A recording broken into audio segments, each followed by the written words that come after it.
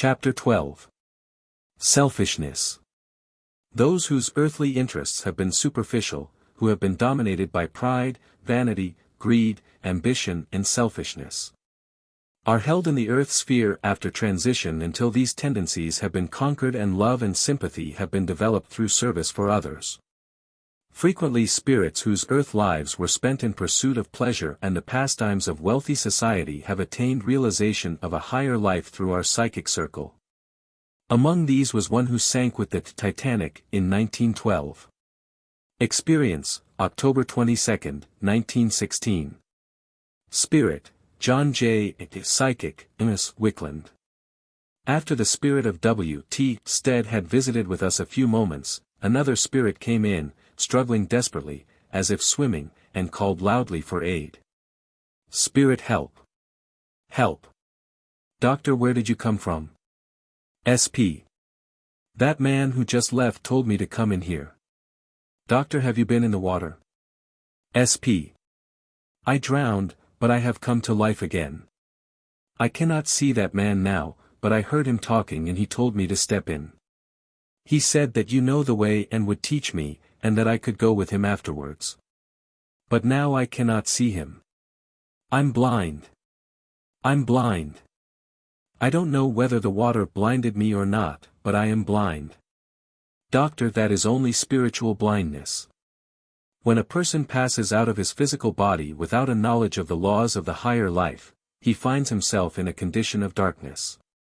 It is the darkness of ignorance. SP. Then I will not always be blind. Doctor, you must realize that you are in the spirit world and that spirit friends are here who will teach you how to progress out of your condition of darkness. SP. I can see a little now. For a while I could see, but the door was shut again and I could not see through. I was with my wife and child for a time, but no one noticed me. But now the door is closed and I am out in the cold. I am all alone when I go to my home. Changes seem to have taken place. I do not know what I shall do. Doctor, you have not realized your own situation. SP. What is the matter anyway? What is causing this darkness? What can I do to get out of it? I never was so handicapped as I am now. I was all right for just a minute. I hear somebody talking. There, now I see him again. Was it Mr. Stead? Doctor, Mr. Stead was speaking through this instrument just before you came. Mr. Stead probably brought you here for help. It is our work to awaken earthbound spirits who are in darkness. SP. This darkness is terrible. I have been in this darkness for a long time. Doctor, understand that there is no death. Life continues in the spirit world, where each one must serve others in order to progress. SP.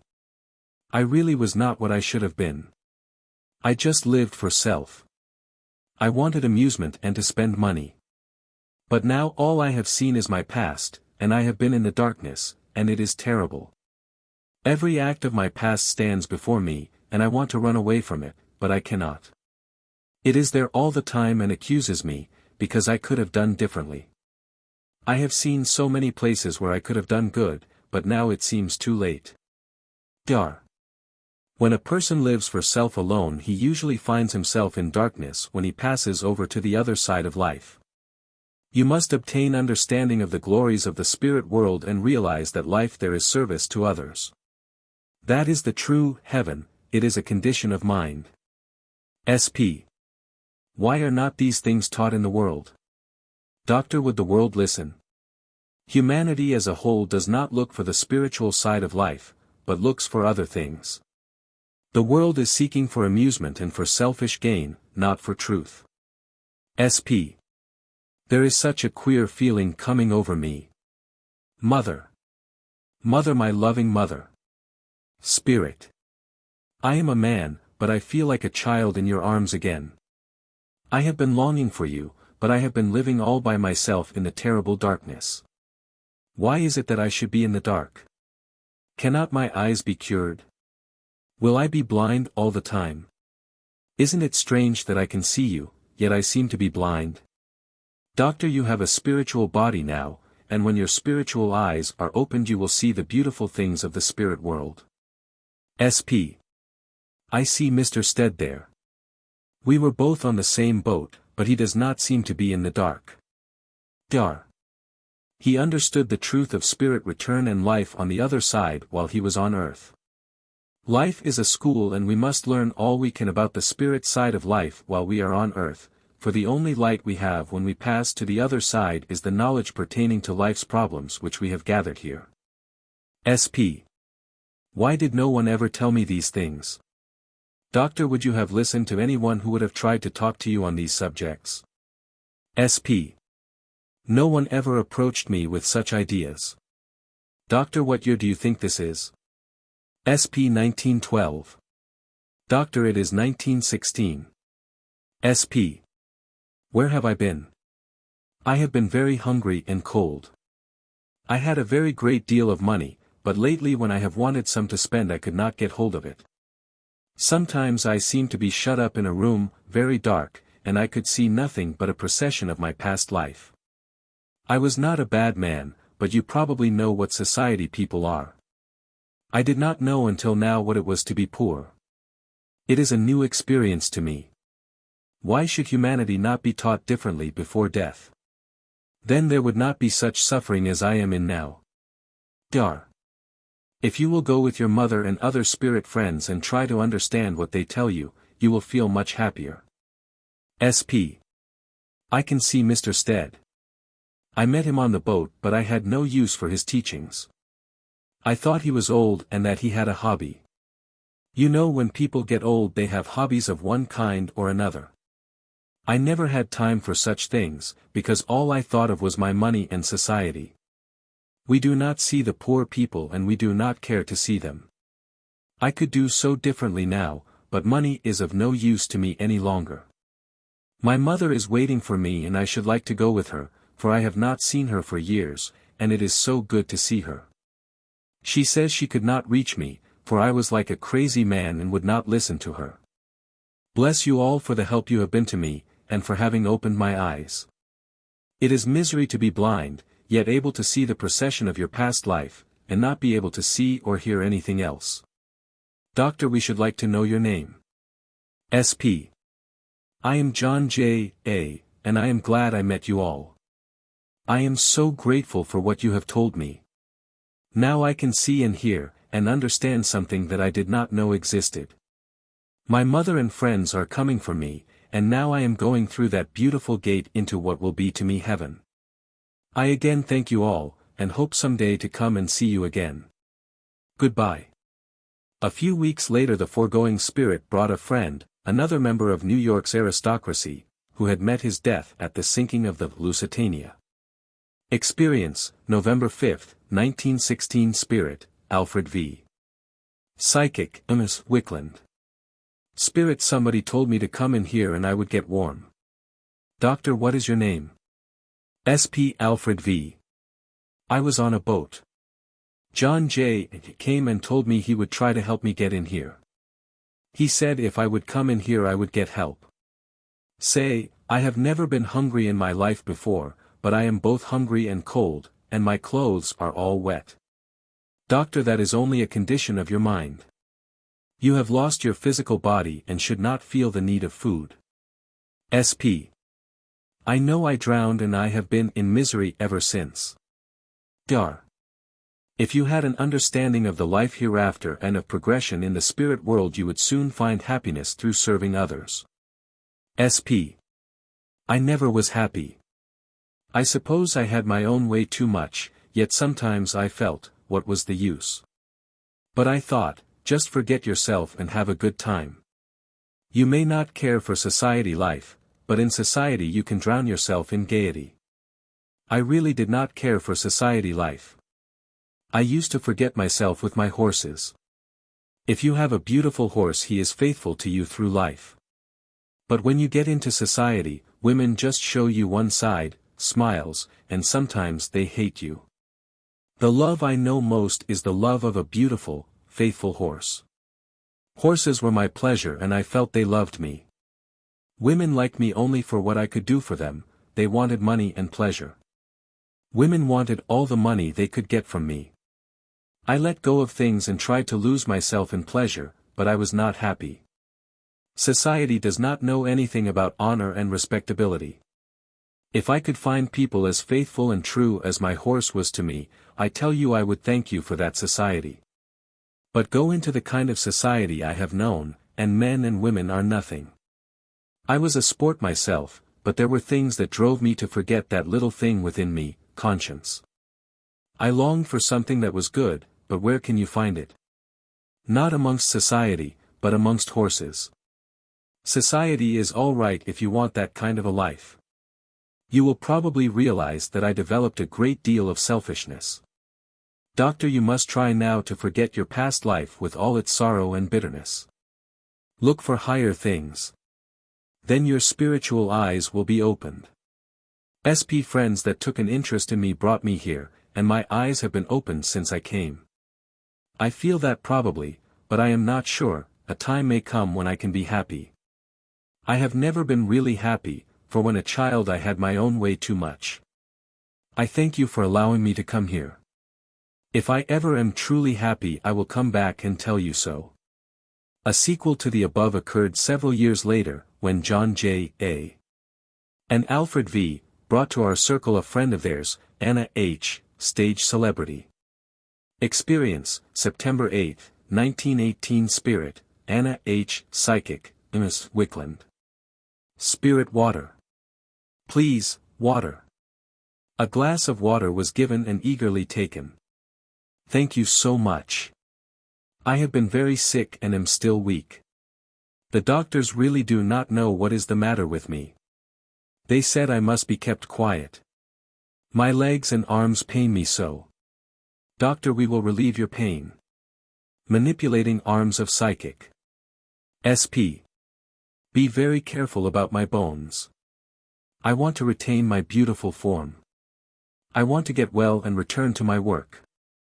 I have been very sick, and I am still very weak. Doctor, what is your name? SP. My name is Anna H. Doctor, how did you come to Los Angeles? SP. I am not in Los Angeles. I am in New York. Doctor, who brought you here? SP. I thought I had a dream and that Alfred V. came and spoke to me. He always liked me, but he is dead. Now he says that I must wake up. I am so sick. My bones, my bones. I don't want to lose my beautiful form. I feel that I am commencing to get better and stronger. Will I live now, and can I perform again and do my work? I do not want to lose my beautiful form. Dar. You will never perform on the physical plane again. SP. I hope to. Alfred V. bothered me so much, but he is dead. Doctor, does he look as though he were dead? SP. He seems to be very well, but I thought I was dreaming. Why, here is John J. A. too. They are both dead. Doctor, so are you. SP. When did I die? Doctor, a short time ago. SP. Alfred says that they do missionary work to wake up spirits. But they do not believe in such things as spirits. I don't want to die. Doctor, nobody actually dies. SP. Of course they do.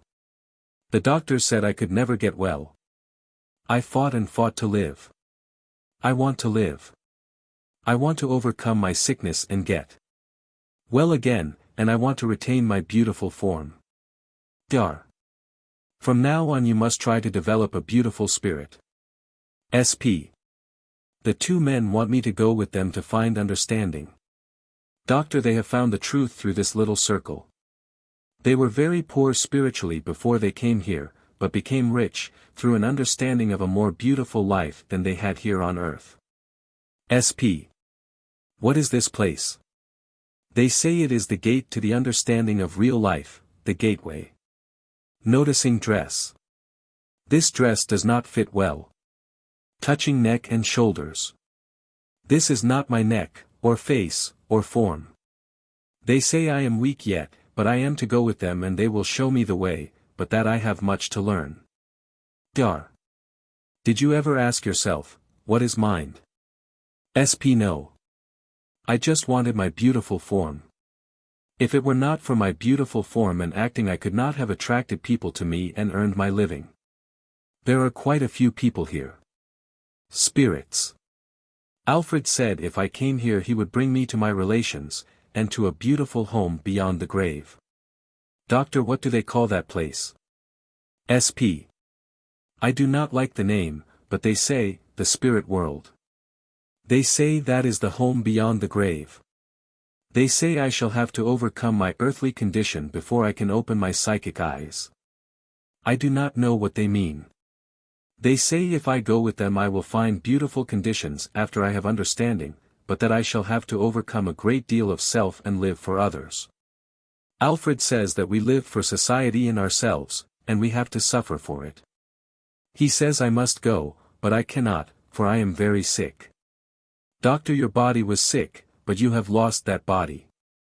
It is in the East. I feel better now than I did a while ago. Doctor, my wife is a psychic sensitive, and you are speaking through her body. Alfred V. and John J. A. at one time controlled her body as you are now doing. My bones are so sore. Doctor, that is only in your mind. Mind is not the body.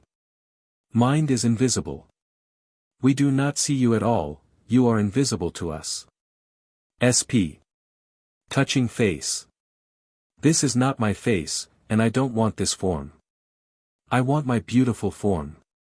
Doctor, it will be your duty to serve others in the spirit world. These people want me to go with them. They took quite an interest in me and my work. My pains seem to be leaving me. Will you please tell me how I could come here when you are all strangers to me? I do not know why I should be here tonight. I feel so well now.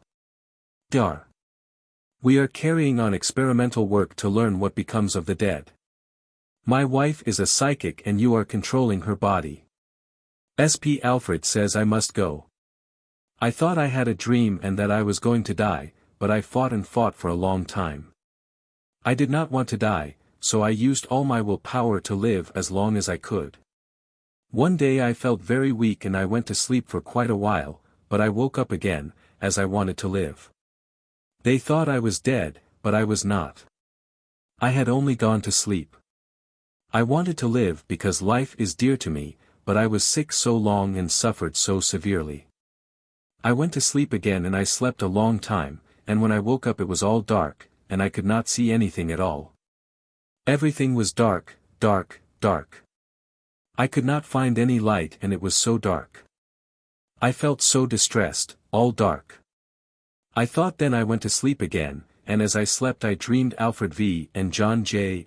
came to me and said, Anna, wake up. We are here to help you. Come with us. Come. I thought I was waking up, but I was so sick, that I could not go with them. My crippled body was so sick. They said, we will take you to a place where you will have a new body, and you will be well and strong. Come with us to a more beautiful world than this. Here I am, all well and strong. Will I not have those terrible pains again? They are so hard on me. I felt I must not eat too much, or drink too much, or I would not be able to retain my beautiful form. I would not eat meat, because I would get too fat, and I must eat just enough to retain the roundness of my form. What have I now? Why did I not do more helpful things? Life was so sweet. I like to be flattered and I like to have admirers. It is so hard to lose your admirers. Dr. Do Alfred V. and J. flatter you now? No. They do not look as they used to. There is a seriousness about them. They look so sincere that I feel different with them. While to me they look much younger, I know they are older. They do not say to me as they did once, come along and have a good time. Life was very sweet while I had admirers. But I suffered for my vanity. The doctor said if I had not laced so much I would not have been so sick. I would not mind the doctors either. They wanted me to eat to get strength, but I was afraid if I lay there and ate, and did not get my regular massage and baths, I could not keep my form, so I starved myself. When I was in the dark, Alfred came to me and said, "Come, I will show you something far more beautiful than a beautiful form and selfishness and vanity. They are only shadows. Now come, and we will show you why we should live for others. You will be beautiful again when you have served others, but you must forget self and overcome all selfishness. Now I must serve and I must help." Suddenly the spirit lost control and was gone. 2 years later, after Anna H. had brought the spirits of Olive T.18 and Anna D. to our circle, she spoke to us again. Experience, September 22, 1920. Spirit, Anna H., Psychic, Ms. Wickland. Good evening. I came here tonight to thank you for what you have done for me. I am now very happy. I only lived for myself and for my body and beauty. I lived only for a good time. When you live for a good time, you are not really happy. You are always afraid that someone will shine brighter than yourself, or that someone will take your place and charm away your admirers. Here in this room I found harmony, when I was in such darkness. I could not see anything except all the promises I had made and broken, and I felt sad. Now I have understanding of the real life. The real life is to serve others, to do good for others, to help others, then you yourself will have help. This brings happiness, which is heaven. It is the heaven of contentment. When I first came here I was very sad and gloomy. I had only thought of self, with never a thought of God, our Maker. We should all think of Him and learn to know Him. He is the one we should pray to, and we should try to realize what life is. We should learn to know, not be satisfied with blind belief. Learn to understand God in His truest sense. I was once quite a church-going girl. I believed and condemned others, and thought if you did not do so and so you would be lost. That is the reason many fall by the wayside. People only have time for amusement. They do not go to church. Why are they not taught to understand the real Christ spirit? Give them innocent amusement of one kind or another, and do not keep them wrapped in gloom, praying all the time. They fall. They want to go to church and they want to have a good time, but they are taught that if they do not go to church and pray they will fall lower and lower, and they will be condemned, not by God, but condemned by the people. If a girl falls, who will raise her up? Does the church do this work? No, churches will not have anything to do with her, because they say she is bad. They say, "We do not want our daughters to go about with her or be seen in her company, because she will make them bad." Since churches teach the gospel of Christ, why should they not help such a soul to rise? Christ did not accuse the fallen woman. He said that he who was without sin should cast the first stone. Because a woman had fallen, accusers stood ready to throw stones at her. When Christ spoke, the accusers went away. Then what did Christ do? He took her hand, lifted her up and said, "Where are your accusers? Go and sin no more." He meant she should try to enter a new life and do better. But society will not have her. The churches will not have her. She is down. Where will she go? Where can she go? She has not sinned against anyone but herself. Her own self accuses her for what she has done. How can she rise? If she goes to church she will not be helped there. She can only go to the lowest condition where there is a good time and champagne, and try to drown her conscience. Suppose we tell the people that this unfortunate girl has fallen, has had to go into a wild underworld, has been bad, has had no chance to rise, and that her character has gone, will they help her? No, they will not. We should always try to help others, especially the weak and fallen ones, and try to raise them as Christ taught us. Do not condemn, but raise them to society again, and help them to be honest and sincere. Then we shall convert the world of men as well as women. Men are also greatly to blame for trying to ruin poor innocent little girls. Just because a girl has a beautiful face and has charms, men should not praise and flatter. They ruin the girl. The man goes back to society but the girl goes lower and lower. She cannot go back to her former life but has to remain where she is. If you could see the lower life of Paris you would shudder and realize that that is hell. People who go there have lost their pride, their senses. The women there have lost all modesty. They do not believe in God. They do not believe in the Christian religion anymore, because the Christian religion and its people have driven them to what they are. They think there is no God and so they can do whatever they wish. Let us try to help these unfortunates. I am now working in the slums of earthbound spirits. I am serving. There was a time when I would not soil my hands to help anybody, because I had to be waited on. I had my maid, and if I were not waited on at once, just when I wanted things, I scolded and was very irritable. Now I wait on the lowest with the true Spirit of Christ, who taught us to serve others and love others as ourselves and God above all things. When the one who has fallen by the wayside is given true understanding, then that soul will serve, and his love for his fellow man will be much stronger than that of the one who does not have that understanding. One who has always had a good home, gone to church and is pure and good, knows nothing of evil. Let us all understand our Maker, the God of us all. Our Maker is God for the one who has fallen just as much as for the pure. God is love. When you have shining in your heart that light of love which is the love of God, not love as people understand it, lukewarm, sentimental love, but love which has suffered and which understands, which does not ask anything. Which sacrifices and will serve from the lowest to the highest, that is real, true love. When people are crushed we should raise them again with love and sympathy, then we could not condemn anyone. God does not condemn. Why should we? God loves all his children. He has given them all free will to go their own way for a while until they are ready to say, not my will any longer, but thine. Each one of us has had experience in one way or another, but let us all look to God, and let the love of God and understanding so shine in our souls that each will be a part of that divine spirit of love. No minister, no one, can reach you, but you yourself will have to see and feel what God really is. Then you will sin no more. That is heaven, that is bliss. It is beautiful, it is harmonious. When each understands the other in God's love, then there is peace and harmony, but you will have to feel this beautiful condition, which we call heaven, within you. You cannot be contented in this beautiful condition unless you help others. We stand by our brothers and sisters. We call them so through love of God.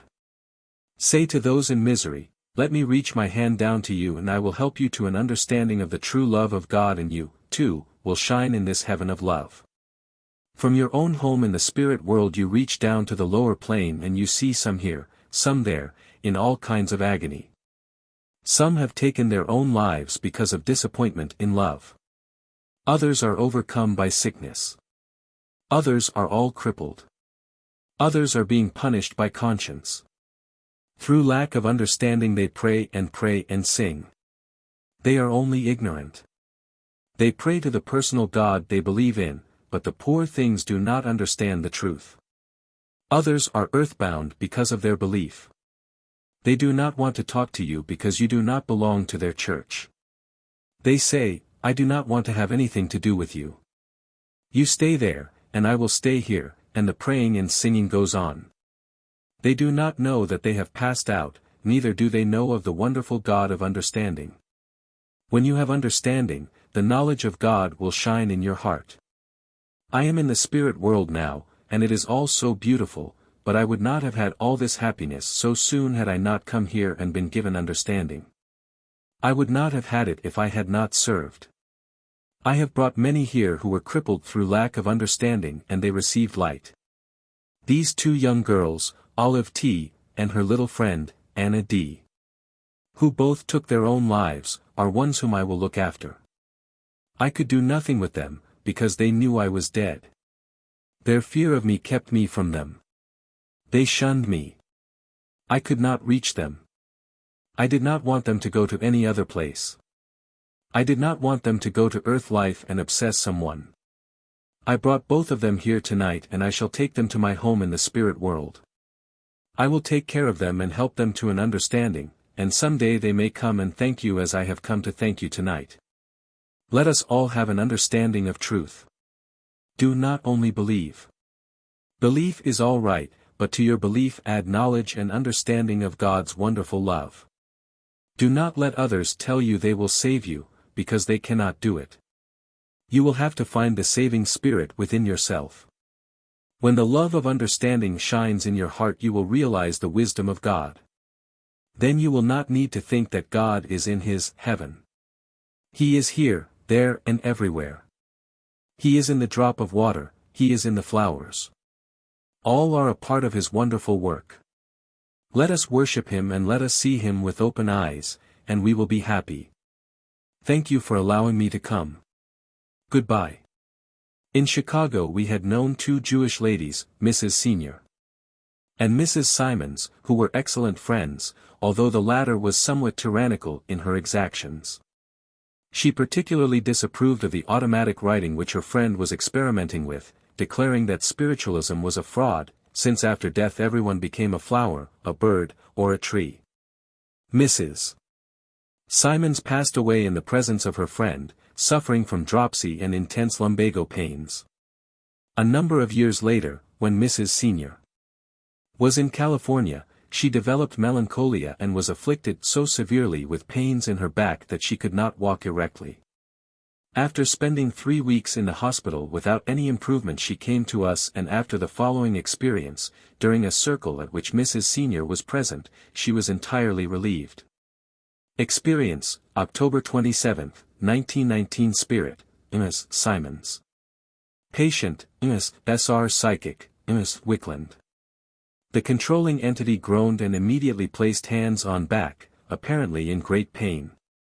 Doctor, are you in trouble? Have you lost your body without understanding it? Spirit, I don't know. Dar. We can relieve your pain. Tell us who you are. SP. I don't know. Doctor, surely you know your own name. SP. I cannot think. Doctor, how long have you been dead? SP. I don't know if I am dead. Doctor, what did your friends call you? SP. Mrs. Simons. Dar. Where did you live? SP. Chicago. Doctor, where did you live in Chicago? SP. It's a long time ago, and I don't know. I have not felt just right. Doctor, in what way? SP. I felt so small, and was so uncomfortable. Dar.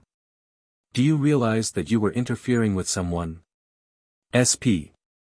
I know that I am in such a stupor. I don't feel natural. Doctor, do you know the reason for that? SP. No. Doctor, you did not believe in spirits, did you? SP. No, and I don't believe it yet. Doctor, then you do not believe in your own self, do you? You thought anyone who believed in spirits was foolish. Is it not foolish to be an earthbound spirit? Do you realize that you have been one? Mrs. Senior, do you know me? SP. I know that voice. It belongs to a friend of mine. Doctor, where is she? SP. In Chicago. Doctor, what was her business? SP. I don't know.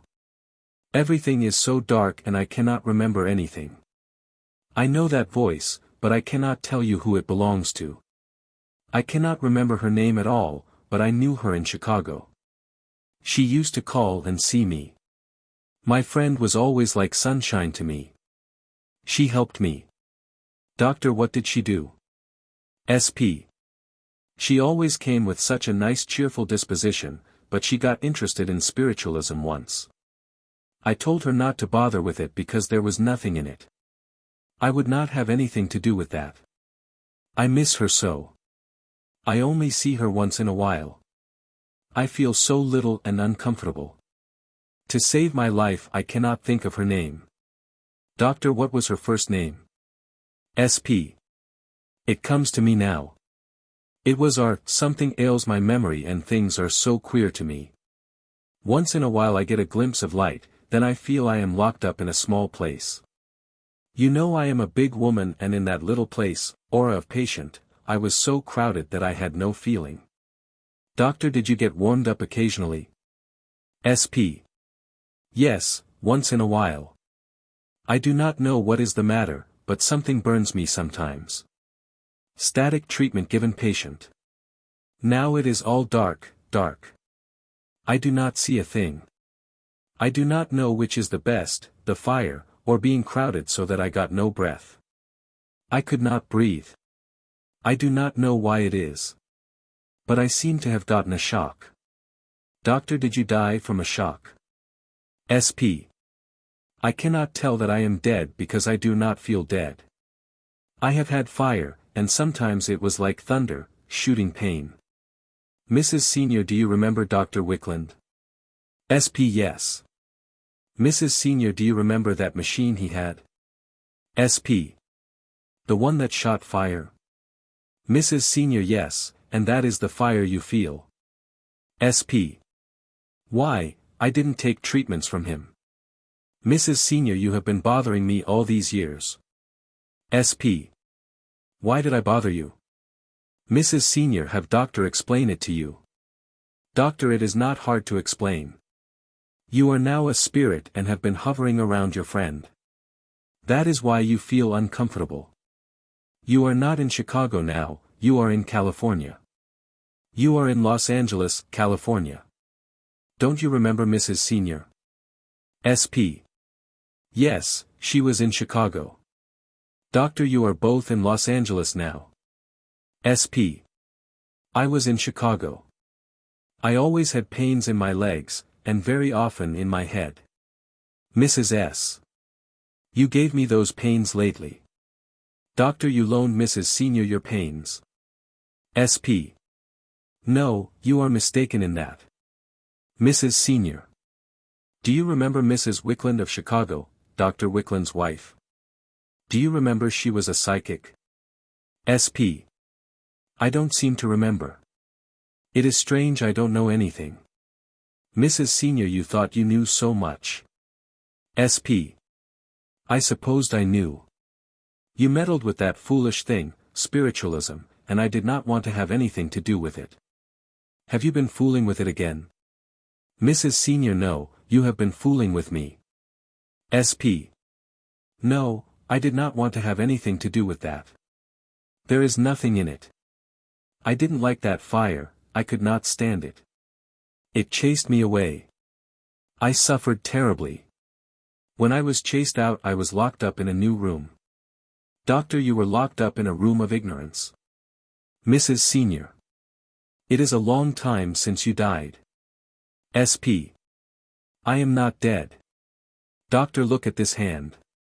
Is that yours? You are using another body now. You are proving that what you thought was humbug is true.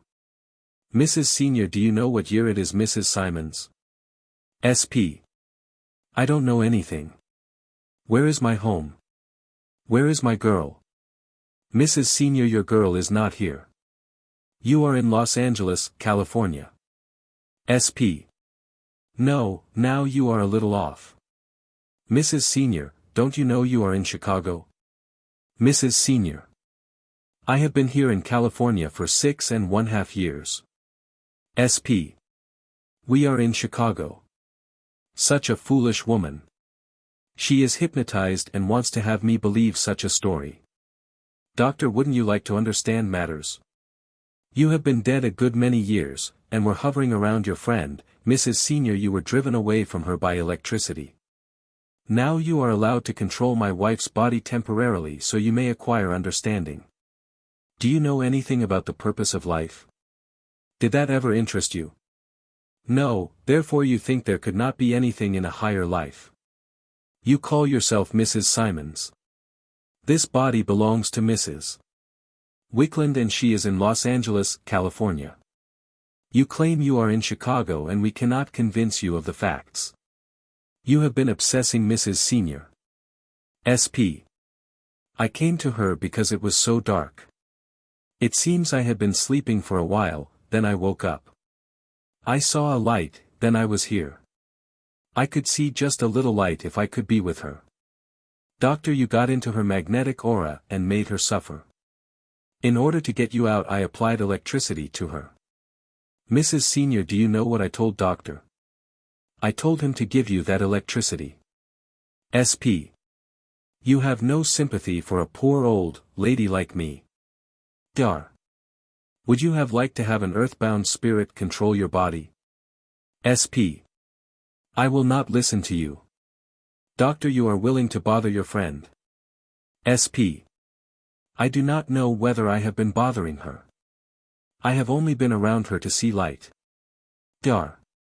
Then how did you happen to get the electricity when I gave it to her? I have never treated you. Mrs. Senior, by right you ought to pay Dr. Wickland for that treatment, Mrs. Simons. SP. Tell me one thing, how did I come here? I do not think you are right, Mrs. Senior, but if you should be, how did you come to California? Mrs. Senior, by paying my railroad fare I came here.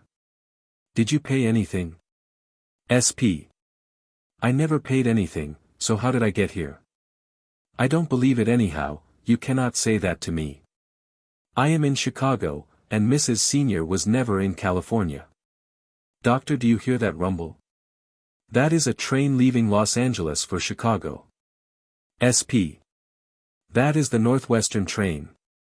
Dar. There is no Northwestern out here. What do you gain by arguing? When you understand the situation you will appreciate what I am trying to tell you. What would you think of a person who refused to understand life, who has been dead 7 or 8 years, whose body is lost and in the grave, and who is an ignorant spirit, bothering one who was formerly a friend? SP. I cannot see how that is. Doctor, we are telling you facts. Mrs. Senior, your body was buried in Waldheim Cemetery 6 or 8 years ago. SP. I have been sleeping. I woke up with very severe pains and I could not move very well, and I felt so crowded. Doctor, that was because Mrs. Senior's body is smaller than yours, and you have been obsessing her. SP. How could I get in that body? I felt I could hardly move. I have to find out what you are talking about. I don't believe it. I want to know what object you have to say such things. Doctor, did you ever study life at all? SP. I studied trees and nature. Doctor, did you ever observe how the tree grows? It is wonderful. God puts life into it and it grows. What is life? SP. God, I suppose. Doctor, have you ever seen mind? SP. Mind is mind. Doctor, have you ever seen mind? SP. No, you could not talk if you had no mind. Doctor, mind is invisible, isn't it? SP. I haven't seen it. Dar. Suppose we tell you that you are invisible to us. When I speak to you I can see only my wife's body. SP. Your wife's body. Mrs. Senior, what is the matter? Have I lost my body? Mrs. Senior, yes, you have. Dar. Only your stubbornness keeps you in the dark. SP. I haven't seen or heard anything. There was a time, I tell you, when I walked on and on, but always in the dark, and it seemed like I never could get there. I rested, then I kept on walking. At first I could see just a little light, and it seems like it came to me in a flash, Mrs. Senior. I thought, yes, she was a friend of mine, and then I could see her. Doctor, you transferred yourself by thought. SP. Then I had a terrible pain. I thought I had lost all my pain for a little while. I woke up and felt no pain at first, but when I got to that light all the pain came back. Doctor, you had pain when you had your body. You must understand you are a spirit, invisible to us. When an earthbound spirit comes in touch with a mortal body he again has the pains he passed out with. You got in touch with Mrs. Senior, and had your mortal pains again. You have caused trouble. You were selfish and you have not gained anything by it. In the spirit world you will have to serve others. Realize that you are now a spirit, you no longer have a physical body. Why did you not become a tree as you expected to? Mrs. Senior. Your body is buried in Waldheim Cemetery, Chicago. Go to the cemetery and see if you have a tombstone there. SP. I don't want to go and examine my tombstone in the cemetery. Doctor, did you go to church? SP. I believe that when I died there was nothing more. I didn't want to have such foolish thoughts as you had, Mrs. Senior. I had my own ideas and did not need yours. Dr. God created the world, but you did not investigate anything. SP. In great excitement. My God! My God, I see my mother. Spirit. Why, she is in her grave, yes, many years ago. It must be a ghost. She looks so beautiful. Doctor, she did not limit her mind as you did. She did not want to be a tree. You must be willing to learn. Jesus said, except ye become as little children ye shall not enter into the kingdom of heaven. SP, of Jewish faith. I do not believe in Jesus. Dar. What you believe, or what you do not believe, has nothing to do with the fact of life. SP Mother, is that really you? Why, look at that beautiful road, with beautiful trees and flowers. See that beautiful garden and those beautiful houses, and my mother walking around. Doctor, your mother is not a tree, is she? SP. Now she is walking on that beautiful road. She says, come, this is my home. Her home, but not mine. Can't I go with my mother? Doctor, ignorance cannot enter the kingdom of heaven. SP, look at that steep hill which I have to climb. I cannot climb that hill with the big body I have. Mother says, no, you cannot climb it with your body, but you have to climb the hill of understanding, and you must forget yourself. Forget that you have existed in your selfishness. You must serve. I know. Yes, I was selfish. Mother, I will try, but help me. Help me up there. I cannot do it alone. Crying. I cannot stay in this misery any longer. Take me, Mother, with you. Take me with you and show me. She says I must work and not be lazy as I was in life and expect everybody to do something for me. If they did not do what I wanted, then I got angry. My mother says, now you have to serve. You have to work to climb this hill of understanding to a higher life. You have now to learn the first lesson of life, the lesson of understanding, and you will have to go up that hill until you have gotten away from all selfishness, jealousy and envy. You must do that. You must also ask forgiveness for what you have done to your old friend. You will have to do it, my mother says. You will have to be forgiven. Crying. No, you must ask for forgiveness, because you have been selfish, very selfish. All thoughts of self must be thrown away, and you must live for others. I am your mother, but I cannot take you to my home yet, because you must learn. Doubtfully. She says she is my mother, but I do not know. Yes, I believe it must be, but she looks so beautiful. Dar. That is because she is filled with the spirit of truth. SP Mrs. Senior, if I ask you to forgive me, will you forgive me? Mrs. Senior, I surely will. You didn't know any better. SP. You have helped me to light, and it was because of you that I reached this understanding. Mrs. S. You must thank the Wicklands for it. SP. I don't feel like thanking them for it. Mother says I must, because I would still be in that terrible pain and agony but for them. She says I got into your magnetic aura with a mind full of pain and selfishness and envy. Love was not in me, except selfish love, and she says now I must have love for others and not self. Forget self and work for others, then, she says, I will be happy. Doctor, love is the fulfillment of the law. SP. I don't know.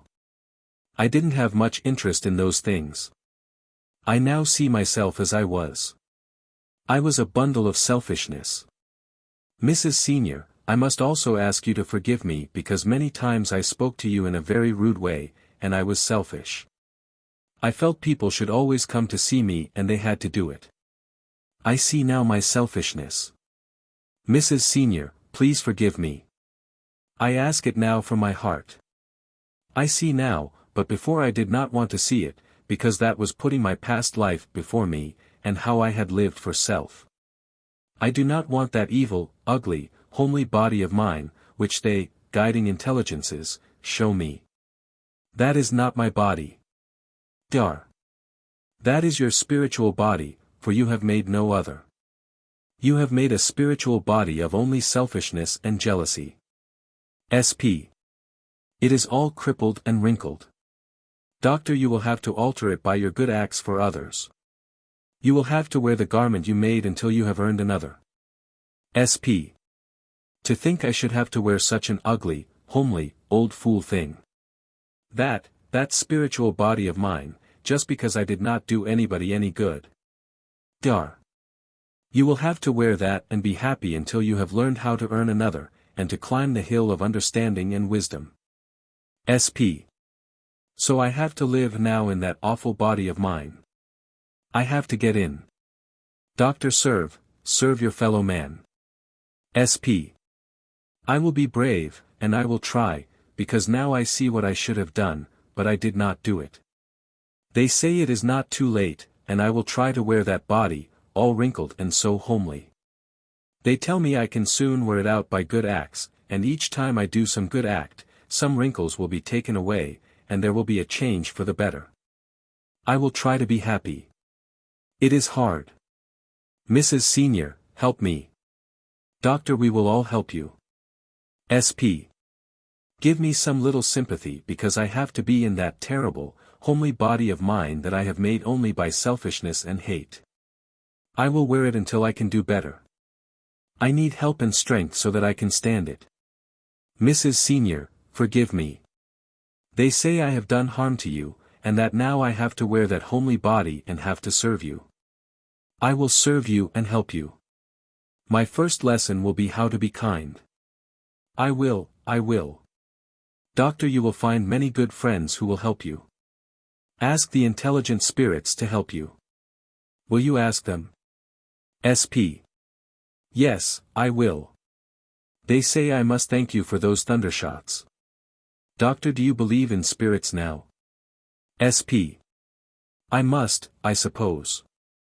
Don't be like I was, selfish, but do what you can so that you will not have to get into a crippled up body like mine. They say, no one can help us to work out our own salvation.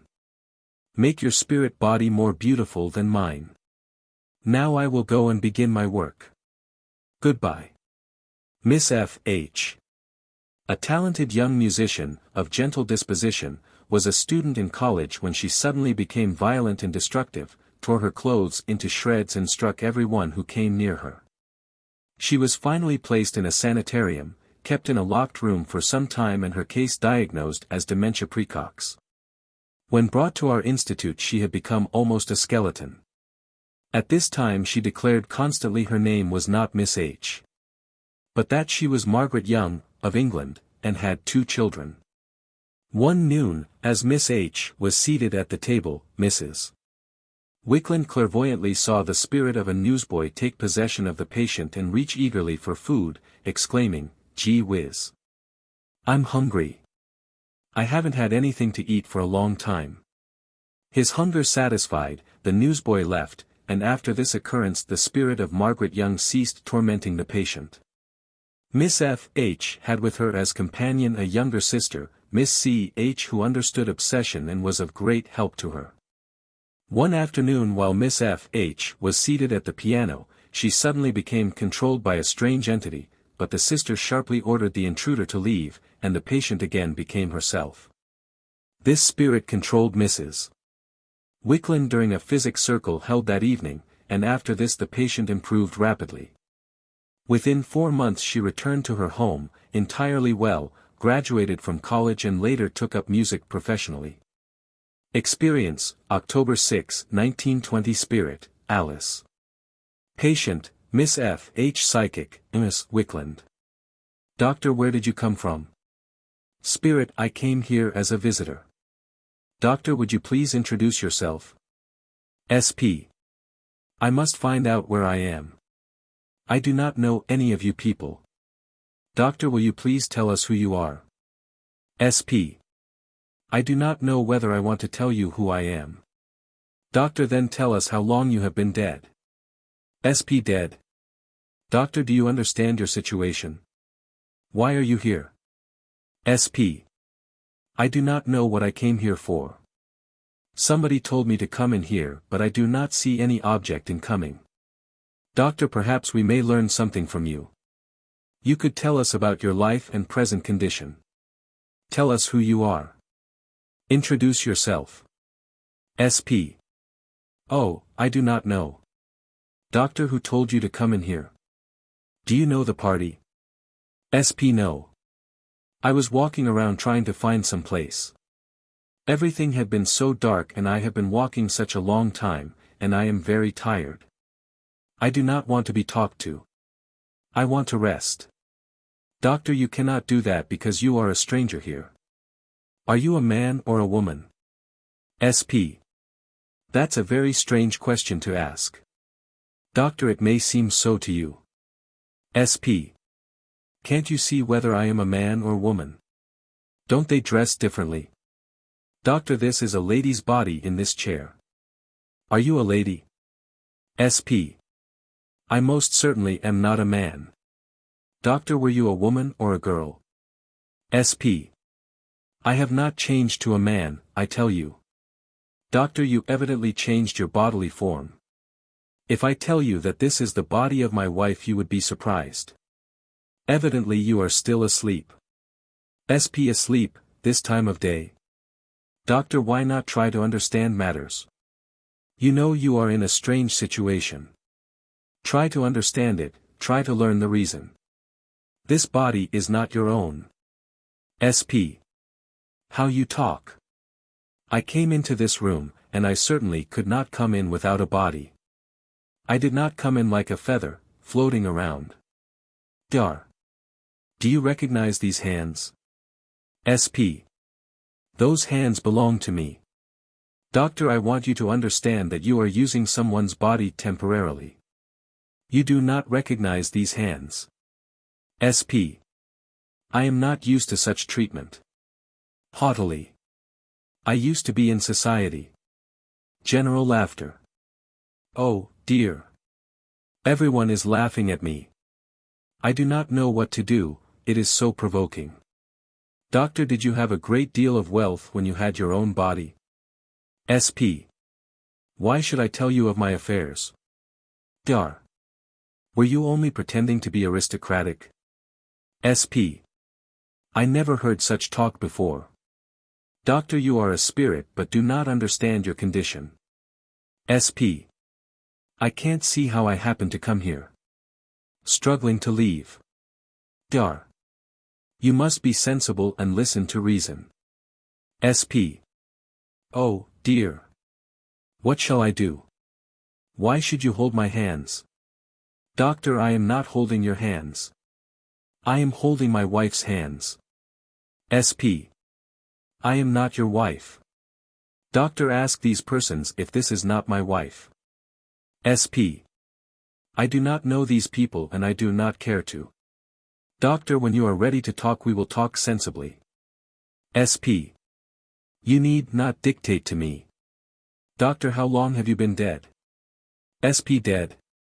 What are you talking about? I have never died. Dar. You have lost your physical body and have evidently been wandering around for a long time. You are allowed to control my wife's body and you must behave sensibly. SP. I do not like that girl with the yellow waist. Miss C.R. The patient's sister. She bothers me so very much. She drove me away when I was getting along so nicely. To Miss C.H. What right have you to do that to me? I do not like you one bit. Doctor, she probably drove out an earthbound spirit. You do not realize your own condition. SP. She chased me away, and I don't like her. Doctor, you were controlling her sister, and she did not like it. You are an earthbound spirit. SP. I am no such thing. Stamping. Dar. You are a spirit, ignorant of your actual condition. SP. You need not talk to me. I will not listen to you. Doctor, do you realize that you are using another person's body? SP. You certainly are crazy. Doctor, do you not wish to be helped? SP. Do you think I need your help? Why, I came in here just to see what things were. I have been walking so long, and then there was a little light, aura of sensitive, and that girl in the yellow waist talked to me as if she owned the whole earth. Talking to me like that. Doctor, does it not seem strange to you that you are in the dark? SP. I was lost and have been walking around for a long time. It has been very dark and I have felt so badly. I have not seen anything. Dar. Strive to understand why you are in the dark. SP. I heard music, patient at piano, so I thought I would listen to it, and then before I knew it I saw a light, and then came this thing to me, Miss C.H., and talked as if she owned the earth. Dar. Let me tell you something. This girl's sister is a psychic sensitive, and has been controlled by different spirits who have disturbed her life. Today she was playing the piano, you listened and got in touch with her magnetic aura. Through that you saw a little light and then you controlled the girl. SP. I have never seen you before today, young lady. To Miss F.H. Doctor, at the present time you are controlling my wife's body. SP. I am sick and tired of hearing that. Dar. Can't you understand what I am telling you? SP. I do not understand it one bit, about controlling. How can I control another body? That is such nonsense. Doctor, my wife is a psychic sensitive and allows spirits to control her body. SP. Spiritualists, then. I suppose you are all spiritualists. I see, I see. They are all crazy, all crazy. Doctor, you are proving the fallacy of your thinking at the present moment. You are a spirit and are using my wife's body. SP. Keep still with that wife business. I was never married, and I certainly will not marry you. Doctor, I said this is my wife's body. SP. There you are again, insinuating about the wife business. This body belongs to me. Doctor, for a little while only. SP. Have you ever seen a person change bodies? What are you talking about? Doctor, did you ever stop to consider what mind is? SP. That belongs to the soul, and the soul is part of the divine God. Doctor, that sounds very well. Do you understand what God is? I am trying to reach your understanding. You have lost your body, and are now a spirit, absolutely invisible to us. SP. Crazy, crazy, crazy. You are the craziest person I ever saw. Dar. How would you explain the situation? SP. That girl came to me with such force and told me to get out, and before I knew it I was gone. I stayed around and tried to get back, because I was not going to be driven out as she thought. I have been watching for another chance to get in again, and here I am, and now you can't drive me out. Doctor, should not such an experience cause you to think? SP. Why should I? Doctor, you realize that you are in a strange condition. You are very selfish, you know that I am telling the truth. SP. You have not told me any truth yet. Doctor, ask one of these gentlemen whose hands I am holding. ANS. The doctor is holding his wife's hands. Dar. You are a spirit and are invisible to us. I am holding the hands of Mrs. Wickland. SP. How in the world am I Mrs. Wickland? Doctor, you are not Mrs. Wickland. You are only using her body. SP. Now you know we cannot change bodies. I know this. Dar. You have lost your own body and are a spirit. SP. Then why did I lose it? If I were dead and had lost my body, how in the world could I have been walking around as I have been? I was so hungry for a while and I wanted to get something to eat, but that thing, pointing to Miss C.H., chased me out. I put up some fight, because I was so hungry. Doctor, it is your body that is dead. You have lost that, but you yourself are not dead. Paul said, there is a natural body, and there is a spiritual body. You have lost your natural body.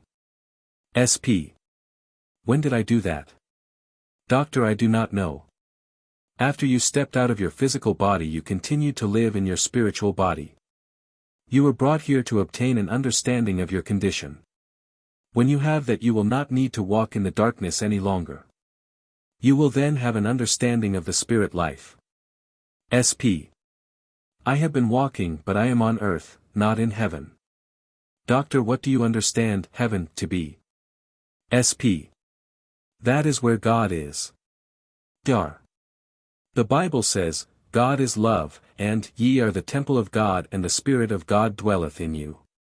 If you have love in your heart, then you are a part of God. SP. I have always done the very best I could. Doctor, do you know what year it is? It is 1920. Can you realize that you have been in the dark for some time? SP. I have been in the dark and cannot remember things very well. Doctor, that is because you have lost all physical contact, and have no understanding of the higher life. You have been brought here for the purpose of being helped. You can only stay for a short time. SP. But where will I go? Doctor, to the spirit world. What is your name? SP. I do not know. Miss C.H. You told it to me this afternoon. You said your name was Mary Bulwer and that you were from Germany. SP. I did not say that. You were speaking to my friend at that time. Another spirit-controlling patient. Doctor, do you realize where you are now? Do you know that you are in Los Angeles, California? SP. No. Doctor, where do you think you are? SP.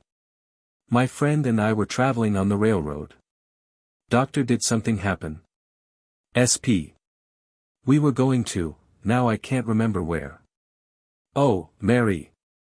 To a spirit. Don't go. You know you were my companion, my traveling companion. I always paid your way and you must not leave me now. Doctor, what does she say she is going to do? SP. Mary, won't you please tell me my name? Look. Look at that fire. The whole thing is on fire. Doctor, you are again going through the condition under which you passed out. SP. Mary, Mary, look at that fire. Doctor, were you in a railroad accident? SP. Yes, yes. Doctor, that has all passed. SP. Look at Mary.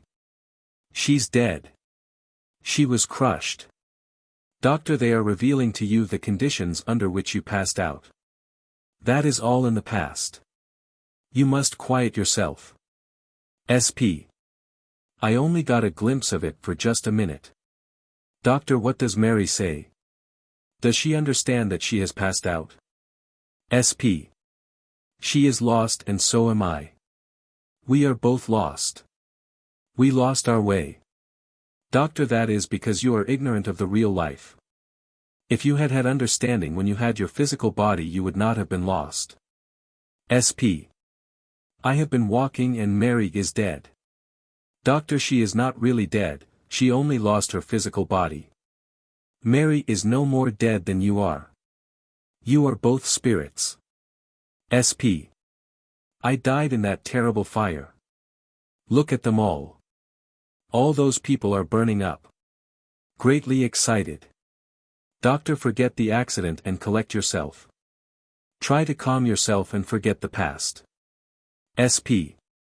Agitated at sight of several spirits. I don't want to see them, any of them. Look at that one. He is coming, he's coming. I don't want to see you. I don't want you, and I told you I did not want you. Dar. You probably wronged these persons in life and are now having to meet the consequences. SP. I just had a good time with you, but I don't care for you. I only wanted to see how much you loved me, but I don't love you. Now they say they come to accuse me. I do not want any of them. There are three. Doctor, men or women? SP. I do not love a woman. Why do they come here? Doctor, what does your conscience tell you? SP, sneeringly. He killed himself because I would not marry him, the fool. Doctor, didn't you play vampire in the first place? SP. That's my affair. Doctor, you will now have to strive to do better. SP. Let me remain in darkness, it is far better than this. There I just walked. I did not see anything, but I am tired of walking. Doctor, what does your conscience tell you? SP. Do not talk to me about conscience. Dar. Jesus said, except ye become as little children, ye shall not enter into the kingdom of heaven. You will have to start a new life, you will have to develop a newness of spirit. Sacrifice self. You will have to sacrifice self and become as a little child, you will have to correct your mistakes. SP, to another spirit. What have you to do with me now? Doctor, you have wronged these men you speak of. SP. There is a woman here too. What have you to do with me, I said. No, I never paid her for my dresses. Accusing me, just because I did not pay. Doctor, was that the right thing to do? Your conscience told you what you should have done. Now you will have to serve others. Selfishness is the root of all evil. SP. I was taught nothing except to have a good time and spend money. Money was just what I was taught in my childhood to be proud of. Not a serious thought for anyone that was beneath me. Why should I have been taught that and now have to suffer for it? Doctor, was truth in your heart? SP. I was taught always to have the respect of others and to remember that I was rich, and that I should have all the world could give me. I wanted money, and when I broke a heart it was good cheer to me. To spirits. I said, don't come, don't come. Doctor, you have been brought here for help. Lie quiet and listen to me. You will now have to try to undo your mistakes. SP. I could never do that. Doctor, you can and you will. Others are here to help you, and they will show you a better way. Don't be selfish. SP. I am very selfish, and I have always been very selfish. Was never taught anything else. My mother was a proud woman and she was very pretty. Doctor, unfortunately for you. You must quiet yourself, you have been allowed to come here for help. Do you see anyone else you know? SP. I do not care to look around any more. I see only those whom I have wronged. They are all standing here. Oh. Shrinking back. Why should I suffer so? Doctor, you created that suffering yourself. There is help for you if you will be sincere. Intelligent spirits will help you. SP. I thought that I could live and have a good time. I traveled everywhere I wanted to go. I saw everything and had everything I wanted that money could buy. Every wish I had was gratified. Doctor, you stupefied your soul. You will now have to undo your own follies by kindness. You will have to serve others. SP. I cannot serve anybody. They will have to serve me. I have never done anything in my life. I have always been waited on. Dar. Understand that unless you help these spirits you will continue to suffer. You will have nothing but the torment of your own conscience until you ask for mercy and say, I will serve. SP. I never can wait on anyone. That would be a step beneath me. What would my mother say if I should wait on anyone beneath me? Doctor, there is nobody beneath you. Money does not make intelligence nor merit. SP. Nobody beneath me. Would I associate with my dressmaker? Dar. When you go to the spirit world you will probably find that your humblest servant has a higher position than you have. You will often find that the people you think beneath you have the most beautiful homes in the spirit world. You have much to do to overcome your own disposition. There are many advanced spirits here who will help you.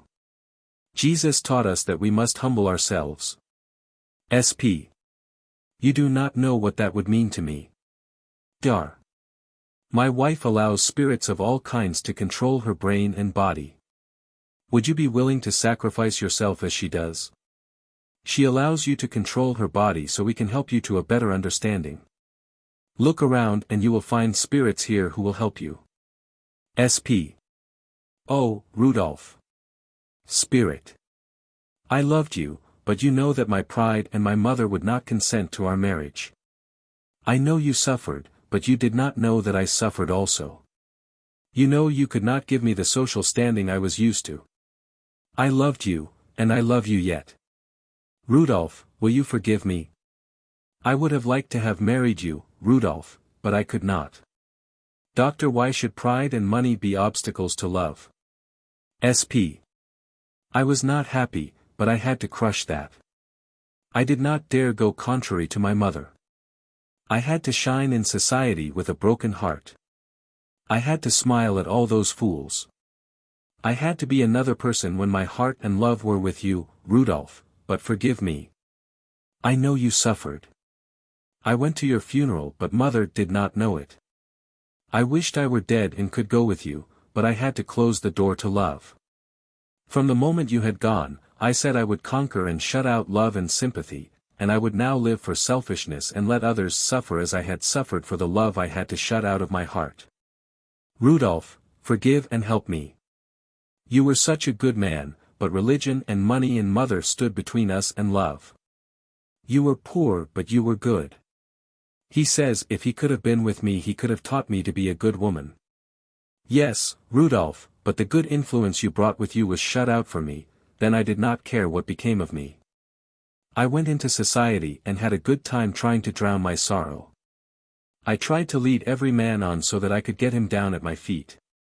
I did not care if I crushed men. I wanted others to suffer as I had suffered. Doctor, that was selfish. SP. I was taught nothing but selfishness. Doctor, what does Rudolph say? SP. He says, Alice, come with me to the spirit world. Crying.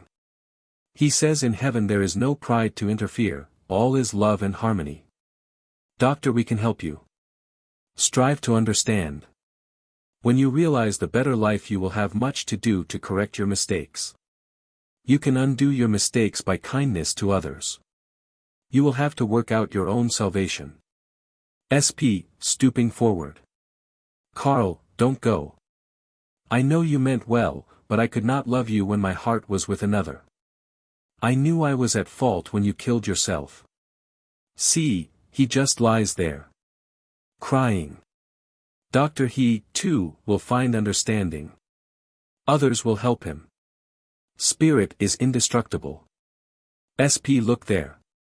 That cannot be. My mother. Look, look, how wrinkled and homely she is. That cannot be my mother. She says she is, but it cannot be. Oh, she is so homely. She was very lovely and beautiful. That cannot be mother. She is so homely, so homely.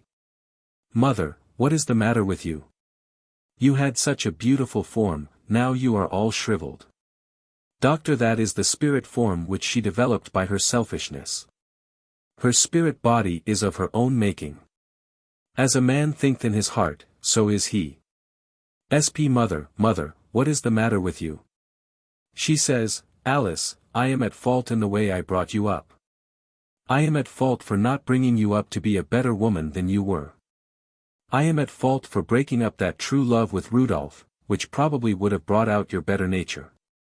She says that she closed the door, that she did not do any kind acts in life, so her spirit body was all crippled because of her bad deeds. She says she is now serving, and when she does a good act some of her crippled condition disappears. She is so crippled and she has ragged clothes on. She says she is now serving with the body she earned when she was in earth life. She is now showing me the body she has earned in spirit. It is better than the other, but her face is all wrinkled. Doctor, her face was her pride. SP. She says she has to serve and help everyone she wronged, that she must do good acts, many of them, before her face will be beautiful. She says, Alice, try to be different. Here is your spirit body, Alice. Oh, no. Not that. Rudolph, come and help me. You know how I feel. Doctor, what is your name? Ask your mother. SP. My mother cannot tell me, she cannot remember. Doctor, can you remember who is the president? SP. McKinley. Doctor, he was killed in 1901. Did you know he was dead? He was shot in Buffalo in 1901. You must have been dead 20 years or more. SP. Have I been walking all that time? Doctor, you must have been. SP. I was born in Milwaukee. I wish I could tell more, but I cannot. The door is shut and I cannot even think. Why cannot I get my name? My memory is gone. Please remember Alice. Doctor, your memory will come back to you. Realize life as it is. Think yourself with Rudolph now. SP. I will. I also want to thank you. Goodbye. Haughty superiority and pride of station had long kept the spirit of a cultured English lady in the earth sphere, but with an understanding of life's higher purpose came spiritual discernment and progress. Experience, October 4, 1922. Spirit, Esther Sutherland. Psychic, Ms. Wickland. The controlling intelligence was very arrogant and gazed disdainfully about. Doctor, is your condition strange to you? What has happened to you? Spirit, many things have happened to me, but that is not strange. Doctor, we should like to know who you are and where you came from. You are a stranger here. SP, condescendingly, with marked English accent. I fancy I am a stranger to you. Dar. May I ask to what nobility you belong? SP. What sort of a gentleman are you to ask such personal questions? Doctor, do you not like this gathering? SP, greatly bored. I do not know anything about you. Doctor, do you belong to royalty? SP. Why are so many looking at me? Some are standing, some sitting. Doctor, some must be spirits. SP, spirits. I fancy it is only imagination. I see people sitting and standing. It may be you have no glasses to see with. I fancy you are of the more common class. Doctor, we were not fortunate enough to be born in the upper class. You have not introduced yourself to us yet. SP. I would not care to have an introduction to any of you here. Loftily. I do not think you belong to the set I am used to going with. Doctor, we are not particularly anxious to belong to that set, but unless we know who you are we cannot pay you the honor due you. SP. I do not know if I should like to have honor from you. Doctor, we should like to treat you with proper respect. SP. You have joked so rudely. Doctor, lady, at least please tell us your name. SP. I do not know if I should do so. Looking her questioner over from head to foot through an imaginary lorgnette. Doctor, it would not do you any harm, you know. SP, pointing to reception room. Who stands there? Invisibles. There are quite a few people here. It seems like a meeting of some sort. I do not know why I should have come here. Dar. Won't you please ask those people in the other room who they are? I cannot see them. Ask them why they are here. SP. I fancy that is a select crowd, and I think I had better go with them. I fancy they are more my set. Attempting to rise. Dar. Please remain seated and ask those people who they are. SP. I do not see why I should ask them that. Doctor, introduce yourself to them. SP. I do not think I should introduce myself. We do not do that. Doctor, you are a total stranger to us. You might be an impostor. SP, turning frigidly away, and speaking to the gentleman at her right. Recently I have not been able to express my thoughts as well as I would care to. Doctor, just ask those people who they are. SP. I told you I do not want to talk to them. If you feel like talking to them, you are welcome to go there and speak. Doctor, but we cannot see anybody there. How can we talk to them? SP. I cannot help it, I cannot help it. Dar. Ask them if they are spirits. What do they do when I say they are spirits? To the invisible assemblage. Are you all spirits? To controlling spirit. What do they say? SP. Some nod their heads, yes. Some do not answer, but I cannot see why they should do that. Most of them answer in the affirmative. I see a soldier in uniform. Doctor, that might be one of your relatives. Are you of English descent? SP. I am English. Dar. Do you know that Queen Victoria is dead? SP. Queen Victoria was the English queen. She was a wonderful, wonderful woman.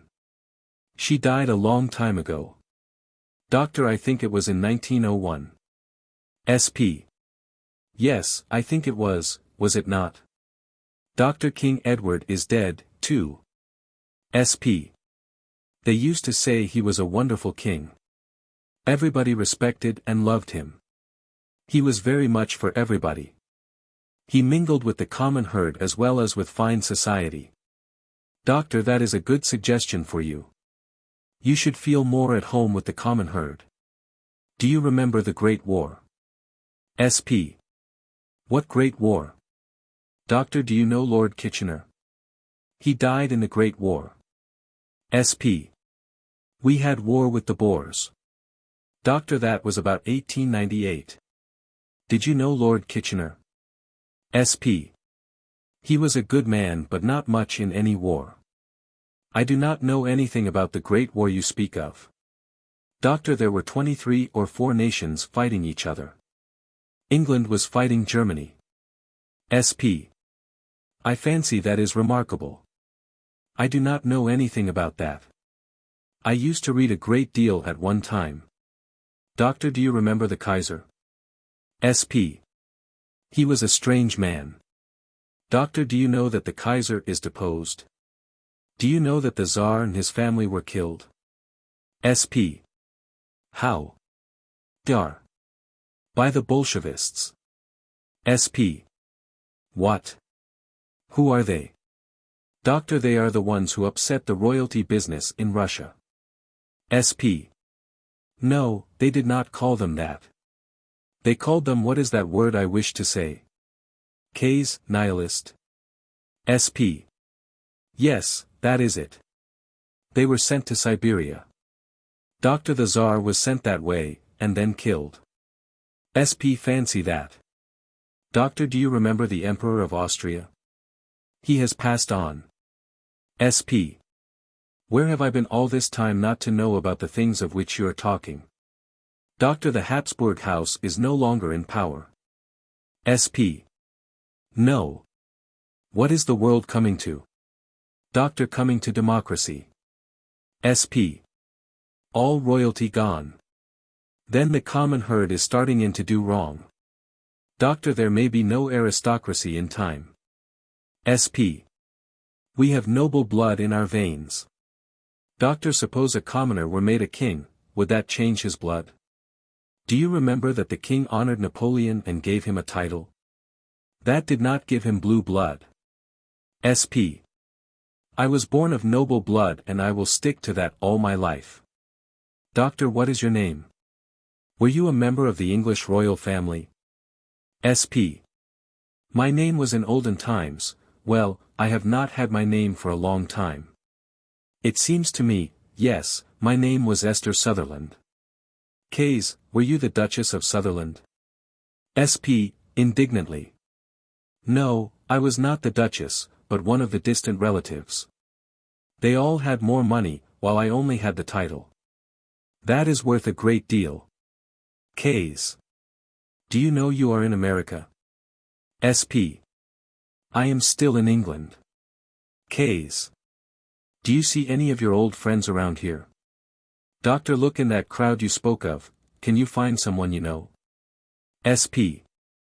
I never knew that Kitchener had passed away as you state. Doctor, he was drowned and a war vessel was torpedoed on the Scottish coast. Do you know him? SP. Yes. He is here, and he says that I must try to understand my situation. Dar. That is why you were brought here. SP, pointing to further end of hall. Why, there's an old gentleman, spirit, lecturing that I heard many years ago. Just fancy. I never thought I would hear him again. He is talking to a great many people. Spirits. It seems we have many here who just came to investigate what kind of a meeting this is, and what is going on.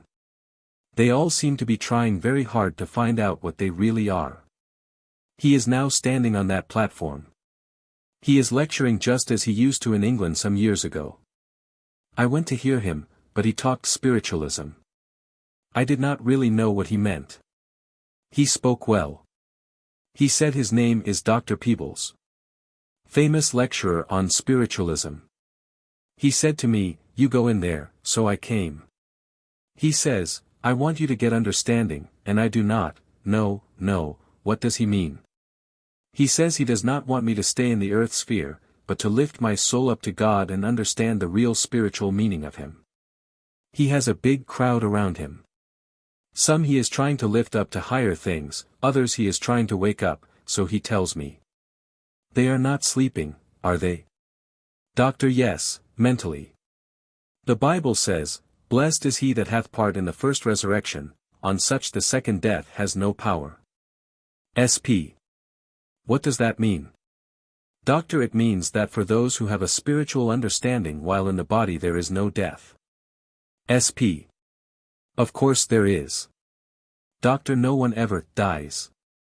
The spirit, or mind, is not the body. SP. It is not.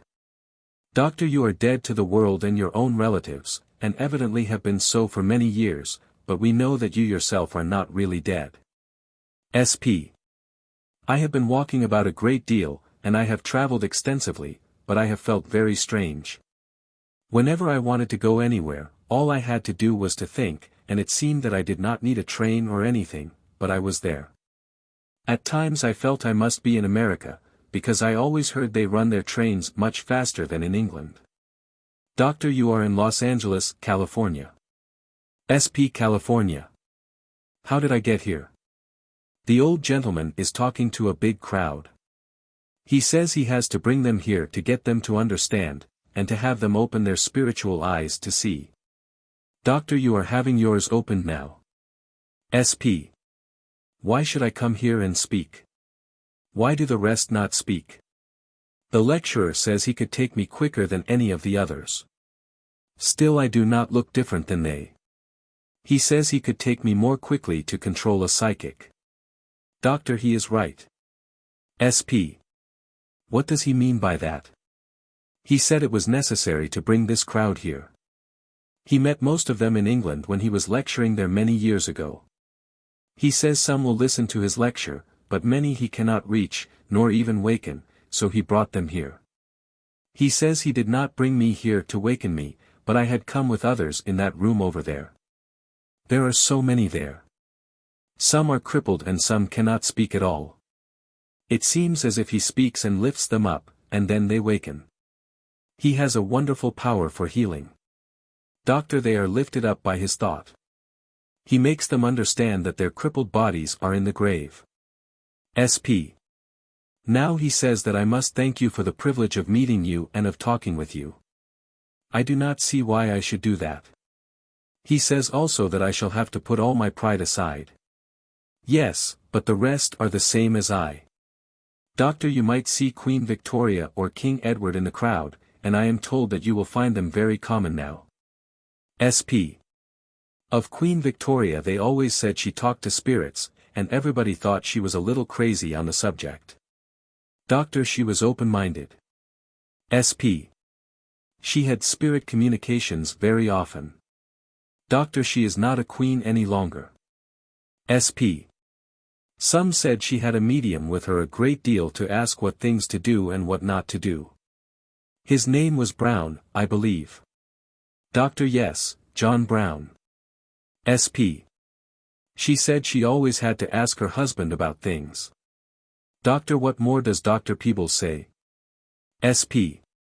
He says I had better say good night to you all, and he also says that he will take all the crowd away with him, and that he will show them the spirit world and try to help them. That is his work. Doctor, he passed out about 6 months ago. Now he is active on the other side. SP. I think I am growing weak, I feel strange. Doctor, you are losing control. This body is not yours, it is my wife's. SP. What do you mean? Doctor, she is a psychic through whom you are talking. You are experiencing only a temporary sensation. SP. There is my mother. Spirit. I have not seen her for many years. Doctor, how does she look? See Chapter 4, page 83. Spirit, Lillian R. SP. She looks very young. Dar. Ask her if she has understanding. SP. She says, yes, she was very much interested in Dr. Peebles' lectures, and also she used to go and listen to Mrs. Britton. Doctor, she was a wonderful woman. She is now showing object lessons in spirit life. SP. Mother says she used to go and hear her quite often, and also some man who lectured. Doctor, was his name Mr. Wallace? SP. Yes. He was quite a young man at that time. Doctor, he has also passed on. They all pass along to the better land. SP.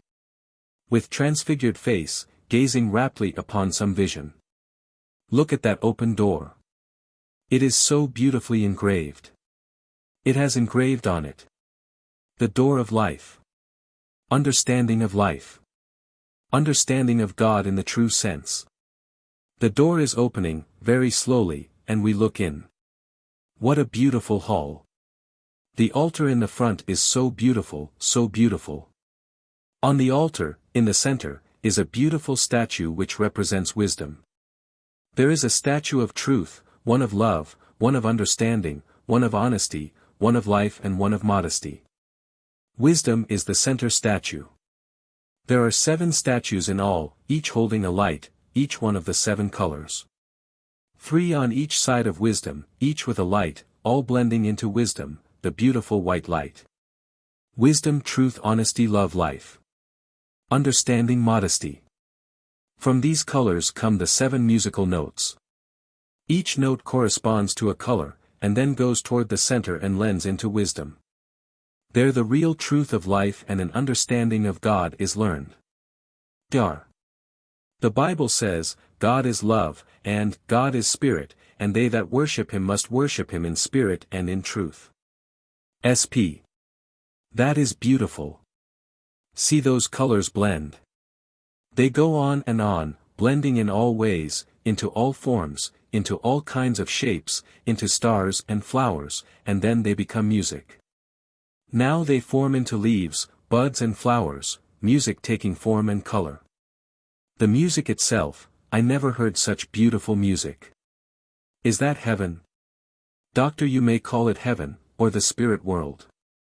Heaven is a condition of mind. The Bible says, ye are the temple of God and the Spirit of God dwelleth in you. God is love and wisdom. SP. They say to me, this is the gateway to the higher life. You have had a glimpse of it, but you cannot be there. Why cannot I go there? Dar. You are carrying a load of which you must rid yourself, your pride and your ignorance of spiritual laws. SP. There is one who says, we have to learn our lessons, to be humble, to be charitable, to serve. Learn to be honest and sincere, then you can enter that beautiful hall. Take up the cross and follow me. That cross represents the crucifying of self-selfishness, jealousy, envy, bigotry, dogma, creeds, false belief and pride. Take up your cross and follow me. That means that I must crucify self, learn to serve, learn the lesson of life, learn to love others better than myself. Selfishness is the cause of all trouble. Crucify self-conceit. Oh, I have much of it. I have much to crucify. I must take up my cross and learn my lesson down there.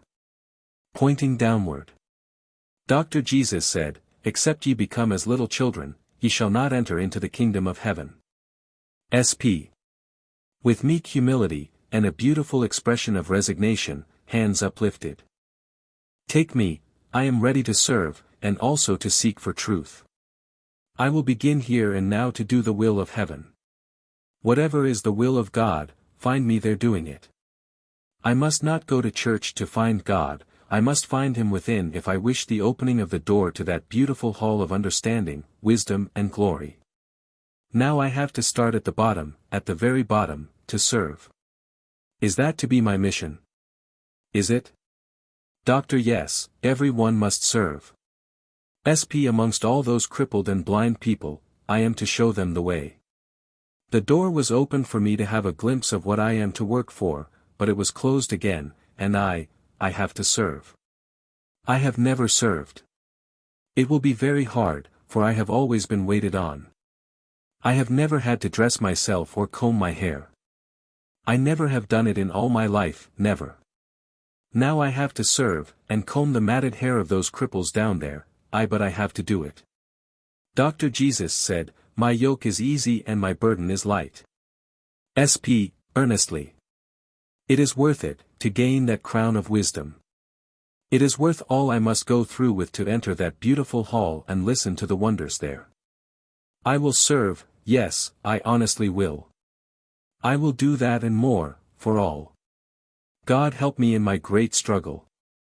Yes, I promise I will serve and do all within my power. I must go. Good night.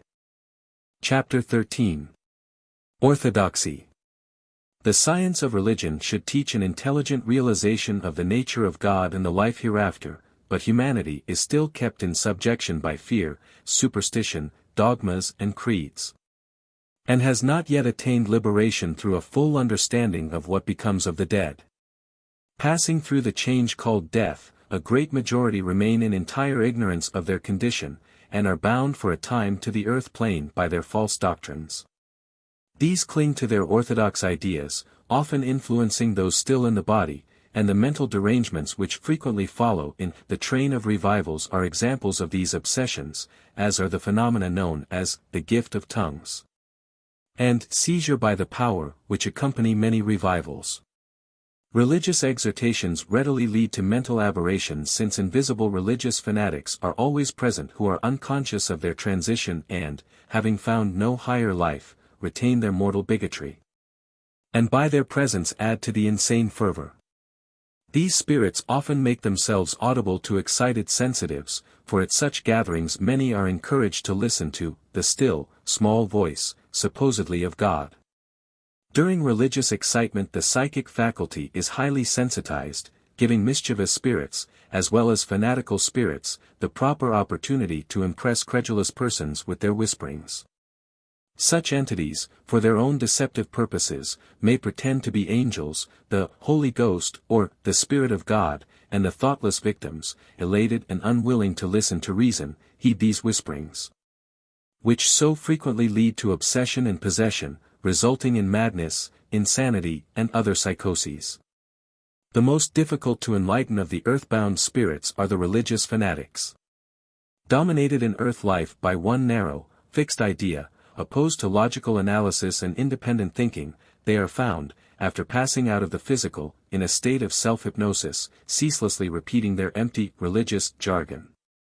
Nothing exists for them but their dogmatic creed, they are adamantly set in their self-assurance, and it is often many years before they can be brought to a semblance of sanity. Experience, March 28, 1923. Spirit, Sarah MacDonald. Psychic, M.S. Wickland. The spirit who assumed control of the psychic tonight was vigorously singing a religious hymn. Doctor, have you been here before? Spirit, let's sing some more. Doctor, we are going to talk now. SP. I think we'd better sing another song. Dar. If we did, you might become too enthusiastic. SP. We are in church, and you know you have to sing. Sing. Hallelujah. Tell the story. Doctor, we are going to be sensible. SP. You have to sing. You have to do that. That belongs to church. Let us pray, in Jesus' name, forevermore. Doctor, that would be very tiresome. SP. Let us sing and pray to the Lord. Hallelujah. Jesus Christ. Doctor, now stop, that is enough. What is your name? SP. Let's sing and pray. Dar. You must be sensible or leave. Tell us who you are and where you came from. SP. What church is this anyhow, where you talk in this way? Doctor, be sensible, otherwise you will have to go. How long have you been dead? You know something happened to you. You have been hovering around the earth, probably for years, and have never gotten anywhere. Be sensible. SP. I am sensible, I'm not crazy. Doctor, you are religiously insane. SP. We all pray to God and the Holy Ghost. Loudly. Hallelujah. Doctor, we do not need that shouting. SP. I am doing work in the name of Jesus Christ. Doctor, we have heard such talk before. SP. Not from me, you haven't. I am working for the Lord Jesus Christ.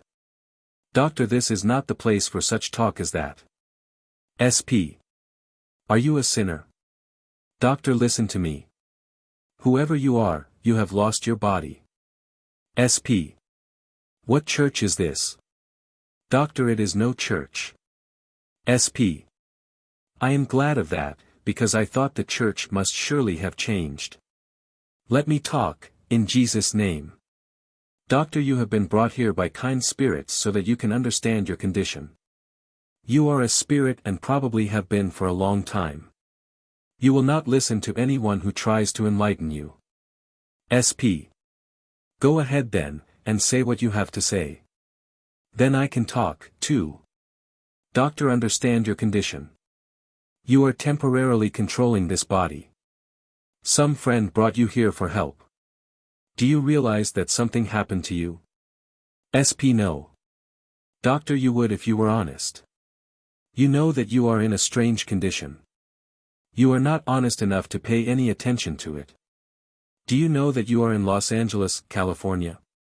SP. How did I get there? I suppose I sang and prayed as a missionary. A missionary must have taken me away.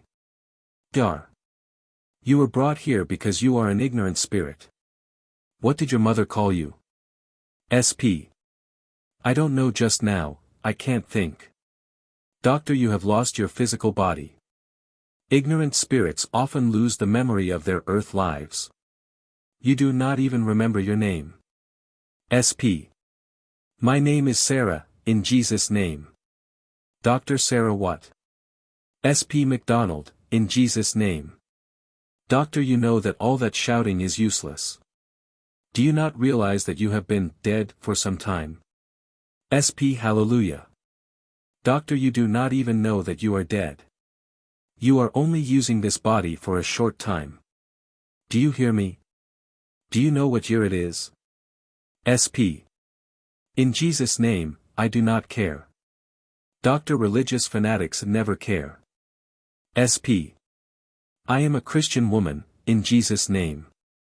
Glory to God. Hallelujah. Doctor, do you know what Jesus said? SP. Yes, he said, God forgive them, they do not know any better. I will pray for you. Doctor, we do not need your prayers. SP. Glory to God. Dar. Do you know that you are dead? SP. That doesn't interest me. Doctor, you are controlling the body of a mortal sensitive. SP. Jesus is my friend. Glory. Doctor, we carry on experimental work to learn what becomes of the dead. We always find that the most ignorant, stubborn spirits are the religious fanatics, shouting and singing all the time. Jesus said, know the truth, and the truth shall make you free. SP God forgive them, they don't know better. I will pray for you all. Doctor, you need not trouble yourself. You do not understand your condition at all. What you say is nothing but foolish talk. In your heart you know you are a pretender. SP God forgive. Let us pray. Dar. We do not need your hypocritical prayers. SP. I never was in such a place before. I never saw anything like this. Crying. I do not know what will become of me. Doctor, try to understand what I am saying to you. Stop your foolish religious talk. You say, Jesus, and Lord, and you have no understanding of true religion. SP God help me. God help me. God forgive. Doctor, he does not need to. Listen to what I say. SP, drawling. What more do you want? Doctor, why speak with such affectation? Do you know that you are controlling a body that does not belong to you? Aren't you ashamed of yourself? You know that you are not sincere. Tell us how long you have been dead. You must realize that something has happened to you. Intelligent spirits have brought you here and allowed you to control my wife's body, and we are trying to help you understand your condition, but that does not seem to interest you. SP. I don't care. Trying to bite. The spirit would not listen to any line of reasoning and was forced to leave. She was immediately followed by a little child, who came in crying dismally. Experience, March 28, 1923. Spirit, Mary A.N.N. MacDonald. Psychic, Mrs. Wickland. Doctor, what is your trouble? Don't cry. We are going to help you. Spirit, where is Mama? Doctor, have you lost your mother? We can help you find her. Tell us who you are. What is your name? SP Mary N. MacDonald. Coughing, choking and crying. Dar.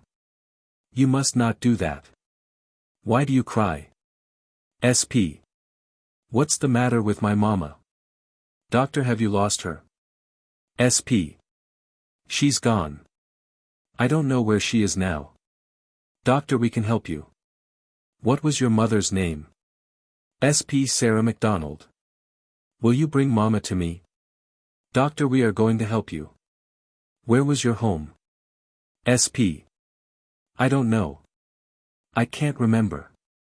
All my mama does is to pray and sing, and she says if I do not do the same, I will go straight to the devil.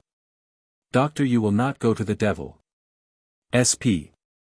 I cannot pray and sing in my heart like they do. Doctor, you do not have to pray and sing. There is no religion in that. We can help you, our work is the helping of unfortunate spirits. SP. I don't know what to do. Dar. You have lost your body, just as your mother has lost hers.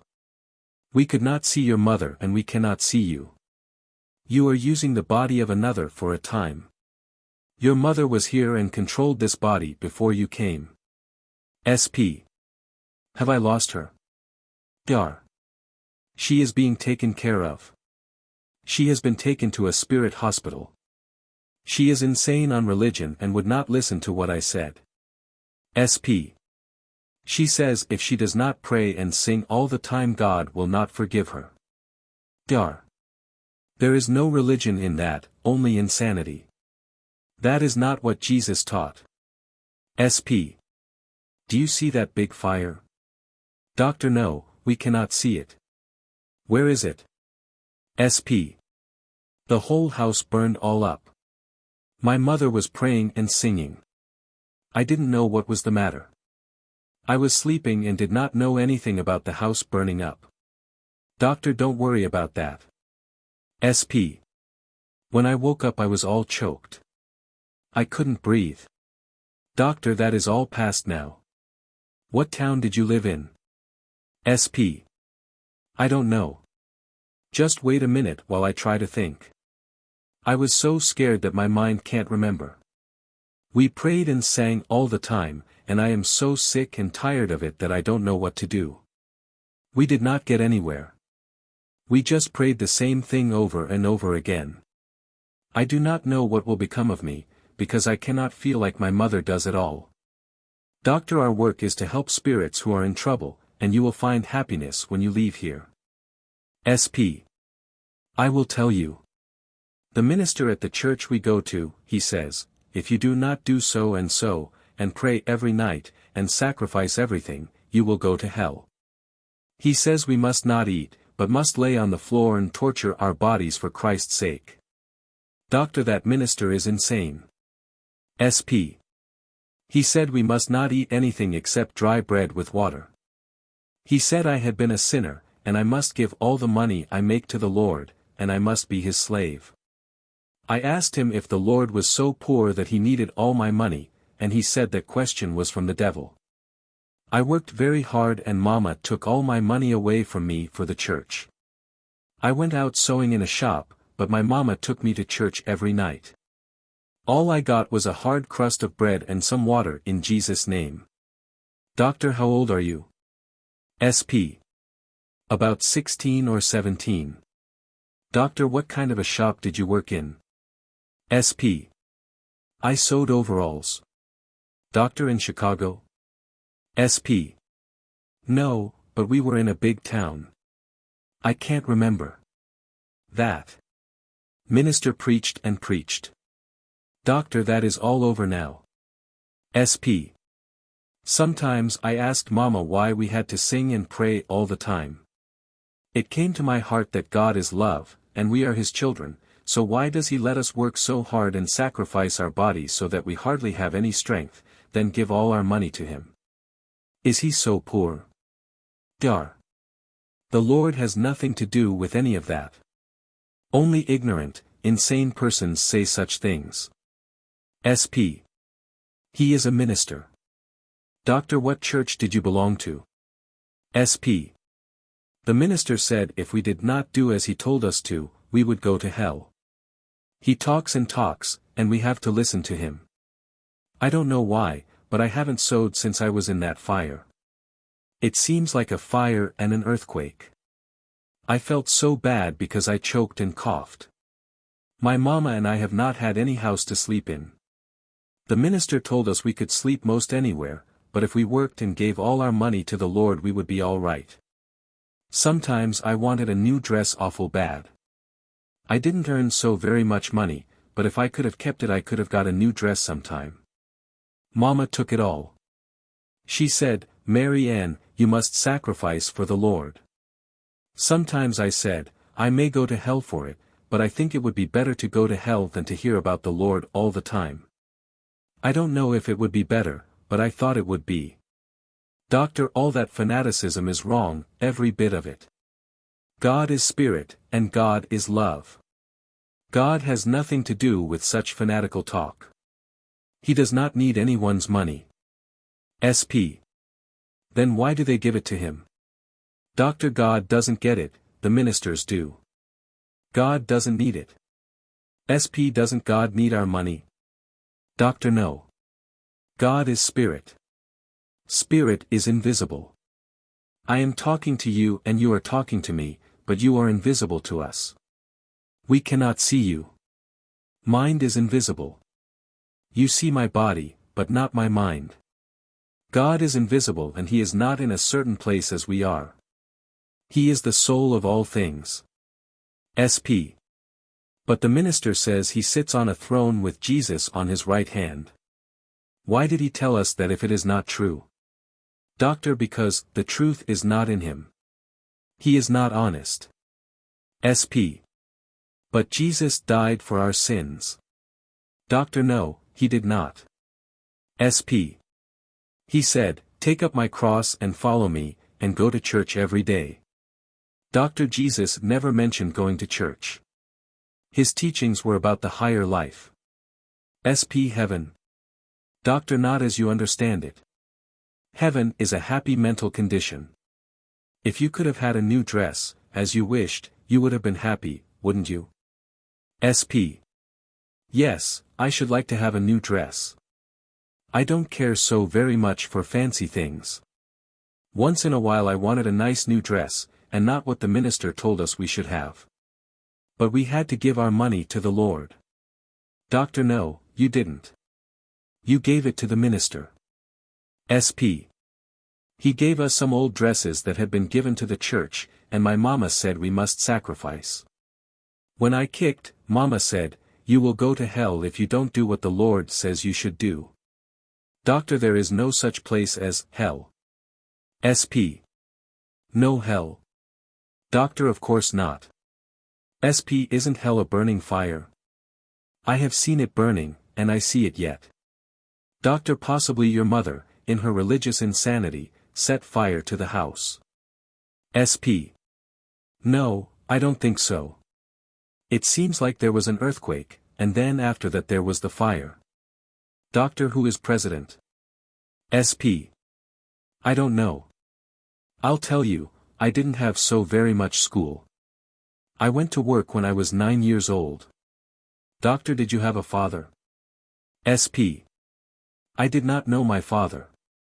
Doctor, your schooling does not make any difference. You have lost your physical body and are now a spirit. SP. I lost my physical body. But I have a body. Doctor, this is not your body, it belongs to my wife. SP. Where did I get these clothes from? Doctor, they belong to my wife. SP. But I should like to have my own clothes. Doctor, you will have your own soon. SP. I do not like to take them from your wife. I am sorry, but I must not wear them. Dar. Look at your shoes. SP.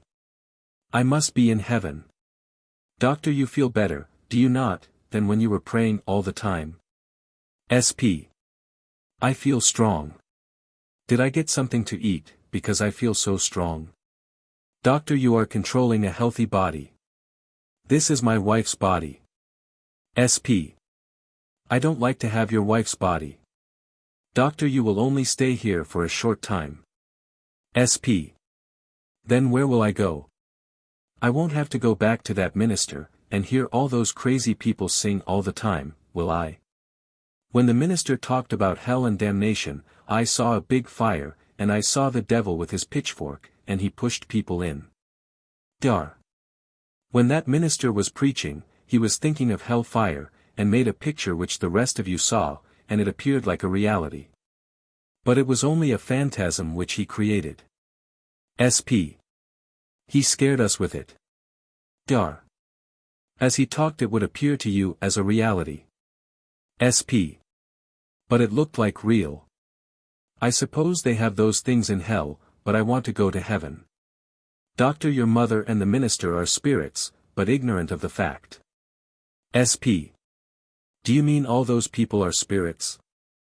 There must be 1,000 all singing and praying, all the time. Sometimes we got just bread and water, and we lay down on boards. We must be there all the time, otherwise the minister is not pleased with us, and he says if we do not get down on our knees, we go into the fire. Doctor, that is all nonsense. All those people have lost their physical bodies, and are in the outer darkness that the Bible speaks about. They are in blind, religious ignorance. They will remain in that condition for a very long time if they do not change their way of thinking. They are filled with religious fanaticism. Your mother was brought here for understanding and controlled this same body. SP. Someone pushed her in, and then I could not talk to her any more. The whole crowd down there will not listen to anybody, they just sing and pray. Doctor, they can stay there for years and years, and their Lord will not care anything about them. SP. There, that hell is not there any more. Doctor, the minister thinks of hell and devils, and creates phantasms, which seem real to ignorant spirits. SP. Will you help my mother? Doctor, intelligent spirits will take care of her. It was they who pushed her in here, to bring her to an understanding. The difference between you and your mother is that you will listen and she would not. SP. Then you do not think God would be angry with me? I. Doctor, of course not. SP. Sure. Dar. God knows everything. He is all in all. He is the creator and creation both. SP, don't we fall in sin? Doctor, no, never. If you say we fall in sin, you say God made a mistake when he created us. He is all-wise, all-powerful and everywhere present. When such a God as that created the world and mankind, he did not make a mistake, allowing man to fall in sin. Otherwise he would not be all-wise. SP. Why do they say that then? Doctor, people worship creed. The truth is given allegorically in the Bible. SP, didn't Jesus die for our sins? Doctor, of course he did not. SP. The minister said there is power in the blood. Doctor, no, there is not. Some of those people you speak of have probably been dead a long time, we cannot see them. SP. Can't you see all those people over there? Pointing. Doctor, no, they are spirits and have lost their bodies long ago. They are blind to the higher life. You are not satisfied to be with them and you ask questions, therefore we can help you to an understanding. We must add understanding to our faith. You lost your own body, perhaps many years ago. SP. Everything was all mixed up. I got hurt in the head. Doctor, don't you remember any of the streets in your city? SP. No, I can't remember. It seems like I was in San Francisco. Case, by a former resident of San Francisco. Did you go across the bay to Oakland? SP. Yes, and we went to Oakland to the prayer meeting. Case. Did you work at Strauss Brothers Overall Factory? Was it on Mission Street? SP, Mission Street. I remember now. We lived on Mission Street. Case, near Daly, toward Golden Gate Park. SP. No, it was near the depot. Case, toward the ferry. SP, near the Southern Pacific Station. They had a mission house on Mission Street. Case, was that toward the bay? SP. I don't know. We lived in a little house we rented.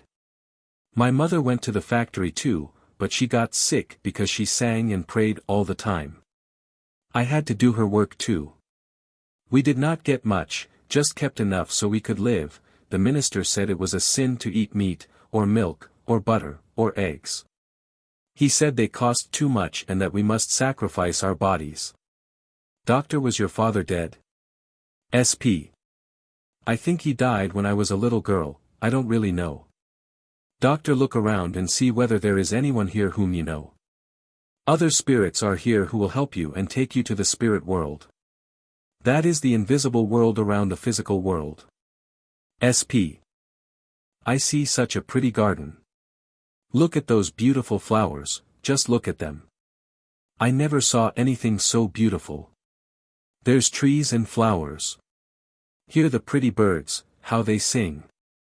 Look at that beautiful lake, and all the children swinging on the shore. Doctor, that is the spirit world. SP. It is so much better than over there, where they sing and pray. Sometimes I was so hungry that nothing satisfied me.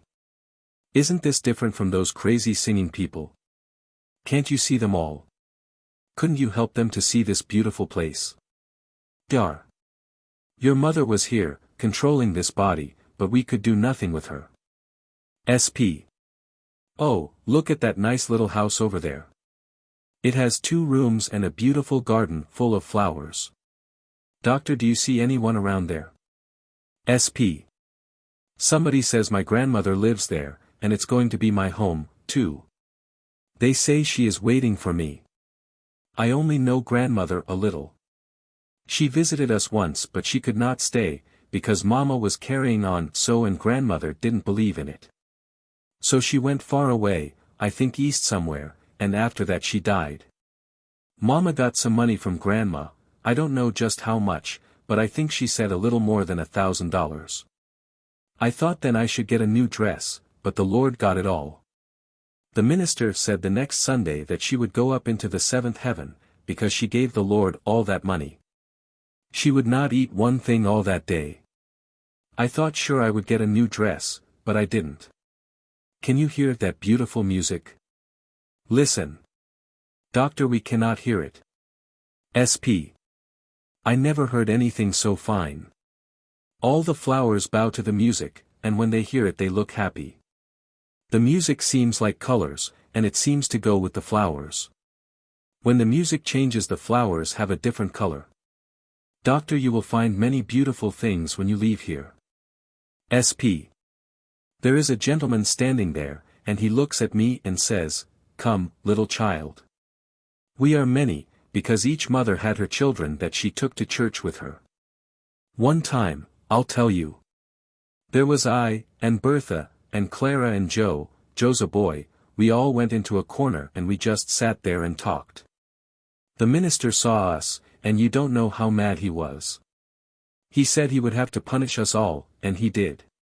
He said, "The Lord will punish you all," but the minister did it, and his hand was awful hard. My grandmother is here, and she says, "Mary Ann, you can come with me and we will try all we can to help your mother." This gentleman who stands there says he is my father. Grandma was my father's mother. Grandma says he died east. Mother joined the Salvation Army, but the mission friends got hold of her. We came from Kansas when I was a little girl. The money my grandma sent was to be given to me, but my mother said we would put it in the Lord's keeping. So the Lord kept it, and I didn't get any new dress. Doctor, the Lord did not get that money either. SP. Whether he got it or not makes no difference now. I will get my new dress. I have one, but that is not mine, because you say this is not my body. I will have a new dress, but I don't want sackcloth. I must not say that, it isn't nice. Doctor, now you are going to serve others, and be where there are trees and flowers and beautiful music. SP. This gentleman comes. He says he is my father, but I don't remember him. He says he will help me. You know, my father died, or passed out. Sometimes people say that. Doctor, passed out is right. There is no actual death, nobody ever dies. Your father only lost his body. SP. Isn't that dead? Doctor, his mind, or spirit, being invisible while in the body, is still invisible to mortals when he steps out of his body. His body is only the house where his spirit lives, and when the spirit leaves the body is placed in the grave. But the spirit is not dead. SP. Sometimes I prayed for my father, because mother said he went to hell. Father says there is no such place. He looks awful nice, and he's all dressed up. I wish my mother would understand. Doctor, don't worry about your mother. After spirits like she control this body, they are placed in a spirit hospital. SP. Can you talk to the Lord too? I wish you would talk to him, because he takes too much money from the poor. Doctor, the Lord does not do that, it is the minister. SP. Why, here comes a little Indian girl. Spirit. Doctor, isn't she nice? She will show you beautiful things. SP. Can I go with her? What is her name? Dr. Silver Star. SP. Is that her name? Will you play with me, little girl, and can I play with you? She says, yes, and that she will take me to her home and show me pretty things. Won't I be happy? I will have a new dress, not this sackcloth, but probably the Lord would not like that. Doctor, forget all about that. Go with the intelligent spirits and they will help you and teach you. SP. Silver Star says I should come with her, and she will take me to my grandmother, and my father and my brother. Surprised. Oh, my brother. I forgot all about Lawrence. He was so little when he died. Doctor, how old was he? SP. I don't know. He was only a little baby. I don't know much because I couldn't go to school when I wanted to. I had to work for the Lord. Doctor, after you leave here you will learn many things. SP. But my mother said the Lord did not want us to learn, because we must sacrifice everything. If you read and write you get away from the Lord. Doctor, just remember I said that was all wrong teaching. SP. I will find it out, and I will find out if the Lord gets all the money. If that minister took all that money, I will tell him he is not nice. Doctor, you will find that belief about the Lord is not true. SP. And I thought it was gospel truth. They would not let me go to school. I saw lots of children learn, but I could not. They said I would not go to heaven if I learned. I cried when I could not have a new dress, and the minister told me I would go to hell. Dar. Now you will learn the truth. You have been dead probably many years. Have you seen heaven? Why are you not there? SP. That's true. Doctor, the Bible mentions the outer darkness. You were in darkness, but it was all of your own making. SP. How can they sing and pray all the time when they are dead? These people have churches. Once in a while they go to other churches, on earth, when God wants them in some other church. Sometimes, before the minister, mortal, knows it, the people in the church do something like that, swaying motion of the body, and everyone gets up and jumps and sings. The mortals having opened themselves, through wild emotionalism, to spirit obsession. Their minister says that is the influence of the Holy Ghost. Some of our crowd get into that other crowd and make them all jump. Dar. Spirits such as you speak of often go to churches on the physical side and unbalance the people, making them demented. Then the people say they are controlled by the Holy Ghost. SP. Silver Star says she will take me along, and that I will have a new dress. Maybe it is not right, but it feels good to know I will have one. Silver Star says that I must thank all of you for being patient with me. Someday I will come and tell you how I like things, and then probably I can remember more. If you do not come there, then I will come to see you. Mary and McDonald is my name. I will see you sometime. I feel like saying, God bless you, but I suppose I shouldn't. Doctor, that is all right. Now go with Silver Star. SP. All right. Goodbye. That conscientious church attendance, faithful meeting of obligations and upright living do not in themselves ensure spiritual enlightenment hereafter has often been evidenced. Experience, July 19, 1922. Spirit, Henry Wilkins. Psychic, Wickland. The controlling intelligence was apparently crippled, with body bent over knees. Doctor, can't you straighten yourself? Wake up. Spirit, I'm not sleeping. Dar. Why are you bent over? SP. My back is broken. Doctor, you are mistaken, it is not broken. SP. Oh, yes, it is. Doctor, it may have been broken but it is not now. SP. I tell you I cannot straighten up, my back is broken. Dar. We can change that condition. SP. Many times they told me that, but they never could. Doctor, but we are going to do it for you this time. SP. I will give you $10 if you can straighten me out. Doctor, where is the money? SP. When I can stand up I will give it to you. If you can cure me it is worth all of $10. Doctor, just think, I can walk, and you will be able to walk. SP. You will have to show me. Doctor, move your legs and you can walk. SP. I did that many times, but it never helped. Doctor, nevertheless you can be cured. SP. But I have no money. I haven't had money for some time. Every time I see money I grab it, but it gets away just like it had life. Doctor, I will explain. Do you know that you are a spirit? Do you know you are dead? Yes, dead to the world. SP. Then I don't know it, and I haven't been in heaven. I was a good Methodist.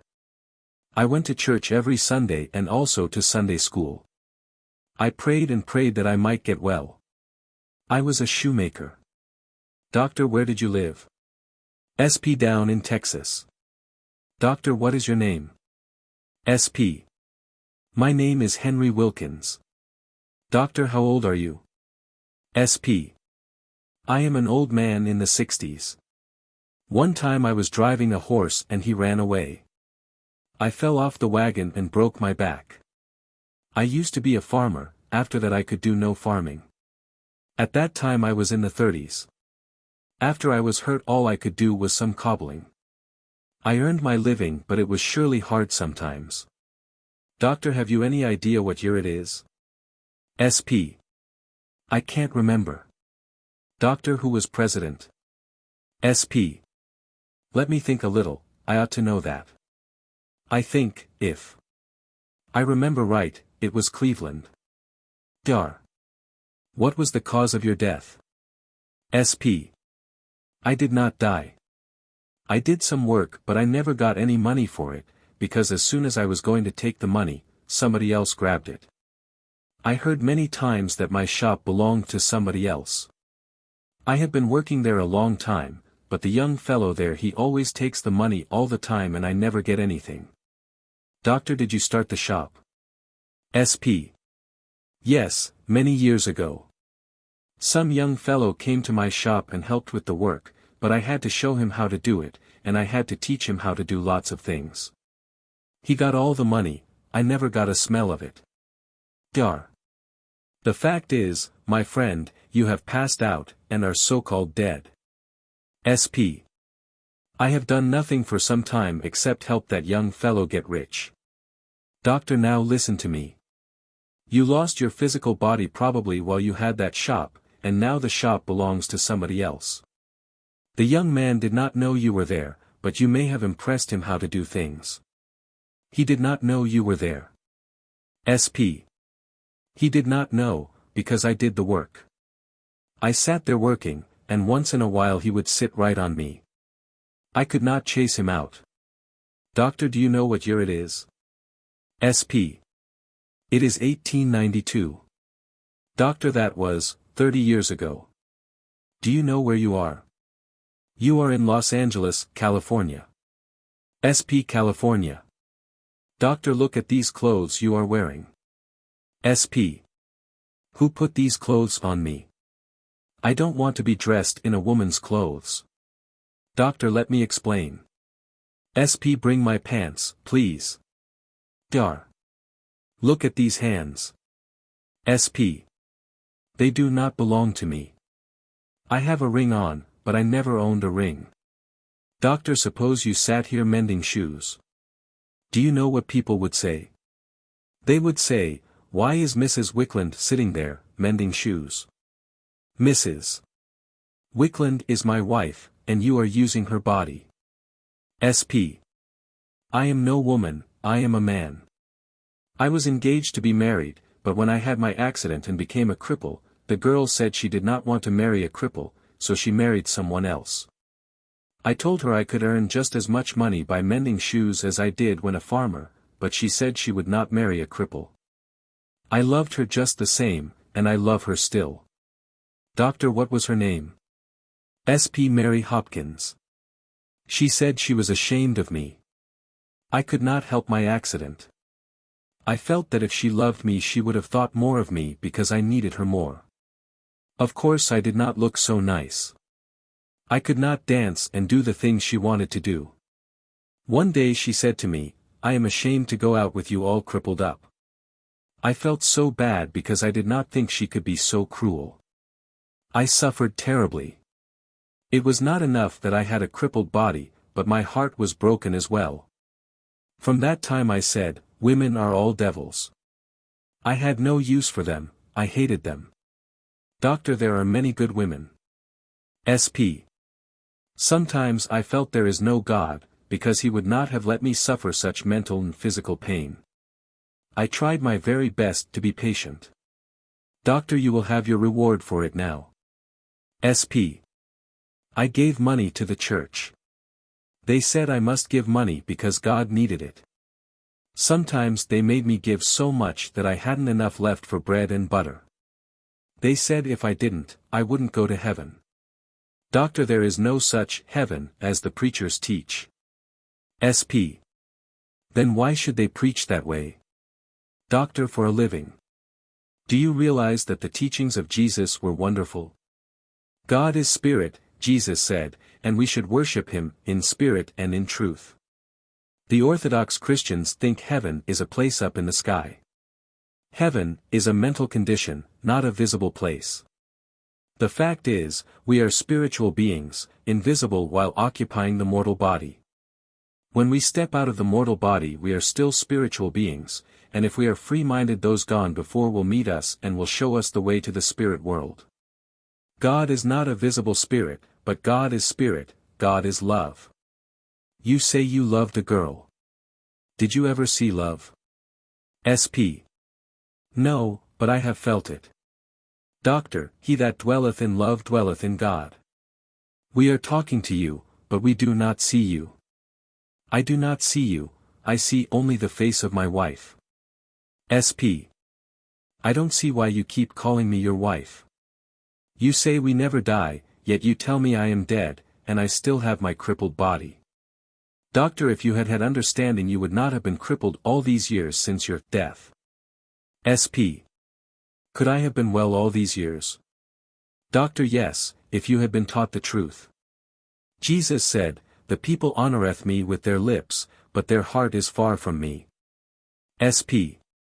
People believe that Jesus died for our sins, and that if we are good we will go to heaven when we die. I am not there. Doctor, you will never go to any Orthodox heaven. And if there were such a place, you would be lonesome after you arrived there. Heaven is a mental condition attained through understanding. Think of the wonders of nature and God's revelations. Do you like music? SP. I used to. I used to sing in the choir. My girls sang too.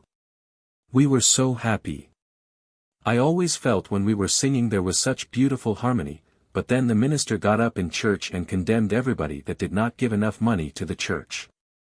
He said we would go straight to hell.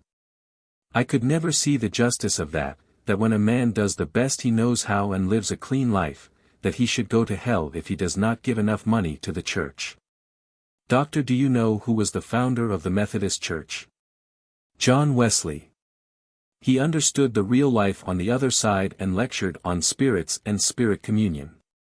He knew the truth, he did not just believe, and he wrote of it, but his people do not follow the teachings of the founder of their own church. Christians do not understand the teachings of Jesus. They do not want to understand, because that causes them to think. It is easier to merely believe. Spiritual things must be spiritually discerned. SP. When I was in my shop, once in a while I saw my father and mother, but they are dead and I knew I could not be with them. Doctor, why not? SP. Because I was in life, cobbling in my shop. Mother said to me, come along with me. I could not go because I had my crippled body, and I had to earn my living. When I did not work I did not get anything to eat, and I was awfully hungry. Once in a while I got a smell from the restaurant, but that was all, unless I worked. Dar. You were a spirit so could not eat. Your parents came to you because they are spirits. All these years you stayed around your shop, because that was your greatest interest. You did not know the higher laws of life. SP. I was taught that if I did not go to church I would go to hell and burn forever and ever. Doctor, there is no such thing as burning forever. SP. Thank God for that. Doctor, look around, perhaps you will see somebody you know. SP. I am sick and tired of mending shoes. Doctor, after you leave here you will not have to mend any more shoes. SP. I would like to play and sing. I love music. I was getting along very nicely with my singing lessons until I got crippled. Dar. Perhaps Mary is here now. SP. Mary. She gave me up and married, but she was not happy. She married a drunkard. She suffered. Seeing a spirit.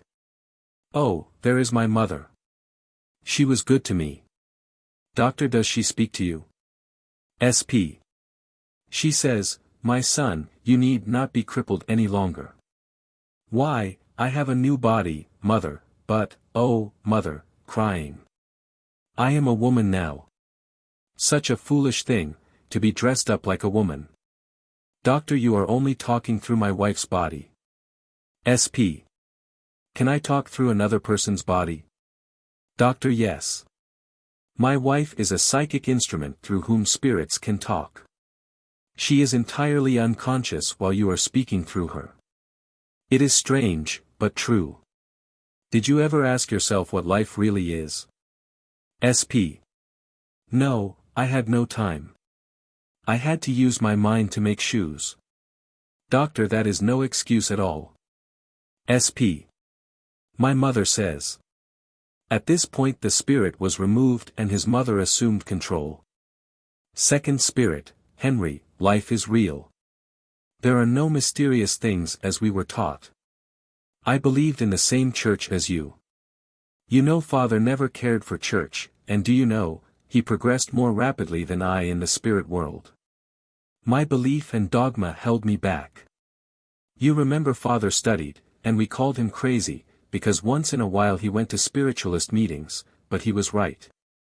You know, he had that book, Heaven and Hell, by Swedenborg, and we used to look at each other and think he was going out of his mind. We went to church and he did not, yet he was the one to open my eyes to see better things when I reached the spirit side of life. If he had not opened my eyes I would still be bound in my former belief, and that means I would be in the earth sphere. I was always afraid if he died he would go to hell, and I was in misery. You remember Father died before I. He came to me after I passed out, but I thought it was imagination. He tried very hard to get me to understand. I want to tell you that creeds and dogmas of the church cause many earthbound spirits. These spirits do harm to mortals.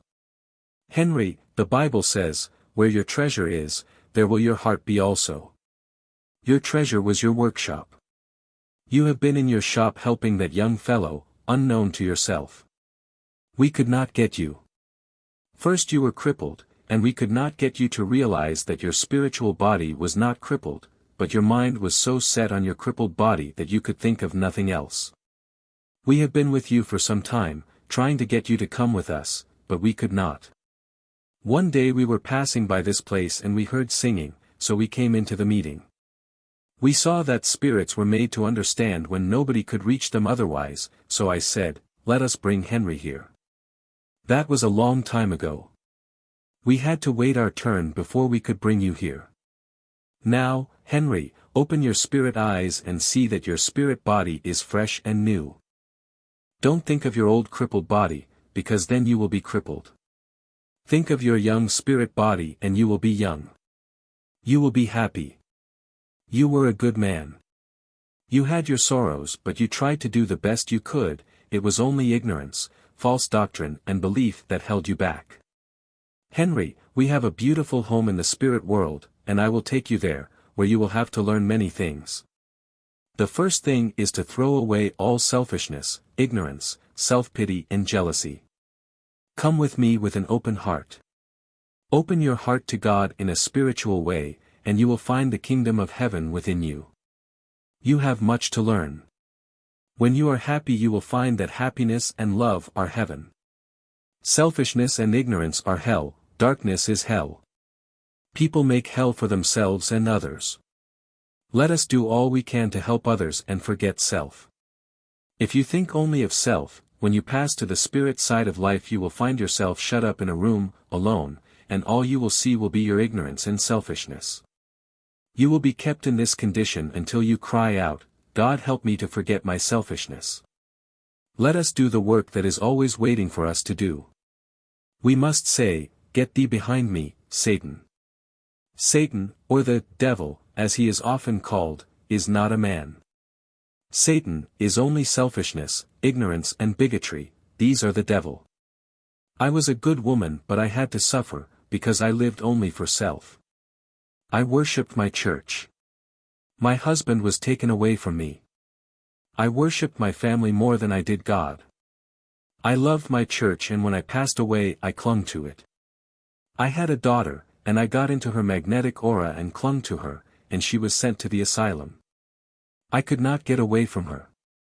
She died, then she was free and so was I. Then Father came and told me what I had done by my selfish thoughts. Then I had to serve.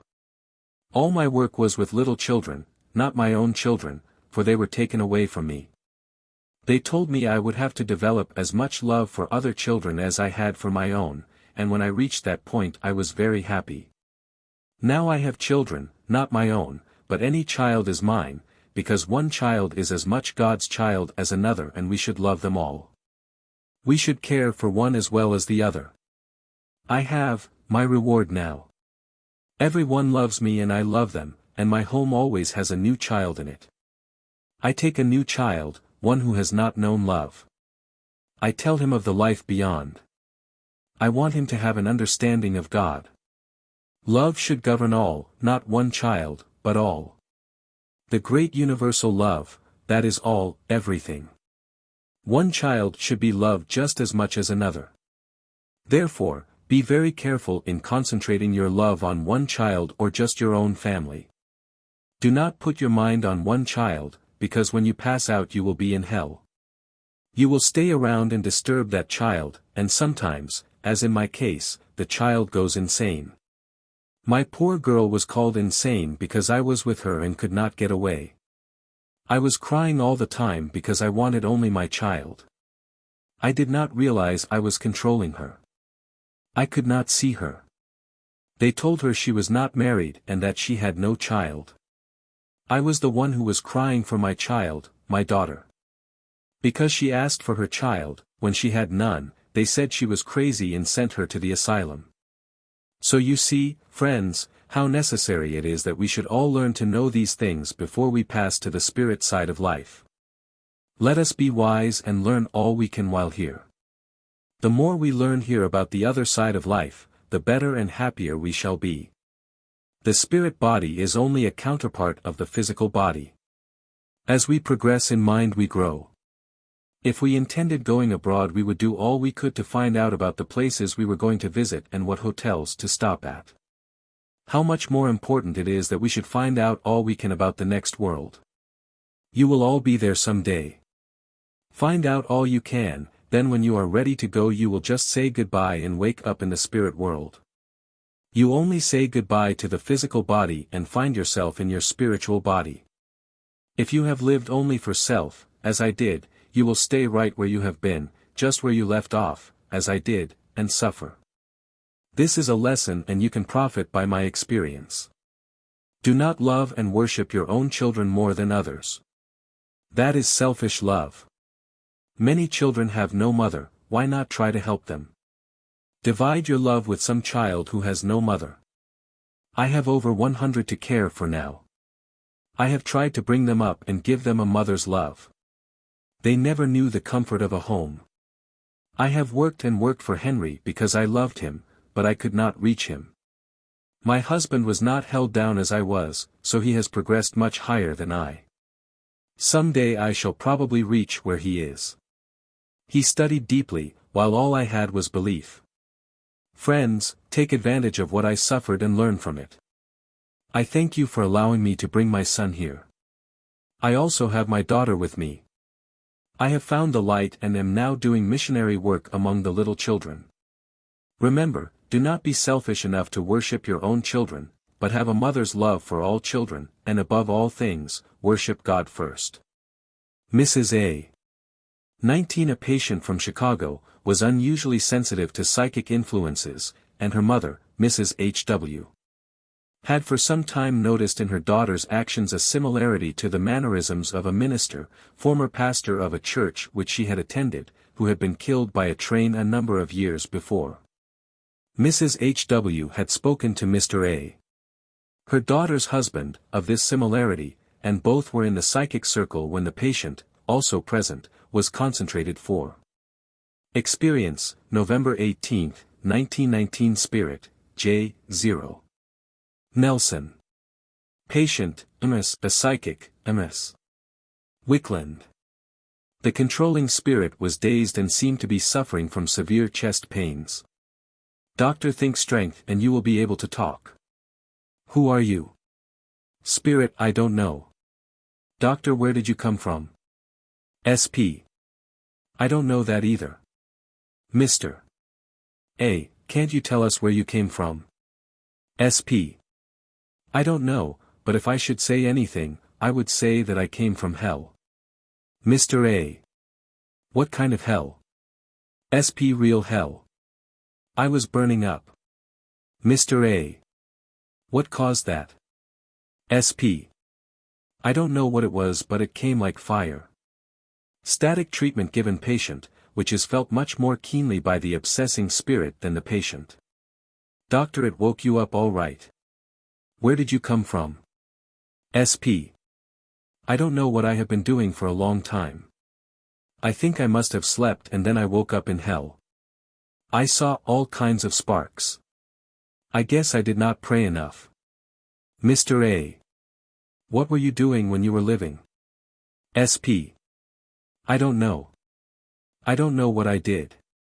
If I could only know what is the matter with me. Mr. A. What were you doing, the last you recall? SP. I have such a pain here. Rubbing the chest. I feel as if I had been sick. I can't remember yet what I have been doing. Doctor, your memory will soon return. SP. You know, when a man walks and does not know where he is going or what he is doing, it's bad. Doctor, were you on a journey? SP. I don't recall things yet. I think I have been in a coma state for a long time. When I was walking, everything was so dark. I couldn't see anything. I have such pain here. Placing hand on chest.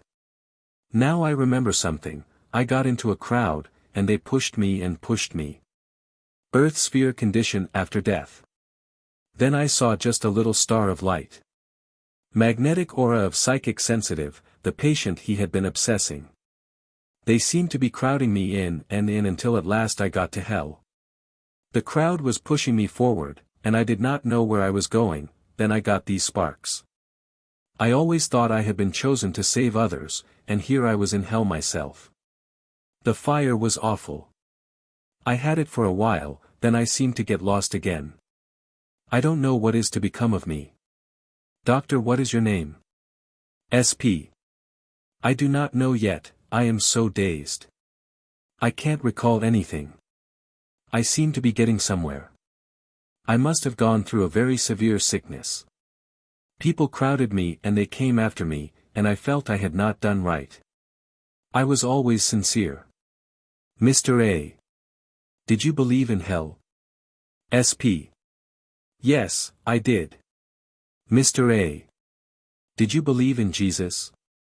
SP. Yes. I was one chosen to save others, but yet I went to hell, and I was to save others. Doctor, now we will try to help you out of it. SP. There are so many people around here. They seem to want so much of me. Dar. They must be the people you tried to save but did not. SP. They all ask me to save them now, but I cannot save myself. Mr. A. Did something happen to you? SP. I think so. My head hurts me so much and I have pains here. Chest. I don't know where I am. I wish you could take away this dark gloom. At times I have felt that I did not know anything. Mr. A. Who are you? Are you a man or a woman? SP. I am a man, and I do not know anything except that the crowd pushed me and I got to hell. Mr. A. Did anything happen to you? SP. I don't know. Mr. A. Where did you live? SP. In Chicago, I think. I seem to be blind and I feel so strange. Mr. A. Were you going to any particular place while you were walking? SP. I don't know, but I see a train coming so fast, and then I remember getting into a crowd. Say, do you think my name is Nelson? Sometimes that seems to be my name and sometimes it doesn't. Mr. A. Were you Pastor Nelson? Were you a minister? SP. It seems I was at times. That's my name. My name is Nelson. Mrs. H. W. Do you know me? SP. I recall the voice. Mr. A. Where did you know her? SP. In Chicago. I can see a train coming so fast, and then everything got dark, but I remember something hit me in the chest. Didn't I have a wife? Mr. A. Yes, and several children. Mrs. H. W. Don't you know me? SP. Yes, you used to come to my church. You were a good church member, but you got away. Doctor, do you know that lady? The patient, Mrs. A. SP. No. Doctor, did you know L. W.? The patient's maiden name. SP. Yes. Doctor, that is she. SP. She was much younger. Mr. A. Do you remember coming from Western Springs? SP. Yes, I had been preaching. Mr. A. You were hit by a train and killed. SP. I cannot recall that I am dead, but I know I have been mixed up. I am in such a crowd. What is the matter with my head? Mr. A. Do you know a Mrs. Nelson who used to live on Foster Avenue? SP. Yes, that's my wife. There was somebody else along with me when I came to the trains and they pushed me ahead of the train. The train was coming this way, and I was going over there. Somebody got hold of me and then there was such a big crowd.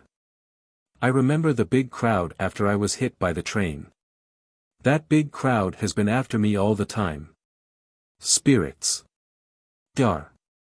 That is because you did not teach them correctly. SP. Somebody says, these are your followers that you have misled in the wrong path. Doctor, why did you mislead them? SP. I taught them God's truth. Doctor, possibly, as far as you knew. SP. I tried to save humanity from hell. Doctor, and then you went there yourself. SP. I was only in it for a little while, but it was terrible. I did not imagine it that way. I thought hell would be different than pouring down fire and brimstone, and it smarted like everything. I cannot see why I should have been in hell. Doctor, it must be because your teachings were wrong. All these people accuse you of having misled them. SP. I gave myself up to God. Doctor, did God ask you to do that? Or did you do it for a living? SP. I tried to save people from sin. I suppose I did save some. Doctor, you did not save yourself. SP. That lady over there, pointing to Mrs. H.W., should go to hell. She did not stick to the church as she should. Doctor, you stuck to the church, and yet you say you have been in hell. SP. Yes, that's so. Dar. Then how do you know your church and your teaching were right? You were a servant of God, yet you went to hell. You were supposed to be better than the congregation. SP, pointing. Is that Mrs. W? Doctor, yes. SP, to Mrs. H. W. Why don't you go to church? Mrs. H. W. I do, sometimes.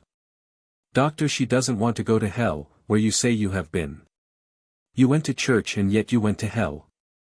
You taught the wrong thing. You do not want her to follow in your footsteps, do you? SP. I don't want her to go to hell where I have been.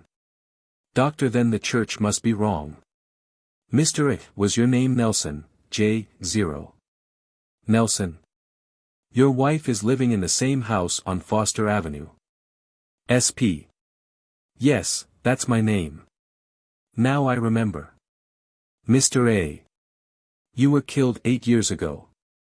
SP. I have not seen my wife and children for a long time. Doctor, you did not preach the truth when you were trying to save souls, and you did not save your own. For years you have been in the purgatory of ignorance. SP. How is my wife? She loved me. Mr. A. She is well. SP. How could my wife leave me as she did? Mr. A.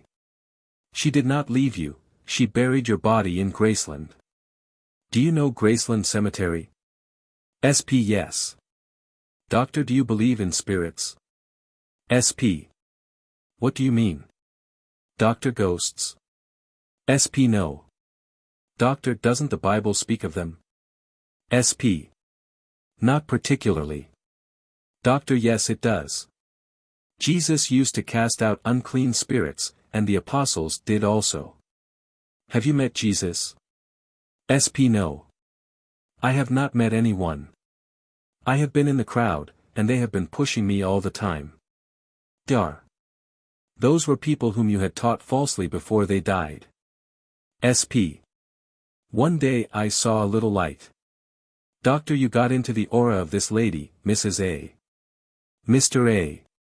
She is my wife. Why are you bothering her? Why don't you go to the heaven you taught? Why do you stay around the earth? SP. Are you in hell too? Mr. A. No, we are on earth. Your hell was static electricity that we gave you. Doctor, that was the only way we could drive you away from this lady. Mr. A. Why didn't you go the way you taught? SP. I do not know. Mr. A. Why didn't you teach the truth when you lived on earth? SP. I taught the way I learned, and the bishop told me what to do. I taught the religion taught on earth. Dar. That is a misconception. You yourself have proven that it is a fallacy. You have been dead 8 years and yet you are an earthbound spirit. SP. I certainly expected to be in heaven. Doctor, you did not teach the truth. That lady, Mrs. H. W. will reach heaven quicker than you will. SP. She will. How do you know that? Doctor, she has learned the real truth, the truth of the spirit world and spirit existence. Paul taught about spirits. Jesus cast out unclean spirits. SP. We cannot compare ourselves with Jesus. Jesus was the Son of God. Doctor, the Bible says, ye are all the children of God, and Jesus said, I and my Father are one. SP. He was God's beloved Son. God sent him to save us from sin. Dar. I will tell you who said that. In the year 325 A.D., at the Council of Nice, Italy, Constantine declared Jesus to be the Son of God, and very God, and his declaration was officially accepted by the Christian Church. SP. Christ was God's beloved Son, and if we believe in him, we shall inherit salvation. Doctor, why didn't you do it? SP. Jesus is God's Son, and if you believe in him, you will be saved. Doctor, then where are you now? SP. I don't quite understand it yet. Doctor, but you said you had been in hell. Does your conscience not tell you you were wrong? I think it does. SP. It accuses me. Doctor, if you will listen carefully you will realize that you were wrong. You never felt quite satisfied with the story of God's creation of the world, did you? SP. We should not argue about God. God is perfect, and we are his children, and if we believe in him we shall inherit salvation. Doctor, you say God is perfect. You say God created everything and that he knows everything, therefore, he must have known beforehand that his creation would be imperfect, and that man would fall in sin. Would you create a world and then destroy it? SP. People fall in sin and God's Son came to save us. Doctor, did God know that the world would fall in sin? Did he know it, and yet create it? Does that sound reasonable? Did he know that fallen angels would obsess people? Was he all-wise? The preachers are at fault in their teachings. SP. We were taught that. When we are teachers of the gospel we must live up to it, and we must believe it. Doctor, you did not use your reason or you would not have believed what you were taught. The people who are crowding you now are evidently the very ones you tried to save, and they too, are in darkness. They did not find heaven. What does the Bible say? Ye are the temple of God and the Spirit of God dwelleth in you. God is love, and he that dwelleth in love dwelleth in God. According to your teachings you should have found God before this. But you have not. The teachings of Jesus contain wonderful truths, but they are not understood. It is easier to teach that Jesus died for our sins and that we will be saved and everything will be all right. Now you will have to obtain understanding. SP. If I am dead, then I should see God. Doctor, you will never see God. God is not a person on a throne, God is spirit and God is intelligence. Have you ever seen music? SP. I have heard it. Doctor, did you love your wife and family? SP. Yes, I did. Doctor, have you ever seen that love?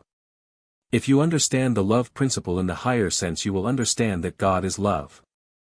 That was Jesus' own teaching. SP. We have to teach as I did. Don't you think, Mrs. W., that I did all right? Doctor, she left your church. SP. She went astray. Doctor, you say you are a man, and yet here you are, controlling my wife's body. Did you ever believe in mediumship? SP. That is all humbug. Doctor, there must be some truth in it. You are proving it yourself. SP. I didn't feel that anybody should give up church for that humbug. Doctor, you yourself are proving that it is not a humbug, for you are talking through a medium now. Look at these hands and see if they belong to you. Did you have a wedding ring? SP. That's a woman's ring. Doctor, you are using my wife's body. SP. How did I get into it? Doctor, you are an invisible spirit. We do not see you. You are talking through my wife's physical organs. Now you see how little you really know of the laws of life, and love and the hereafter. SP. Things seem so strange. There was a time, I recall now, I am getting some of my memory back. I recall I got hurt. Dar. When the train struck you, you were driven from your body. SP. I remember going home, and I stayed at home, but my wife didn't seem to notice me. Doctor, your wife did not know you were there. You were invisible to her. SP. I tried to talk to her and the children, but they took no notice of me, so I thought, what's the use? I prayed and prayed. I went away from my wife and I could not get back. I was parted from her and everything was so strange. Then I got into this crowd, and they followed me, and again I tried to go home, and after I got there I talked to my wife and children, but it seemed as if no one cared for me, because they would not talk to me and took no notice of me. I put my hand on my wife and it seemed as if my hand went right through her. I talked to my wife again, but no response, so I went out again, and got into that crowd, and I was with them until I got into hell. There were so many in the crowd that we were like sardines. One came after another, and then I was pushed ahead. Controlled the sensitive. I saw a little light and after that there was fire and brimstone. Dar. You were in the magnetic aura of that lady, Mrs. A., and obsessed her, and finally controlled her body. SP. How could I do that? Dar. I am going to answer your question in true Yankee style by asking another, how could you control this body? You see how little you know about the mysteries of God. You preached only a doctrine but did not understand the truth. SP. When you go to a seminary and learn what they teach you, you have to preach it whether you like it or not. Dar. You sinned against the Holy Ghost because your better judgment told you it was not right. Jesus did not teach what you taught. SP. I was not very successful in my ministry. This statement was afterward confirmed, as many others are not, because it seemed as if the audience, my followers, did not stand by me, and then I was discouraged and felt what was the use. No one seemed to care for my preaching. I was very discouraged. I felt sometimes as if I should give up the whole thing. Doctor, why didn't you? SP. If I should tell you the truth and tell you why I didn't, I should say it was because I had a wife and family to support. But I was not successful as a minister. I wish I had never studied for the ministry, but had been more of a mechanic. I would have had a happier life. It was later learned that during his earth life the Spirit had made this same remark to a fellow minister. I could not provide for my wife as I wanted to, and she is a good woman. My salary was small, and when you have a family to support, and have to get your salary by your mouth, it is hard when you don't get any encouragement from your followers. Some found fault with me. I would go into the pulpit and my heart would not be in my work because I knew they did not like me. I was not happy. I wished that I had not studied in my younger days but had earned an honest living. I see things now that I did not see before. I was blind, and I see now that I was greatly at fault. I should not have followed in the path I did. They found fault with me here and there, and the bishop sent a poor fellow from one place to another, and sometimes it meant a whole month's salary. Sometimes I had to borrow money so that I could move. At last I got tired of being moved around. I would get a few friends in one place, then we would have to move, and I got discouraged. Finally I got a house and I said I was going to stay there, and told them if they did not want me, or they could not find anything for me to do, I would go to work. I never could get enough together to properly support my family, because they changed me so often. The bishop would move me from one place to another. That is not the right life to live. I would not wish my worst enemy to be a minister. It's pretty hard on a fellow. Now I am in a worse condition than I was, because I'm blind. Doctor, before you leave here we will open your eyes and send you on your way rejoicing. First tell me if there is any cure for my blindness. Dar. We will open your eyes. The Bible says, eyes have they, but they see not, they have ears, but they hear not. Yours is only spiritual blindness. SP. I wish I could open those spiritual eyes. Dar. It is not the fault of Jesus' teachings that you are spiritually blind. It was wrong to teach as you taught. That is the cause of your present condition. If you say that God sent Jesus as a special Savior, you infer that God made a mistake when He created man, and He did not. Jesus was God's beloved Son. Doctor, that conception is wrong. Jesus said, I and my Father are one, and we are told in the Bible, ye are all the children of God. Are we not strangers to ourselves? We fall in sin. Do you believe in the devil? Doctor, in the first place God is not a person. He is spirit, all-wise, all-powerful, everywhere present. We accept that as the first principle in the universe. God is all in all. If God is all in all, as the Bible says, would He make the big mistake which Christianity implies He made when it asserts that God's creation was so imperfectly planned that man was doomed to fall in sin? And that the sending of a Savior was the only means of rectifying this mistake? The Church teaches that some of the angels fell. That means they became something inferior. How could that be if they were created out of God's own substance? That something supreme created the world and placed us here, had He not forethought and foresight enough to see what would happen? We were born into this world and fell in sin. Doctor, didn't God know what would happen? I suppose so. Dar. I am showing you that the Orthodox teaching is wrong. Much of the Bible is simply a collection of allegories. Jesus always spoke in parables. Spiritual things must be spiritually discerned. When Jesus wished to teach the people that they should love their fellow man as themselves, what did He say? He told them the story of the Good Samaritan, the story of a certain man who went from Jerusalem to Jericho and fell among thieves who beat him and left him half dead. A certain priest came that way, and when he saw him he passed by on the other side. Then a Levite came and he passed by on the other side. But a certain Samaritan came, and when he saw him he had compassion on him and bound up his wounds and brought him to an inn and cared for him. And when he left the inn he paid the host to take care of the man. Then Jesus asked the lawyer which one represented his fellow man, and the lawyer answered, He that showed mercy. SP. But that is history. Doctor, no, that is allegory. SP. How do you know? Doctor, the very Bible tells us so.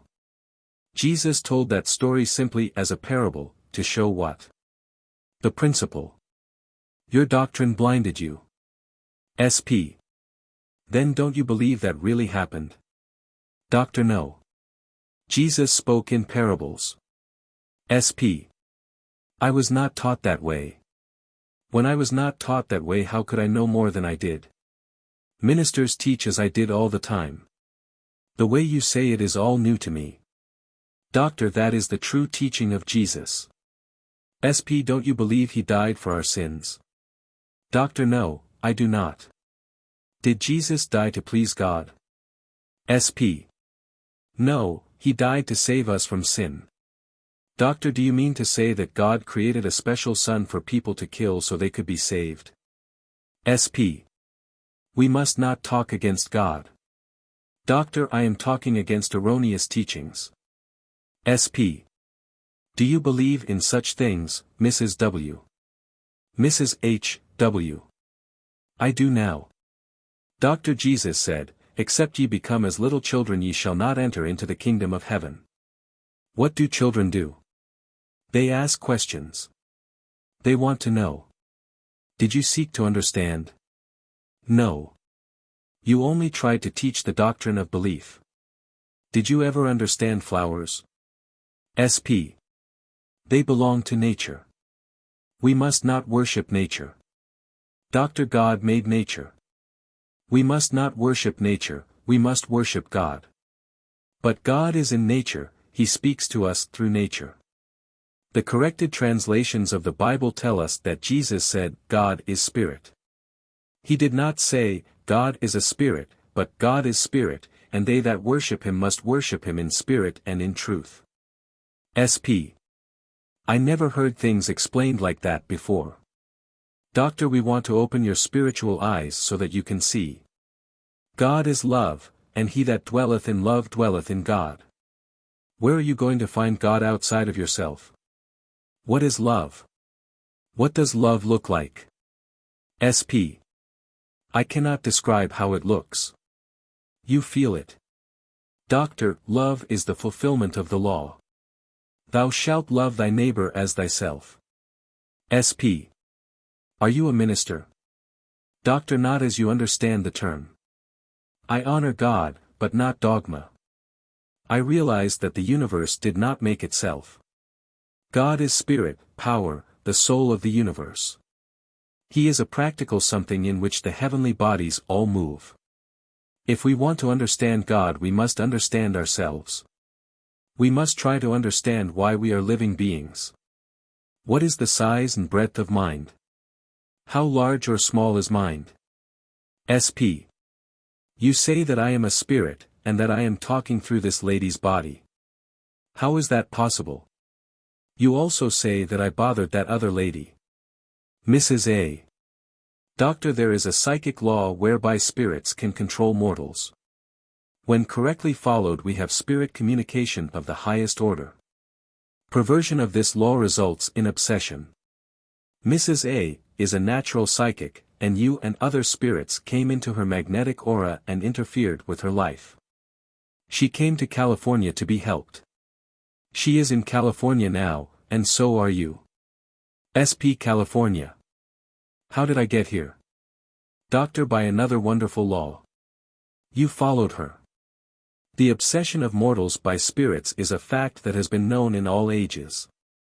SP. You do not mean that I have been bothering that lady? Doctor, yes, and would have helped to ruin her life. SP. How did I get to her? Doctor, how did you come here? How are you controlling the body of Mrs. Wickland? SP. I don't realize that I have ever done any wrong. Doctor, we had to give the lady the electrical treatment we did in order to expel you from her aura. You are not the only one that has been removed. When many minds try to function through one body, it creates a disturbance. Others would say that my wife is insane just now because she is a woman, and yet you, speaking through her, say you are a man and a minister. Another mystery is that Mrs. Wickland is entirely unconscious at this time. SP. How did I come to this body? Dr. Spirit Helpers brought you here and allowed you to control my wife, because she is a psychic sensitive. SP. I did not mean to do anybody harm. I just followed the crowd and they pushed me in. I did not know anyone in particular in the crowd. I was blind and could not see, so I just kept with them. Doctor, do you know why you were blind? You had lost your physical eyes but were not aware of the fact. You were in the spirit world but you knew nothing of the spiritual laws. You were in what the Bible calls outer darkness. SP. Does outer darkness mean when you don't understand? DR. Yes. When you lost your physical body you lost your physical eyes, but you did not know it, and since you did not understand the higher life your spiritual vision was not open. SP.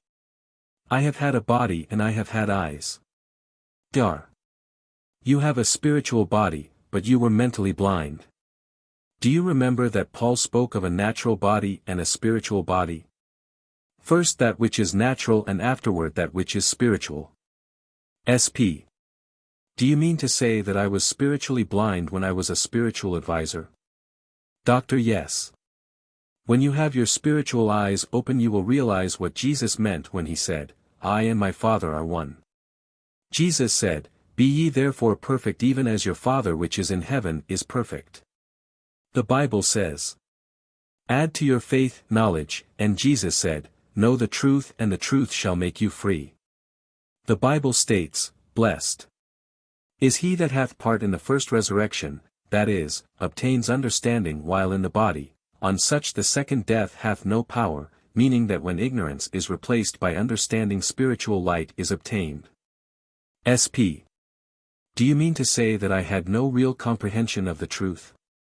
Doctor, you had faith, but you did not have knowledge, you only had orthodoxy. SP. Then you mean that all my followers and the church people who came to hear me will all be spiritually blind? Doctor. Many of them may be if they follow your teachings. If you look you will probably see others here. SP. There is a big audience here and they are all listening. During a psychic circle of this nature, many earthbound spirits are brought to profit by the experience of the spirit who is controlling the psychic. DR. It is our own stupidity that keeps us back. We should use the wonderful mind that God gave us.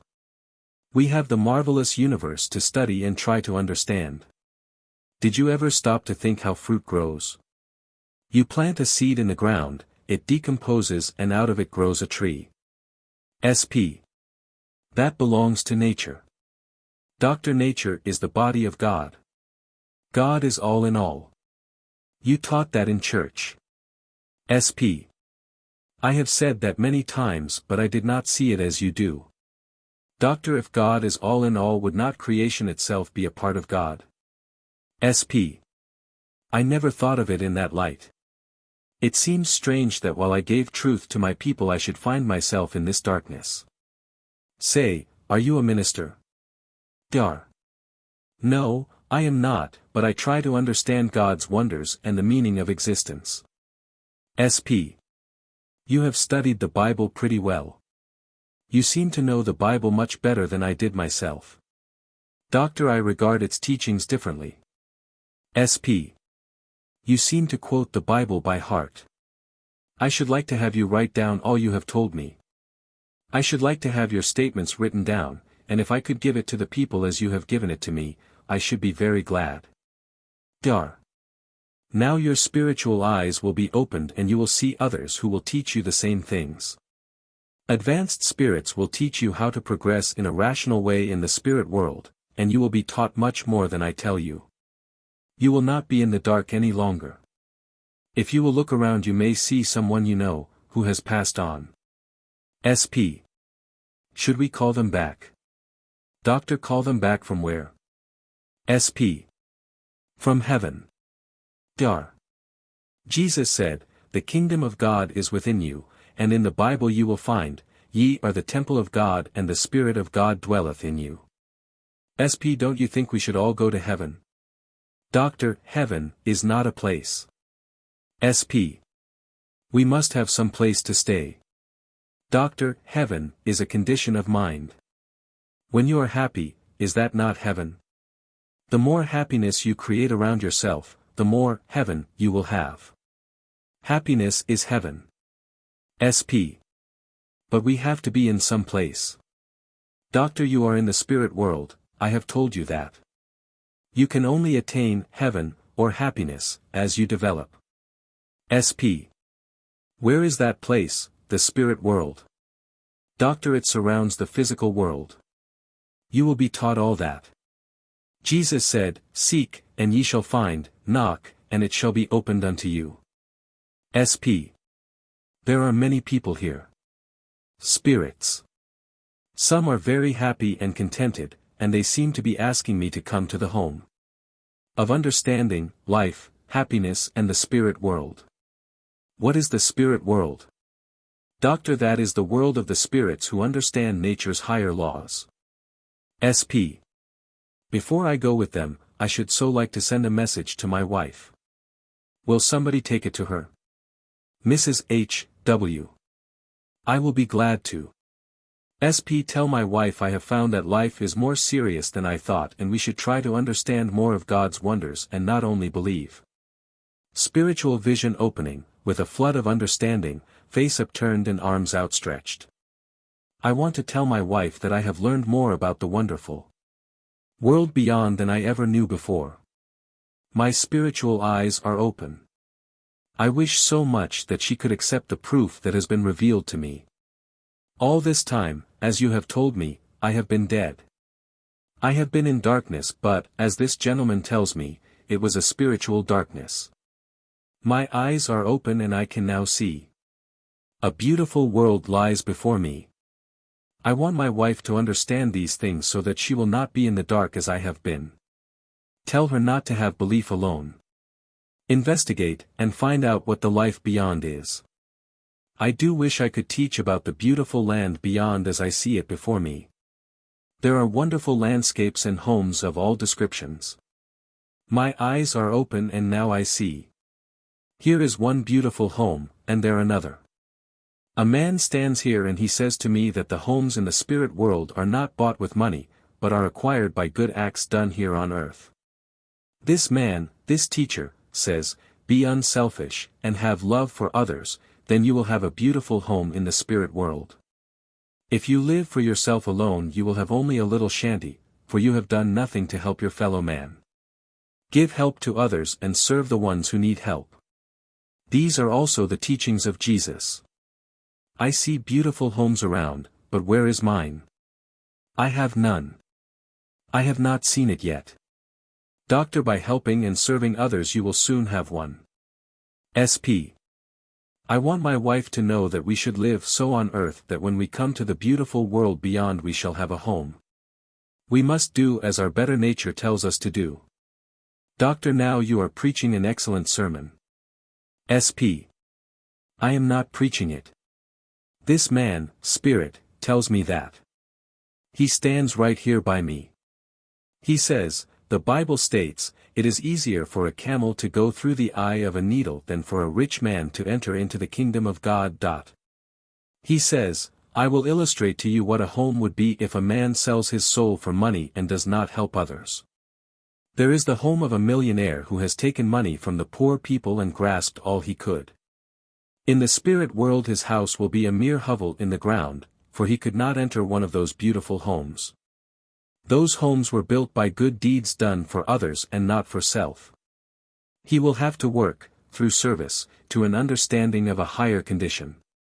There are homes of all descriptions, and castles, too. This teacher says that many times there are in these beautiful castles poor old widows and men who were outcasts, but who lived for others and not for self. Their acts were acts of kindness, not selfishness. They made many sacrifices. There are many homes, from castles down and down, until they are made of dirt, many surrounded by snakes, a miserable condition through which the selfish must pass. Now he points to a house and says, this is yours, this little, tiny house. You were honest in what you taught, so you have a house, even though small. Some have none. You did not seek for the truth, you accepted things as they were presented to you. Now you will have to work for others, and make a home for your wife and children. You must work now and try to help them realize the beauties of the life beyond. Is it not more beautiful to see the spirit world in the true sense of life than to preach the gospel of condemnation? Why should we not open our spiritual eyes and understand God as He is, instead of picturing Him as a monster of cruelty? He says, Christians murder their fellow men. The war has grown out of selfishness. The churches will soon fall, and there will be a new religion that will bring true understanding, and all people on earth will open their eyes and see the real truth of God's wonderful manifestations. Isn't it wonderful? How I wish I could come back and tell people the truth as I see it now. I would tell my people that I had not taught properly and so had not helped them. Now I could give them the truth and help them. I would not need to tell them that if they did not live the right kind of life they would go to hell. Hell is only ignorance and selfishness. If only I could give this truth to my followers. How I wish I could go back and preach what I know now. I would work to help them to a spiritual understanding, and I would not teach condemnation, as I sometimes did. I would try to help them open their eyes and understand what life really is. I wish that they could see the beautiful land and homes that I have seen. I will work, and work hard, to make a home for my wife and children. The home I want is not mine yet, but I have a small beginning. I will work to give my wife and children the home I have always wanted them to have. What is this? With great excitement. This man says this is the lower sphere I see, where ignorant spirits travel in darkness. Here is another scene which is the result of my work. How sick these spirits are, and how crippled. They are blind and grasping. Doctor, they are showing you the lower earth sphere. SP. This man says they are showing me the result of orthodox teaching. Look at those drunkards and murderers. Dar. They are now showing you these scenes so when you leave this body and begin to progress you can better help others. SP. He says this is a condition which false teachings and human selfishness have created. These spirits look like snakes. Look at the nails on their hands. This is terrible. Some are on their knees, crawling, and some are on all fours. That is my work. Oh, God. This is the result of wrong teaching. It is terrible. Now this man shows me an asylum of crazy people, and there are crazy spirits around them all. Oh, that is hell, hell. They shout and howl. What a sight, what a horrible sight. They are showing me the real things. Here is a human being with 3 or 4 spirits crawling on him. Now he shows me another place, it is this place, here. Institute Hall. There is a spirit home built within this room, an inner hall. There are many spirits here. He says, we take them from obsessed mortals and bring them into this hall and keep them there until we can convert them. Often we must have them control this psychic to bring them to an understanding. By bringing one to an understanding, the door is open for many others. 1 or 2 are allowed to control and the others see how they are enlightened, and then they learn that they also must go with friendly spirits to the world beyond. Let us preach the gospel of truth so there will not be this earthbound spirit condition, caused by ignorance and selfishness. If only I could return to help preach this great truth that I have found. Dar. Now you have been shown the way and you must go with these advanced spirits who will help you. SP. Will I go with that man? Doctor, yes. He will teach you many great truths. SP. He says that it is false teaching of ministers which brings people to this hell. He says I must go, but before I go I want to thank you all for helping me to a home in the spirit world. To Mr. A. He also wants me to ask you to please forgive me. I meant no wrong to your wife, it was only ignorance on my part. To Mrs. A. I want to ask you to forgive me. I will help you all I can, but not before I know how. I will do all within my power to help you become free from the condition you are in. Now I see those around you. Fight, and we will help you win. I also want to thank you, Mrs. W. for helping me, because this man says you helped me to an understanding. God bless you and my dear wife. Please bring this message to her. 3 years after the above experience, when Mrs. H. W. was again present in our circle, the spirit of Pastor Nelson returned and spoke through the psychic. Experience, March 14, 1923. Spirit, J. 0. Nelson. Psychic, Mrs. Wickland. I have come here tonight to thank you all for the help I received in this little circle. You gave me the truth, and I also learned that I had unconsciously been obsessing someone. I wish all could understand and know the laws that govern the spirit conditions on this earth life. I was not a bad spirit, but I was ignorant of the laws. I should have been much more enlightened, because I used to preach to people and try to help them understand the real life, but how few ministers who stand in the pulpit today give out the truth. They all know there is a life after this, but they cling to the old Orthodox belief. Some are ready to grasp the truth and some are not. I thank you for helping me.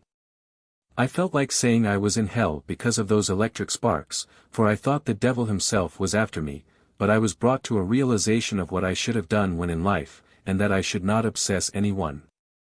To Mrs. H. W.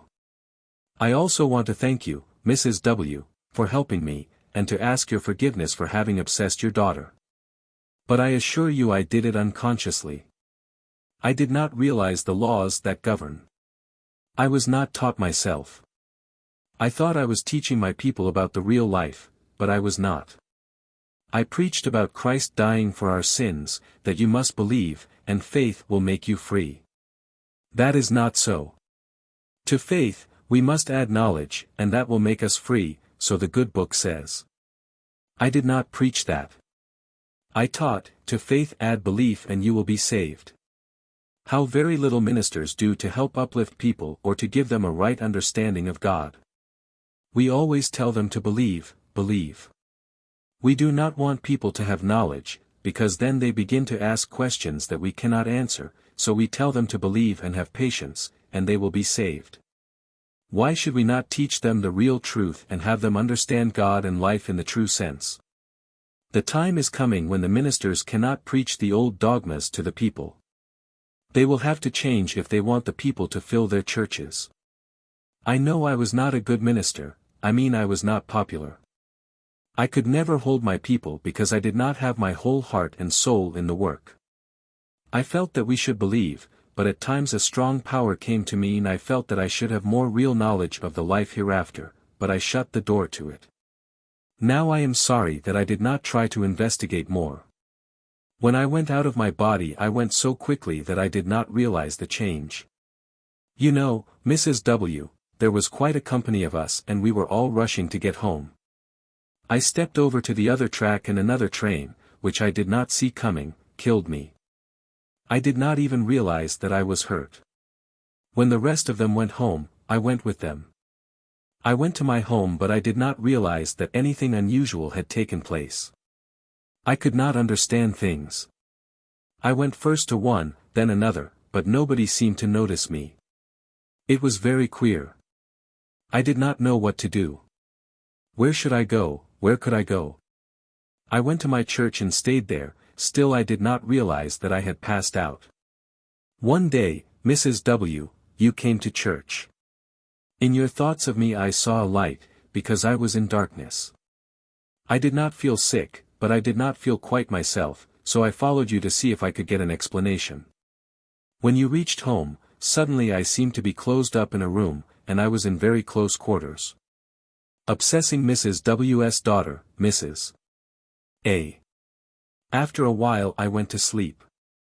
I slept in a way, and still I felt weak and had such a strange sensation. There were several others with me, but I cannot describe the condition except to say that we seemed to be in a room too small for us. We were all packed in like sardines. I could hardly get my breath. Then I fell asleep and I slept for a long time. I did not realize anything after that until I got fire all over my body. Static electricity given patient. There seemed to be fire all over me and I could not realize what it was. All I could see was this fire and how it thundered. At first I thought I was really dead and in hell, because I could not imagine anything else. I thought, a minister, trying to save people from hell, and here I am, right in it myself.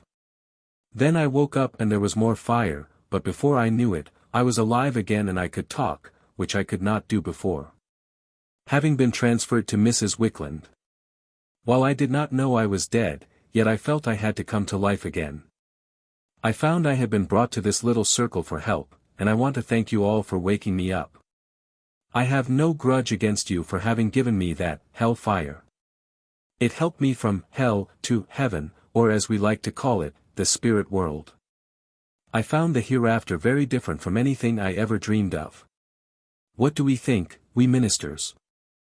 I want to say that we do not think at all. We preach, but we do not practice. We do not realize what we are doing when we try to save people. Save them from what? Since I left you and you gave me the true understanding of life as it is, I have seen much. I have learned much.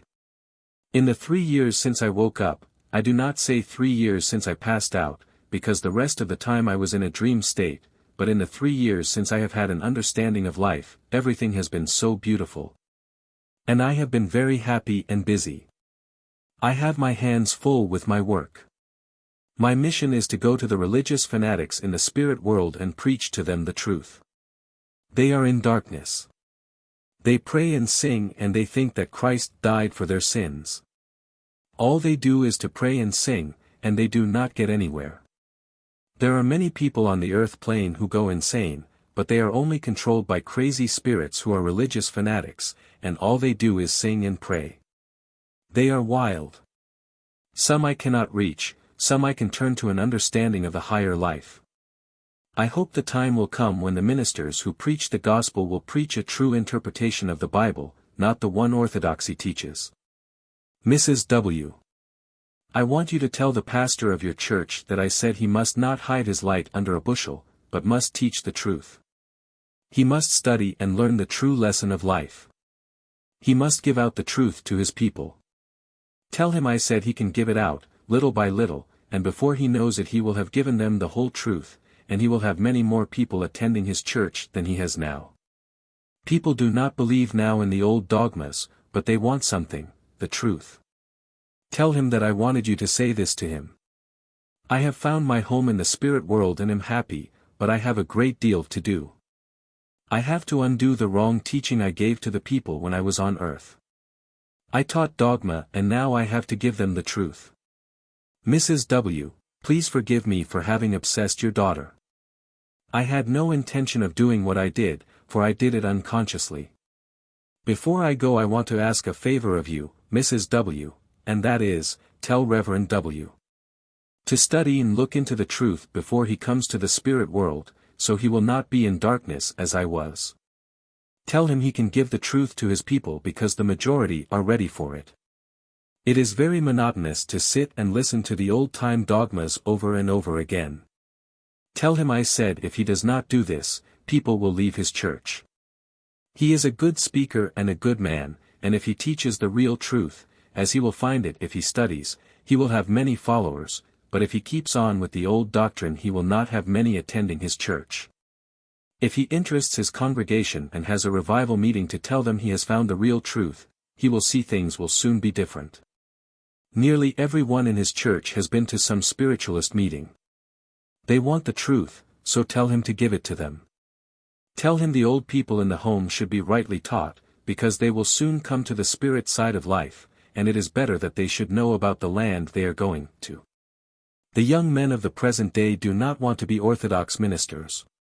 They want other doctrines. They know the old dogma is not the real truth, and they do not want to preach contrary to their knowledge. There are not many applications for the ministry now. Tell Reverend W. if he will preach the truth he will have many young people in his church. Tell him to present the ideas of the founder of his church. John Wesley, the founder of the Methodist Church, lectured on spirit phenomena.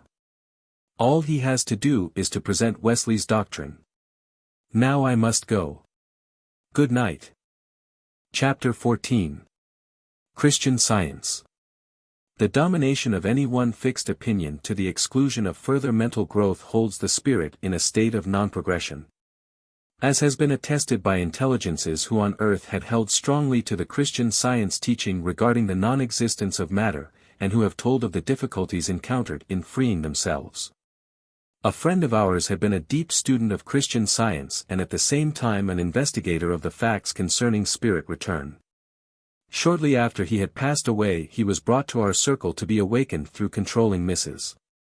Wickland, and has since told us something of the conditions in the spirit world. Experience, January 27, 1918. Spirit, H.M., Psychic, Mrs. Wickland. I am pleased to come here again. I felt that I must take advantage of this evening to say something to my dear wife, present in the circle. I am so glad I can talk to her as we always talked. I am happy she is here. God bless you, my wife. We were so happy together. I would not care to come back here at all if it were not that she is still on earth. This world is only a school where we gain understanding through experience. In the spirit world we go on, progressing, but before we can progress we must have understanding of the spiritual laws. If we have not the right understanding then we remain in darkness and hover around the earth plane. I am pleased that I had even a little knowledge of the higher life, for when I reached there my spiritual eyes were open and I could see and realize the beauties of the spirit world. I have met many of my dear friends on the spirit side of life. Many whom I knew are still in darkness and I have tried to help them understand their transition. If I could only express the conditions on the spirit side of life so that you would get the full meaning. There is such beauty, such harmony. I have to thank little Silver Star, one of Mrs. Wickland's guides, for having awakened me when I reached the other side. Even with my knowledge of the other world I might have slept a long time, because when I passed out I was in a heavy sleep from an opiate which was given me on account of the nature of my sickness. But this little Indian girl called me by name and woke me up, and brought me to the spirit world. You know I had been sick for a long time and I was very sick before I passed out. I made my mistake in trying for so long to cure myself. Christian Science says we should overcome matter. We cannot overcome matter by will. When we are in the physical body and the body needs certain forces of which it is made, if we do not get them in our food we must get them through medicine and so build up the body, because will cannot conquer substance. God has given us a will to use as a force in nature and we should use it rightly. When as scientists we refuse to do this we must suffer the consequences. I was an example of such a consequence. I went into science with full willpower and full faith that there is no such thing as matter and that we should overcome it. I tried and failed. Mrs. Eddy is suffering now for advancing that idea. When you have a dress that is wearing out you try to get some material of the same color and quality with which to mend the dress. We do not do that with our bodies. We think the body should develop the substance it needs when it wears out. I did not get enough elements in my food to build up my physical body, my organs became atrophied and sluggish and were inactive because I did not take the right food to give them proper activity. I should have gone to a physician to have them put in normal condition, but instead I tried to use my will to make them work. I tried by intelligence to overcome and build up the weak part of my body. That is just as if one refused to mend a worn place in a dress, insisting that no hole could come in that dress. I was just as foolish about my body, and I had to suffer the results. When the body needs toning up we must do something to tone it up and to get the electric forces set right. I passed out because I wore out my body with my mind and did not feed it or take sufficient care of it. God gave us our bodies and He also gave us minds to take care of them. If we become one-sided and think mind is all then we get into trouble. I took good care of my clothes, but how little I took care of my body. If I had paid half as much attention to my body as I did to my clothes I feel that I would have been on earth today. Probably some day things will be so understood that there will be no death, I mean that we will merely step out of the physical body into the spirit world. If one would prepare himself for passing out of the body as he does for a journey, he would be able to say, "Now I am ready to go. I am through with this world. It is time for me to go, and I want to go to the spirit side of life." Then there would be no dread. Many Christian scientists ruin their bodies by lack of right care and often go as far as I did. They use will, no reason, and take improper nourishment, or not enough. I knew about 10 years ago that I should attend to my inactive organs. If I had had them attended to, I would not have suffered as I did. I suffered a great deal and I used my will to make inactive parts act. I should have liked to remain on earth long enough to do the work I felt I should do, but I will do the work on the spirit side of life, and when my wife comes we will work together. My dear wife, if I had thought less of mental, or Christian science, and given more thought to the material side of things, then you would be in a better position than you are now. I really lost all thought of things material, and I guess I thought we could live on air, and I always thought conditions would change sometime. I did not realize. I was so hypnotized in my work that I hardly lived in the material world. If it had not been for my wife, I think that sometimes I would have forgotten that I should eat at all. I thank God she was not so deeply interested in the work as I, because then there might be 2 dead people. Before leaving, I must tell you of a little experience. When I passed out, I was awakened by hearing somebody say, "How do you do?" I listened, and once again I heard the quaint voice of my little friend, Silver Star. Then I thought I must be in California, because I remembered that Dr. Wickland and his wife were there, and I thought that Silver Star was speaking through Mrs. Wickland. Nobody says, "How do you do," like Silver Star. I did not realize that I had passed out of my body. Again I heard Silver Star say, "How do you do," in her strange way, and then I began to wonder where I was. All at once I seemed to be alive again. Then I felt better. I thought, I must have gone through the crisis of my sickness and now I am feeling better and am waking up. That was the time Silver Star brought me in to control Mrs. Wickland. I realized that I was weak from my sickness, but, having no pain, I thought I was getting better. I felt so light and strong that my first thought was that I could finish my book, but when I really came to myself I heard Dr. Wickland talking to me. Then I thought, well, how did I get to California? How did I get here? I must be dreaming. It was some time before I realized where I was. I did not even then realize that I was controlling. Doctor asked me who I was. I thought it strange that he did not know me, but I told him that I was Mr. M, and asked whether he did not know me. Doctor was very much surprised and explained as gently as he could that I had passed out of my mortal body a week before and was now a spirit. That was the first time I realized that I had passed out of my physical body into a spiritual body. It was very pleasant to think that I had wakened in a mortal body instead of in darkness. Afterwards I saw many of my friends and I felt that there is no death. Doctor talked to me for a while and then my father, mother, sister and brother all came to me, and they brought many relatives and friends, and we had a happy reunion, one that can never be forgotten. Only, I wanted you, my wife, to be with me when I met all my relatives and friends. When I realized that I was using an earthly body I felt sick again and my willpower seemed to fail me. I began to feel very weak and a sensation of sickness came over me. I at once thought of my little friend, Silver Star, and she said I must throw away my old clothes because I had no use for my old body, for I had new clothes now. When I thought of my spiritual body, I arose, I felt I had new clothes and I received strength and left the physical altogether. The magnetic current was cut and I dropped my old clothes entirely. I was then lifted bodily, so it seemed, and I felt I was floating, and we went through conditions of all kinds. I felt so strange and saw so much that I grew fearful, so they told me to shut my eyes and keep them shut, which I did. I did not know anything after that until they placed me on a beautiful bed. I was very tired and all I wanted was to rest, just rest. When I awoke from that sleep of rest my relatives and friends were around me. Somebody said, "Now you are well and strong and we will take a journey to our home in the spirit world." We went to many of their homes.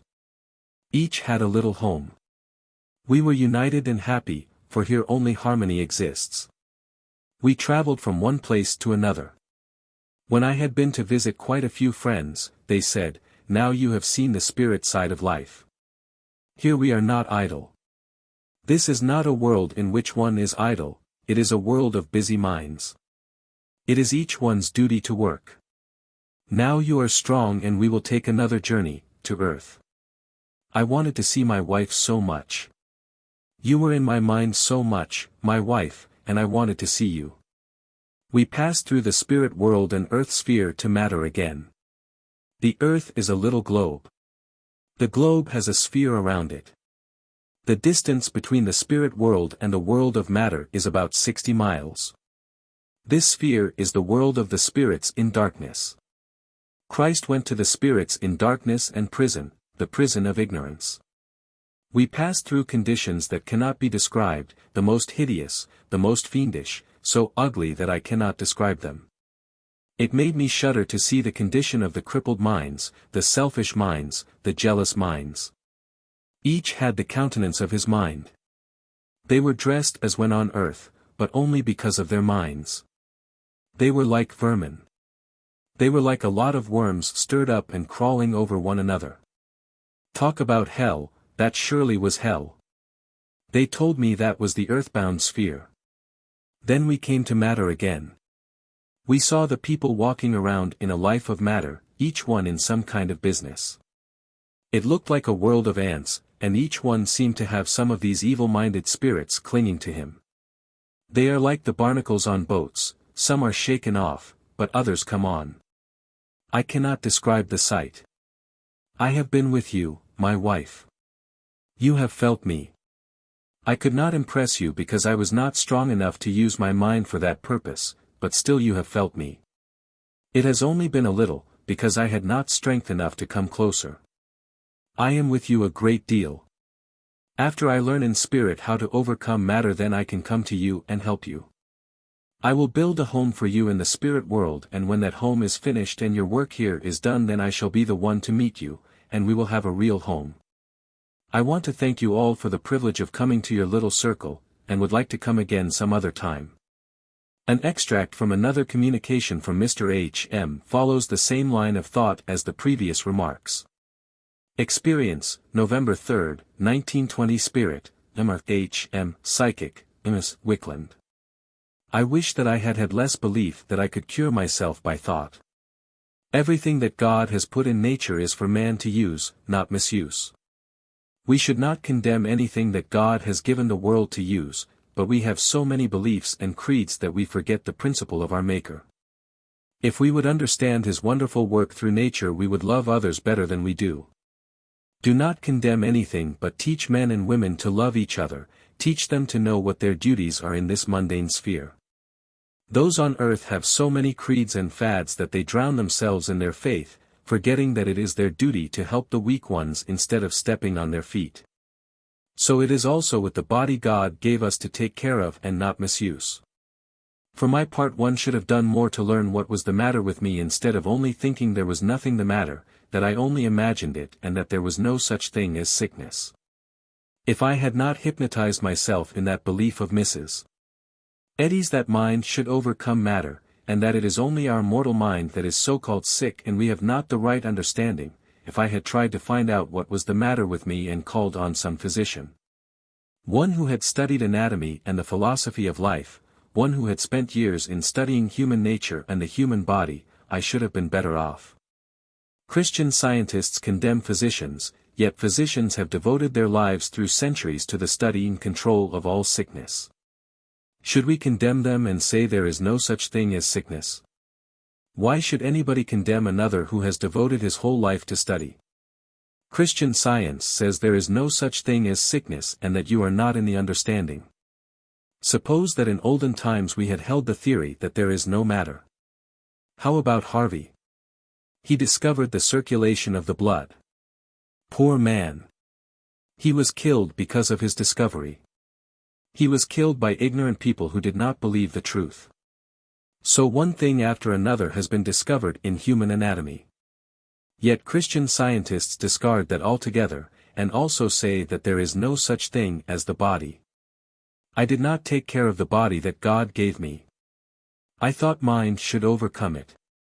If I had consulted a physician, I might even be with you today. Do not let yourselves be hypnotized by ideas. Every theory has some good in it, but let us take the good and discard the rest. As Mrs. Eddy now sees these things, she wishes she could correct many of her statements. She now has to suffer for her mistakes, and it is very hard for her. Her followers come to the spirit side of life and expect to find things as she taught them. Mrs. Eddy herself has spoken in our circles several times, and has brought invisible audiences which she endeavored to free from the misconceptions acquired from her teachings relating to the problems of life and matter. Experience, February 24, 1918. Spirit, Mary Baker Eddy. Psychic, Ms. Wickland. I am here again and I feel so sad. Do not doubt me, do not doubt me. Why will people doubt me? Help me. God help me. I am in a terrible condition. I knew about the wonderful truth of the life beyond. I knew it well while in life, but I shut the door because I wanted a religion of my own. Spiritualism belonged to the past days. I wanted something new, something higher, something better than spirit return. I taught that you must not let any entities control you, or influence you, or give you any inspiration, but that you must be yourself and develop yourself, and be one with the infinite. Shut the door to the spirit world and be selfish, that was I. I had the truth of healing the sick. I was a medium, and in my younger days, my childhood, I was obsessed. As I grew older no one knew what was the matter with me, for I had such queer spells. Now I know what it was. An influence was controlling me whenever I had the spells. I was of a very nervous temperament and I was cured of those spells by Dr. Quimby. He believed in the work of obsession. I took some of his doctrine and used it for my own. The doctrine would have been all right if I had not denied the finer forces in nature. I denied matter, but friends, as I told you one time, I had a vision, and I saw how they treated patients in the other world, but at that time I thought it was a dream. They were teaching the spirits that there is no such thing as matter. They said, forget it, it is only imagination. You are not sick, you just imagine it. That belongs to matter. That is only your mortal mind. You should overcome and develop the spirit within you. I thought that this vision meant that I was to teach that on earth, and I set to work. Now I see my mistake, because there is matter, and so long as you live on the material plane you will have to recognize matter. When you reach the spirit side of life your mind has to be taught to overcome matter, not cling to it, because spirits in darkness are clinging to matter as much as we cling to matter when we have our physical bodies. I took this and taught it and started on my work. It was so misunderstood, because I could not myself explain why matter was not. If only I could get people to recognize matter and recognize the truth of life after this. If I could only go back to my church and teach the truth, the genuine truth of God. God is the spirit of the universe and we are a part of that great spirit. Understanding this, we can overcome matter. You are in the material body and you become sick. You become sick because there is a lack of something in your body which you must have, some element that helps in some way or another. But your mind can help to overcome. If I had taught that instead of denying matter altogether, it would have been so much better. I wanted money and we concentrated to have the grandest churches in the world. My aim was to have churches of my own teaching all over the universe. I lost the opportunity to develop people's finer nature, the finer nature of men and women, because I shut the door of love and sympathy. Do not doubt who this is, do not doubt me. I am here, I am here. I am no more than any human being. Mine was a life which did not do what it ought. I want to be helped. My people come to me and want help, and I need help myself. They cling to me and hold me down, and I shut the door for their happiness. We have only one mind. You understand where I got the mortal mind part from? I thought that should be taught here, but it should only be taught beyond the grave, beyond the veil, and only to the earthbound spirits who are in darkness and cling to matter. That should be taught on the spirit side of life and not on the earth plane. Have love and sympathy and do the very best you know how for others. I could not leave this matter alone, and I do not feel that I should, because it crushes me so. I came to this circle because so many have been helped here. I go from one place to another, and you will hear of me at different intervals because I can explain to a few at each place, and in that way people will wake up. We cannot do much yet, but will you allow me to come here once in a while, when I see I can be helped? You know I have so many people who hold me down, and say, "Why did you teach this? Why did you shut the door for us? Give us light and understanding." So many people are here, but they cling to matter. So many of my people are here, and in talking with you I talk to them. You understand, I knew the real truth, but I shut the door. I cannot open the door to many of my followers because I shut the door for them and close the door for myself, and when they pass out the door is closed. They want me to help them, and when I explain things to them in the true light they doubt me, and say that I am not Mrs. Eddy because she did not preach such lessons. I thank you for giving me this little time. Tonight many of my followers came with me, and through my talk to you they will be helped. Their subconsciousness, which is asleep, must be awakened. Question, is the little pamphlet, recently published, called Confession by Mrs. Eddy, from the Spirit World, authentic? Spirit, certainly it is. I am trying through every avenue to speak. I am not going to stop here. I will take advantage of every chance there is for me to tell the truth and reach my people. You may hear from others that I have talked with them. I will bring up the above subject here and there. People doubt me now, but I shall keep on, I will not rest. We will have centers for the work. I want you here to help me spread the news, not much, just a little thought now and then will help. I will get my people together and bring them here and talk to them, if I may come once in a while, for I can reach them more easily when I control a mortal body. God bless you all, and again I thank you for the privilege of having this opportunity of speaking to some of my people and helping them. Further evidence of the fact that Mrs. Eddy, when on earth, knew the truth regarding the spirit side of life and the earthbound condition is found in one of the early editions of the Christian Science textbook in the chapter on The Science of Being. If the principle, rule, and demonstration of being are not in the least understood before what is termed death overtakes mortals, they will rise no higher in the scale of existence at that single point of experience, but will remain as material as before the transition, still seeking happiness through a material instead of through a spiritual sense of life, and from selfish and inferior motives. So long as the error or belief lasts, that life and mind are finite and physical, and are manifested through brain and nerves, so long the penalty of sickness, sin, and death will continue. To the other, the spiritual class, relates the scripture, on such the second death hath no power. A spirit who had become fanatical over the Christian Science teachings was brought in by Mrs. Eddy as an example of the difficulties which she encountered in the work of enlightening her followers. Experience, June 16, 1918. Spirit, name unknown.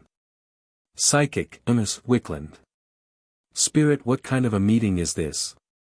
Doctor, this meeting is held for the purpose of helping ignorant spirits, spirits in darkness. SP. We should not sing so much as we do, for that belongs to the mortal mind. We should be quiet and concentrate our minds to understand. Dar. To understand what? SP. The true understanding. Doctor, what is that? SP. The Spirit of God. Doctor, and what is that? SP. If you do not know, then you had better study and understand. Dar. If you can tell us something about God or Spirit, we should all be glad to hear it. SP. God is all in all, and we are a part of that great divinity. We should concentrate and put our mind toward the Great Spirit. We should develop the finer forces within us, but I am not here to talk to anyone. Doctor, should you not like to enlighten us? SP. I do not know if you belong to the church. Doctor, did you not say that God is all in all? Then we are a part of him also. SP. If you have the right understanding, you are. If you do not have that understanding, then you are not, you are more of the mortal mind. Doctor, are we not a part of God, if God is all in all? SP. I do not care to answer your questions. Dar. Is the mortal mind also of God? What happens to people after death?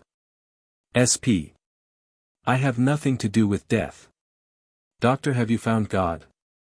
SP. God is within you when you have the right understanding of his wonderful works. Doctor, how is it with yourself? SP. I am one with that great spirit because I have understanding. Doctor, understanding of what? SP. God, and how to develop your own self. Doctor, as far as I can tell, you have developed selfishness. SP. That all belongs to the mortal mind. Dar. What happens to people when they lose their bodies? SP. They go back to the infinite. Doctor, where do they go? SP. Don't you know? I know, but I do not care to speak of it. I do not argue. I know myself, but I do not like to teach. I am one of his elect. Doctor, then you do not like to teach ignorant people? SP. No, I do not. Doctor, what church do you belong to? SP. I belong to the Church of Understanding. Doctor, where does it exist?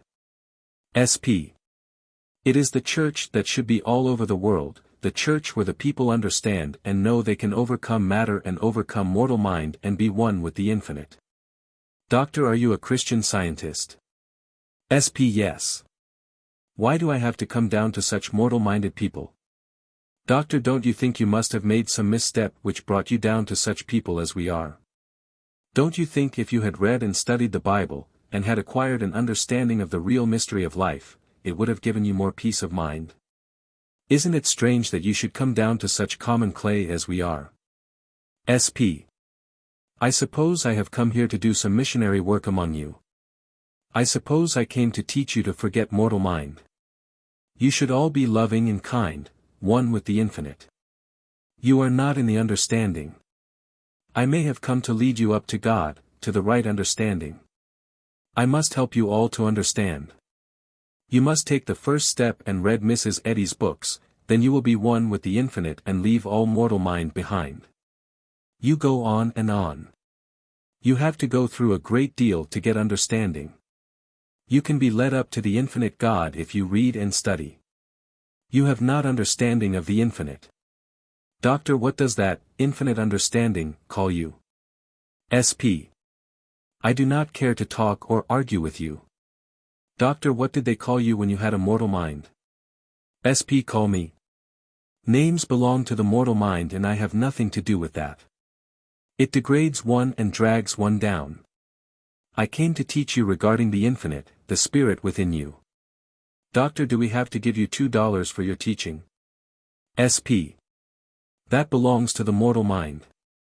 Develop the spark of the divine within you, then you will rise to the infinite God. Doctor, do you suppose we could ever climb so high? SP. Yes, by studying and studying. It is the only salvation for you. Doctor, you seem to have gone so far that you cannot join in anything with us. SP. I have passed beyond mortal mind, and we do not need to go back, we go forward. Doctor, it hurts to come down to mortal mind again, doesn't it? There is an old saying that, what goes up must come down. SP. What kind of people are you? Dar. We are just common sense people, just mortal mind people. SP. Then I must raise you to a higher level. Doctor, what is your name? SP. Just call me, Infinite. Dr. Christ went among sinners. Are you better than he? SP. I am one with the infinite God myself. Doctor, have you seen God? SP. God is within you. You are a part of the infinite. You are happy with him, the God of the universe, just beautiful bliss and harmony. Doctor, how did you happen to come here? SP. I suppose I came to be your teacher. Doctor, you spoke of going forward and that God is all in all. Is He within you? SP. I am one with the infinite. I am in love with the Lord and the infinite. You people, here are still in your mortal caskets. You do not know anything. Doctor, that is a very elaborate statement. SP. We have to overcome, it is just an error. Doctor, on your part or ours? SP. I must help you to climb higher. I came to be a teacher to you all, to help you to understand and become one with the infinite. Doctor, probably an exchange of ideas might be helpful. SP. I do not need any teaching. I am one with the all in all. Dar. What do scientists think will happen when they die? SP. They shall be a part of the divine. I was a follower in one of the churches of Christian Science. I belong to the Mother Church in Boston. I am one of the elect. Doctor, did you ever see Mrs. Eddy? SP. Mrs. Eddy is Christ himself. She is my Christ, she is God himself. She is the most wonderful woman on earth, and she is the one we should worship. Doctor, how long have you been so radical on that subject? SP. I will not answer you. Dar. How long has Mrs. Eddy been dead? SP. I do not care to argue with you. Doctor, who died first, you or Mrs. Eddy? SP. With asperity. I will not answer your questions. Doctor, I did not think you had so much malicious magnetism. SP. Mrs. Eddy never died.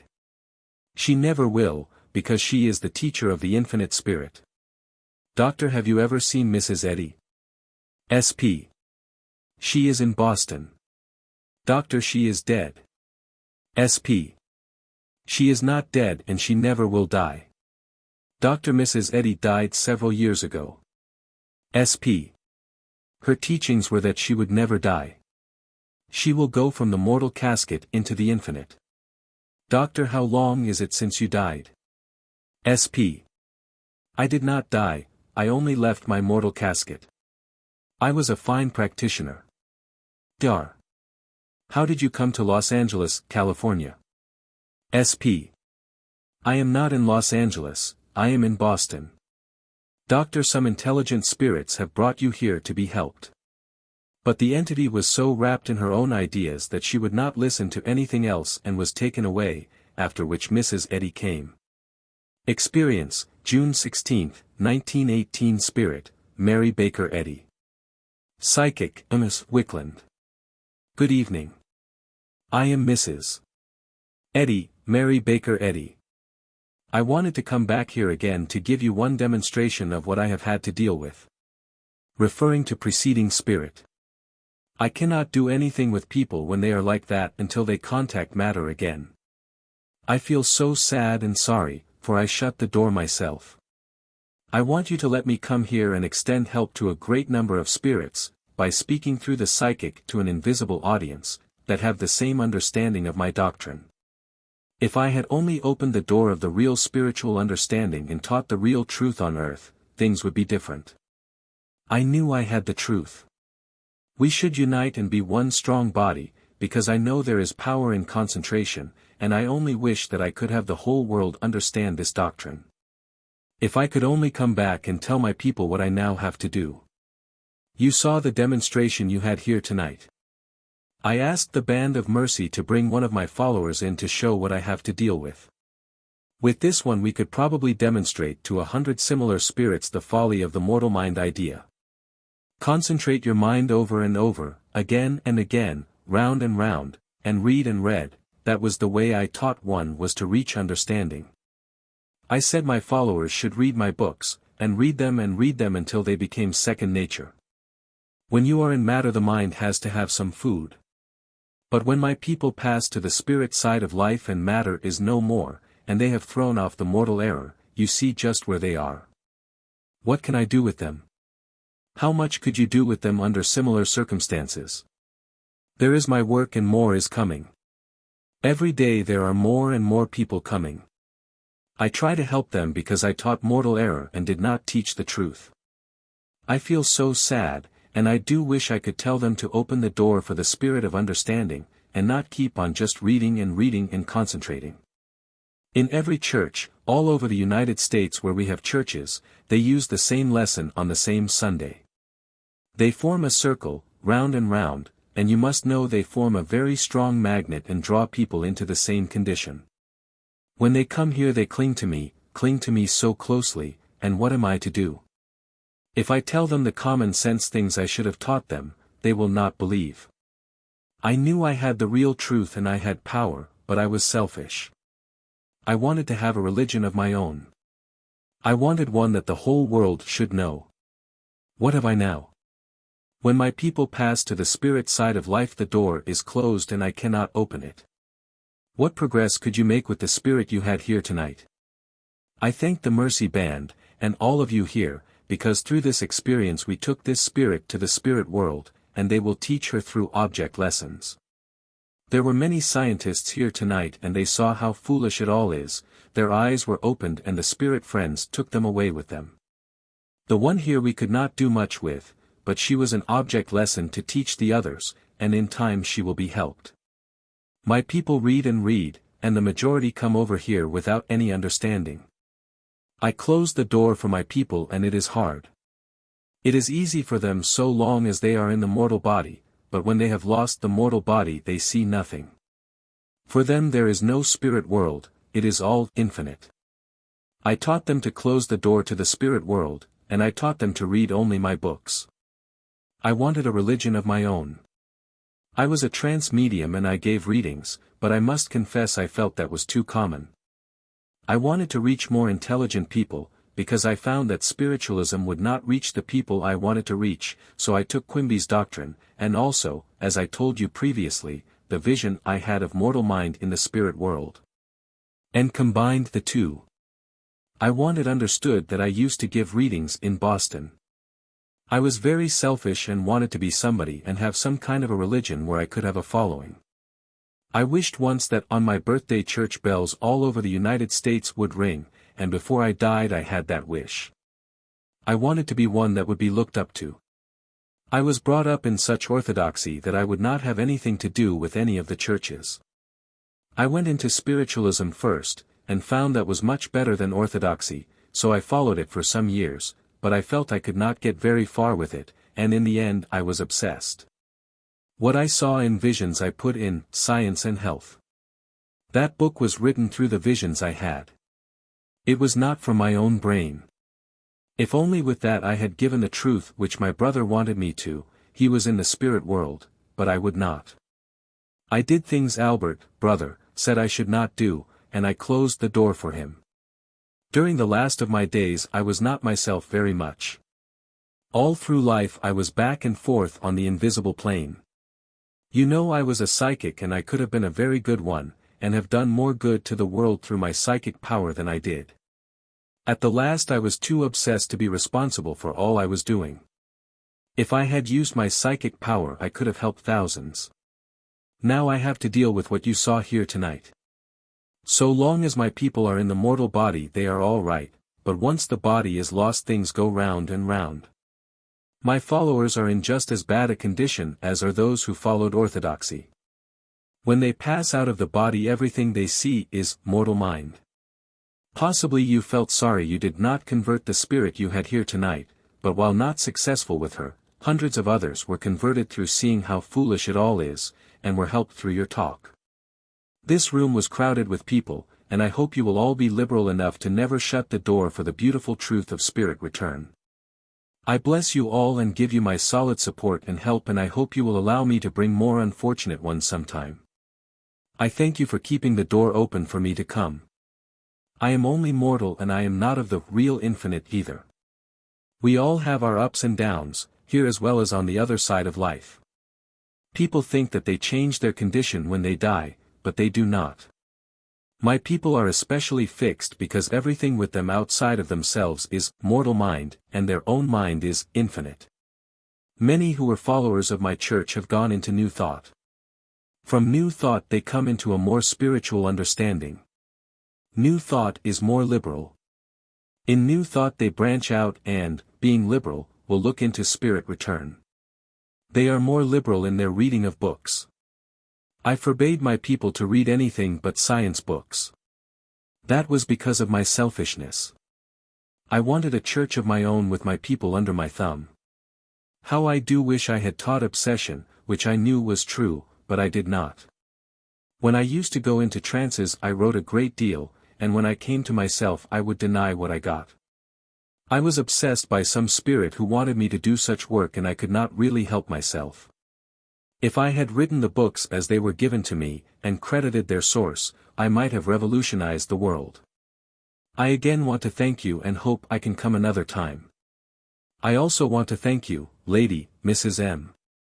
mentioned in the first experience of this chapter, because your husband helped me in the very beginning. In the spirit world.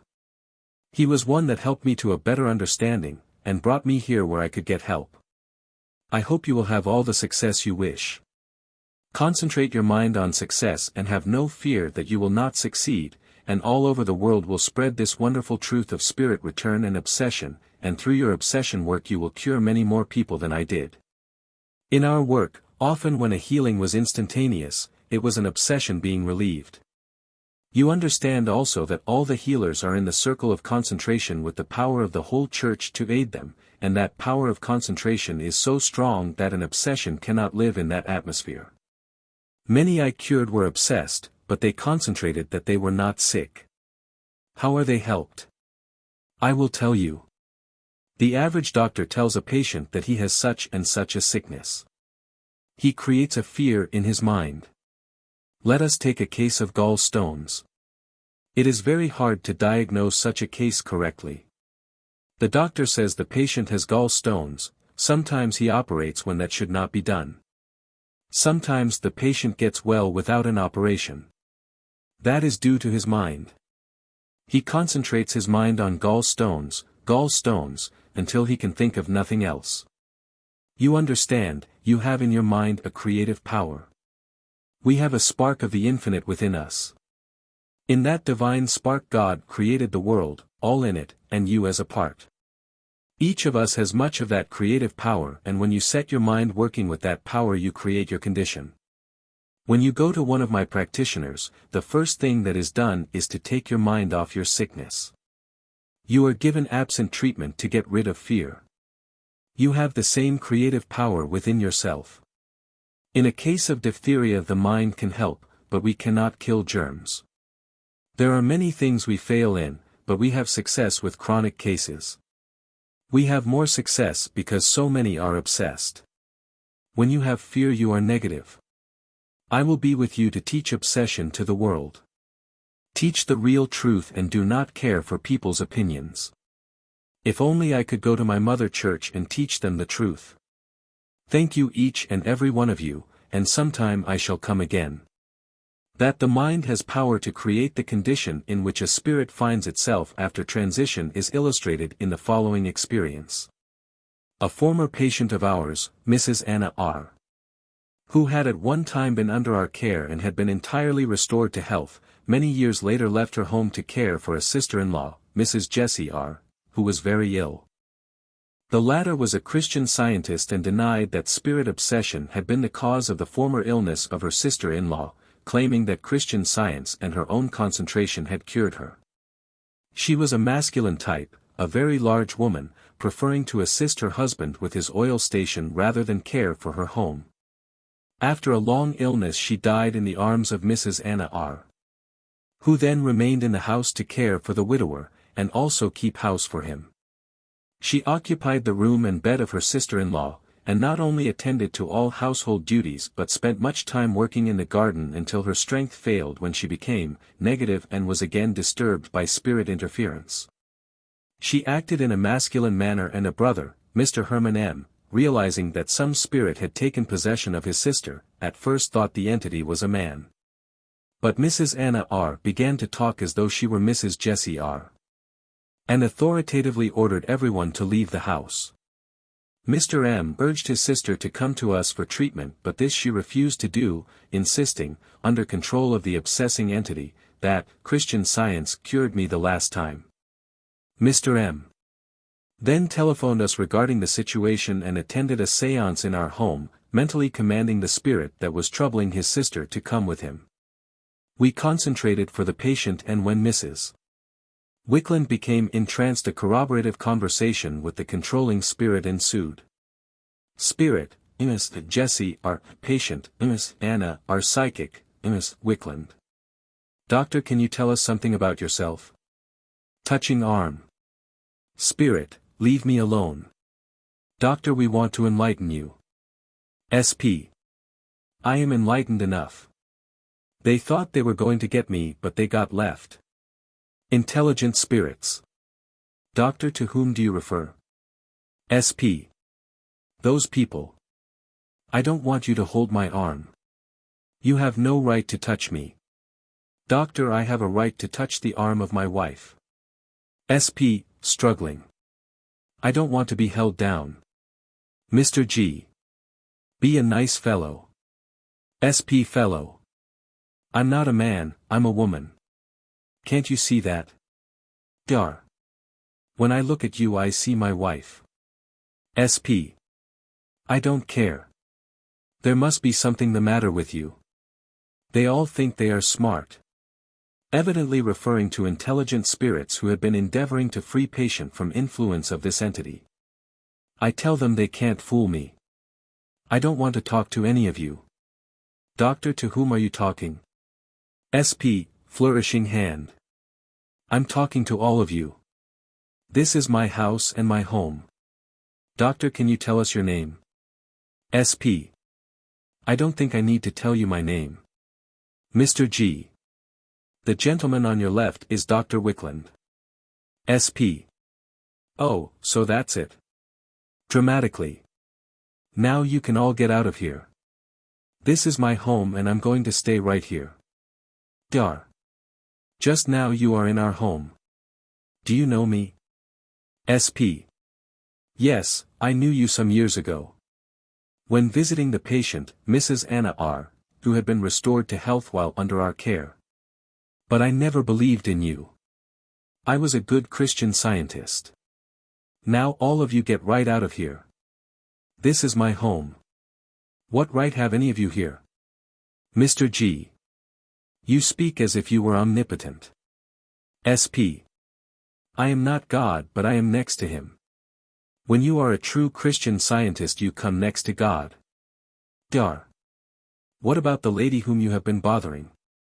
SP: she can go to the Dickens. When I get well I'll show her. That's my home. Doctor, did you buy it? SP: I worked and helped pay for it. Now others are occupying my home, but when I get well I'll chase them out. Doctor, who is occupying it? SP: my husband is there for one. Doctor, do you want him to leave? SP: I want everybody to get out. Doctor, did you pass out? SP: oh, no, you'll find out that I'm not dead yet. I scared one woman. Doctor, who was that? SP: she laid down on my bed, but I made her get up. I scared her. Mrs. N. W. Remembering that upon a recent visit to the patient's home she had lain down to rest upon the bed which had belonged to the former mistress of the house but had been unable to remain there because of an unpleasant influence. I wasn't at all frightened. SP: just the same I made you get up. Doctor, what satisfaction do you find in staying around the house? Don't you realize you are a spirit? SP: I don't believe in spirits and never did. Several years ago you talked spirits to me, but I didn't believe you and would not listen to you. This had been the case. Mr. M: do we know you? SP: I am Jessie R., sister-in-law of patient, Mrs. Anna R. You thought you would chase me out, Herm, but you got left. Mr. M: I think we succeeded in getting you away. You are at Dr. Wickland's home now. SP: all of you tried to chase me out, but you got left. Dar. No, they didn't, because you are now at our home. SP. I never liked you. You believe in spirits and I don't. Doctor, you believe in the continuation of life, don't you?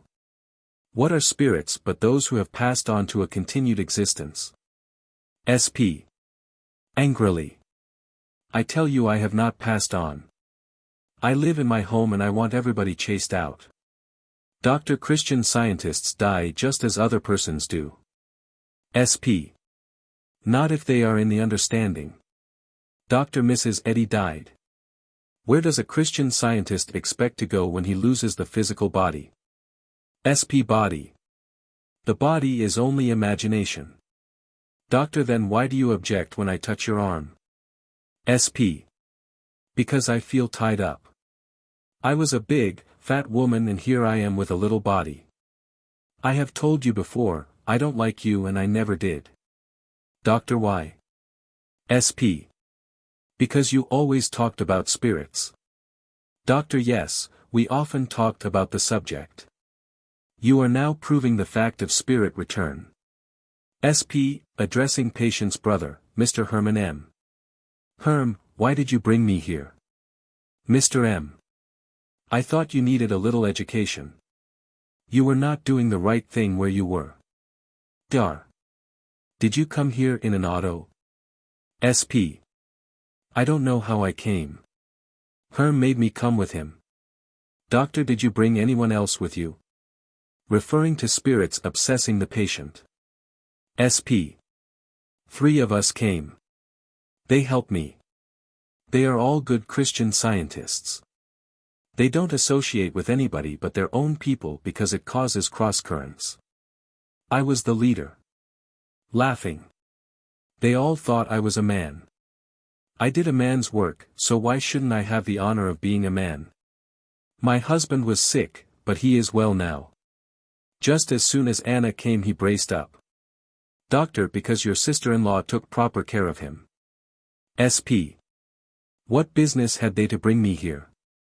I said I would never go to Wickland's again. Patient had made similar statements the day before, although normally very friendly. Mr. M. I heard last Sunday that the Christian Scientists take the credit for curing Anna some years ago, when the Wicklands straightened her out and got rascal spirits away from her. SP. To Mr. M. I will get you yet. Mr. M. Don't worry about me. You had better try to get understanding. Doctor, this body belongs to Mrs. Wickland. SP. I used to talk to you folks when I came to your house to see Anna, but I had no use for you. If you had become Christian Scientists I would have been interested in you. Doctor, you are controlling the body of Mrs. Wickland and she is unconscious while you talk through her. You claim you are Jesse R. But when I look at you I see the face of my wife, hence you are a spirit. SP. How could I get in this little body when I am a big, fat woman? Doctor, you are a spirit and spirit does not need a big body. You must realize you are a spirit and understand your situation. When spirits are ignorant of their condition they often cause much trouble. The spirit of Mrs. Eddy has spoken through this same instrument several times and she has always expressed regret that she failed to include in her teachings the truth of spirit communication, which she knew from her own experience to be a fact. SP. Where is Wes? Wesley R., her husband. Doctor, on the ranch, because that is his home. SP. He likes it there much better now than he used to. Why is Mel R. bothering me? Referring to spirit husband of patient. He is here now. He says I have no business to bother his wife. Doctor, ask him whether you are so-called dead. SP. He says, yes, and that everything you have said is true. He bothers me all the time. Doctor, he is not in the physical, we cannot see him.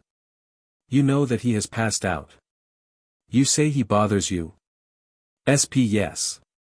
He is here and he says I shall not stay around the house but must keep away and leave my husband and Anna alone. Doctor, does anyone ever talk to you? SP. No, they take no notice of me, and that's what makes me so mad.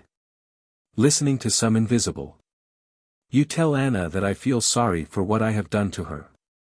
Her husband, Spirit, has opened my eyes. I am also sorry for Wes. Dar. You must acquire understanding. SP pray for me. Tell Anna how sorry I am that I have disturbed her. I did not have a proper understanding and I was angry. I had a quick temper. You know that.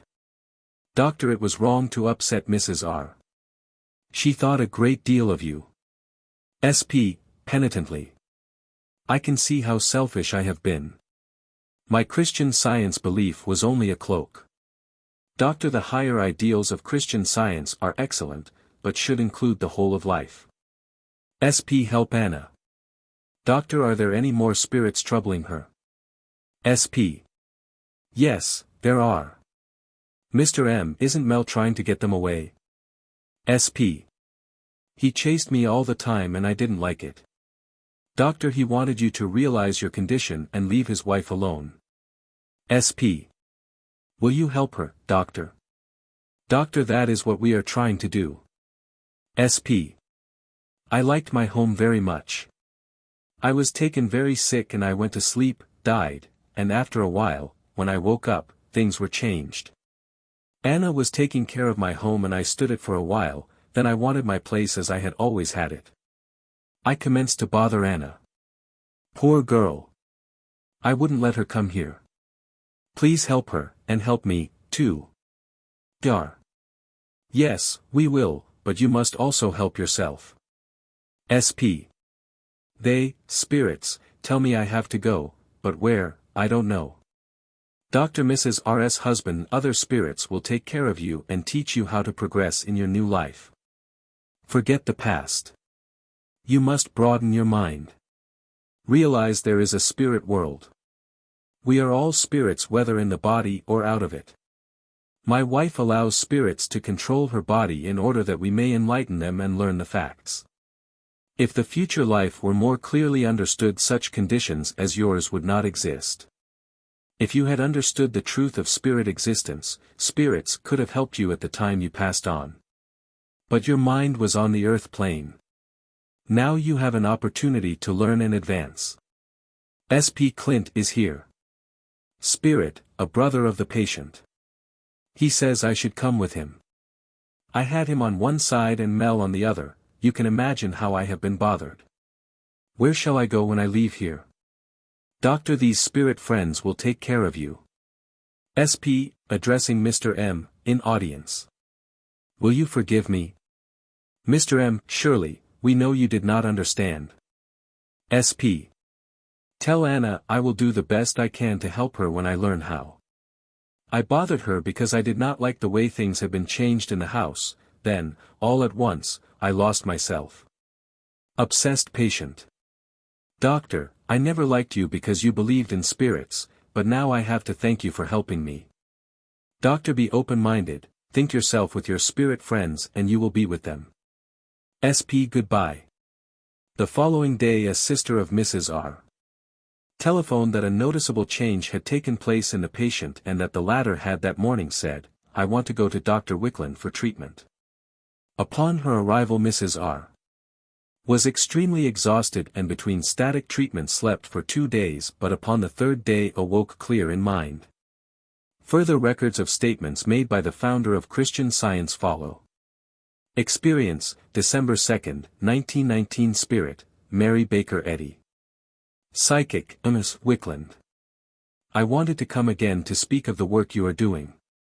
What a blessing it is to humanity to help the mortals here on earth and the spirit who has passed on in ignorance, with no knowledge of the life beyond. I closed the door I should have opened wide to give my knowledge to the world. I had the power and gift that God gave me to do work to help humanity, and to teach humanity that there is a life after this. I was a medium and could have helped open the door from the spirit world to earth life, but I closed it because of my selfishness. Also I like to have something new that was not known before, and to establish a religion of my own. I taught the wrong religion of life, and I denied the truth of spirit return, and tried to give out other things which suited my own fancy, my own self again. I shut the door for myself and for my followers hereafter. If you could only help me to open the door again to tell them that I am trying my very best to open the eyes of my followers. Tell them not to shut the door to the truth. Truth will stand wherever you find it, but do not deny it when you find it. I denied it, and so I suffer. Here are my followers coming to me one by one. Every day there are some coming over to the spirit side of life, and I am trying to tell them of the beautiful spirit world. But they say, no, you are not Mrs. Eddy, because she did not teach that when she was on earth. You are only a false person. And then they go away. You see what I have to deal with, and I cannot progress until I can help all these to open their eyes. We should not deny God's wonderful manifestation of matter. It is real, not imagination. You could not live without matter. You could not have manifestations without matter. I denied the wonderful manifestation of matter and called it only imagination and error. We have only one mind, the mind that God gave to every mortal being. Matter belongs to material things. Still we have matter in the spirit world, but more ethereal. I denied it. What is my spiritual body now? It is in a very crippled condition, because my mind was so closed and I denied the truth. I prayed to God, and I said that God was all in all, and his manifestations beautiful, and said that we should look up to him. Where is God? What is God?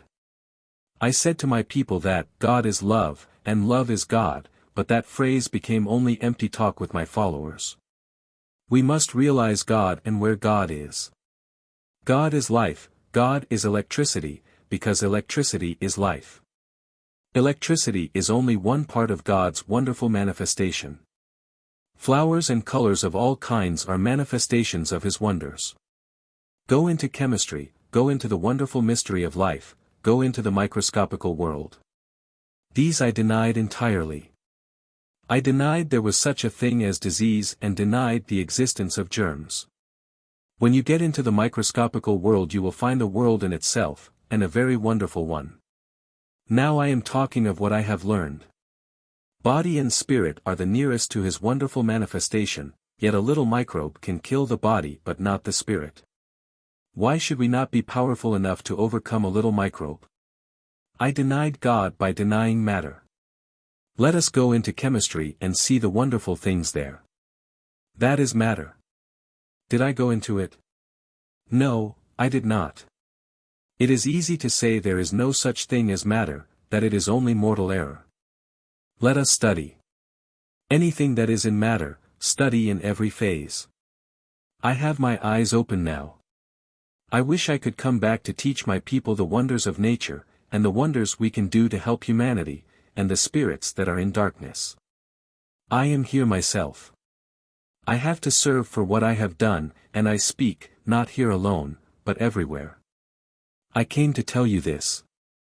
Let everyone open the door to the spirit world when he has once found it. Do not deny it, do not deny it.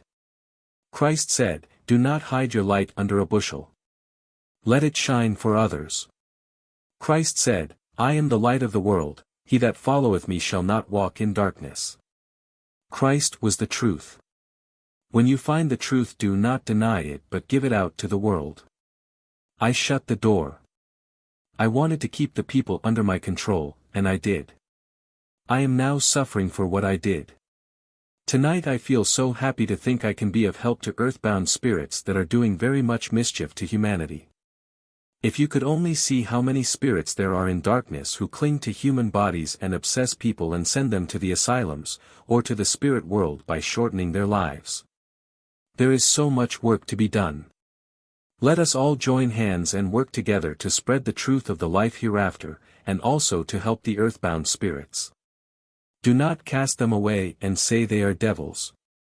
They are only ignorant spirits, like myself. I wanted to be something in the world and sold my soul, for money. Let us all join together and pray to God to open the hearts of all my people to look into the higher life of spirits. If all my churches could be turned into sanitariums for earthbound spirits, what great good could be done. We could empty the asylums and help people out of their misery. Let us help the unfortunate ones instead of sending them to the asylums where they are mistreated, for it is not understood that the poor ones who are obsessed have to suffer because of the spirits who control them. Let us try to do all we can to spread the truth and help everyone who is obsessed. God bless you all. Goodbye. Experience, August 23, 1922. Spirit, Mary Baker Eddy. Psychic, M.S. Wickland. I wish all could realize and understand how beautiful and simple conditions are if people would only open their eyes to see them. I mean, they should open the soul eyes, but they are so material and everything that is being taught is only matter. People cannot grasp spiritual things. The Bible is a beautiful book if it is read spiritually, not taken literally, and not as history. I wanted to study and learn what is in life, what is the aim of life here on earth. If you would only stop to think and study yourself a little, you would see how wonderfully God has manifested in you. First, there is your material body, how beautifully and wonderfully it is constructed. But how much more wonderful your mind is. How few understand the real meaning of life, it is always theory or dogma. It seems hard to get people to understand. When they get a little glimpse of light, they add dogma and theories of various kinds. If they would only be natural and look at nature. Everywhere you look, it is so simple to understand. There is no dogma or theory in nature's finer forces. These forces are hidden, but they are for you to discover. It is for you to find God's wonderful manifestation in nature. Let us worship God in that way. Let us worship Him in that wonderful Spirit which is everywhere. Let us send out love to His children. We are all children of God, not just my child or your child, but all. Do not think there is no one for you but your own child. That attitude is a sin and very selfish, for it is all only for self. Let us give out love as God gives it to us all. Let the sun shine every day on us and on everybody, not one or two, but all. Let the sun of understanding bring out beautiful thoughts of love. I want to know the real life. I have had many difficulties and I still have, because I wanted to shine and I wanted to be a light. I wanted to be known as one of the teachers. I had my difficulties before I attained my ambition. I followed studies of various kinds, but most of all the secret of suggestion. If you knew how to apply and concentrate. Get one thing in mind and do not let anything else come into your mind, just concentrate your thoughts on that very thing. Suggest and concentrate, then you will gain strength and power. When you talk, try to suggest things, keep them in your mind and hold them, because you have power over them. There are meetings of various kinds, but in a meeting for concentration and suggestion there is power and strength. A man can hold his audience by his hypnotic power, and you follow along and presently you get strength and power. I studied that because I wanted to have such power and I got it. I got that, but another much more important thing I did not get, which was to study nature's finer forces instead of clothing myself with one idea and just circling around and around. I held people in that circle and did not let them get out. If I had only done what was first given to me in a vision. That is what I should have done, but I closed the door because I wanted to hold my people through suggestion.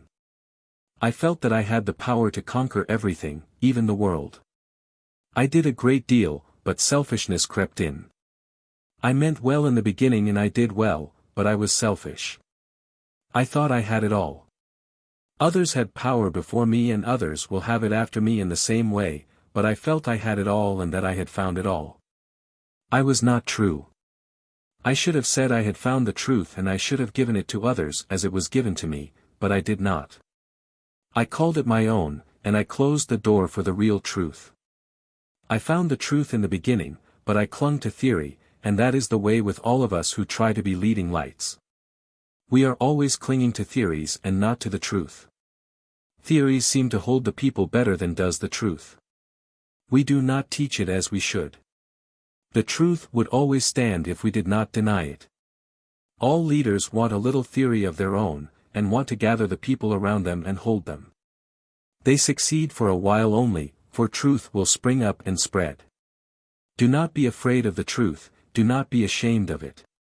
Some day or other everyone will have an understanding of truth. It is there and it will blossom. Do not clothe it with dogma and theory. If I had taught the truth I should be so much happier and it would have been so much better for my church. I thank you for what you have done in publishing my little article. 20 It will shed a little light here and there. People may say no, and scoff, but they cannot do so truthfully, because my spirit will be there and impress the truth upon them. I never felt that I was a little woman. I felt that I had the power to conquer the world. You can have that power too if fear does not interfere with you. Concentrate and shut the door to fear. Do not let fear come in. If you feel fear, say, no, no, no, I am not afraid. I shall conquer, and you will be surprised at your power.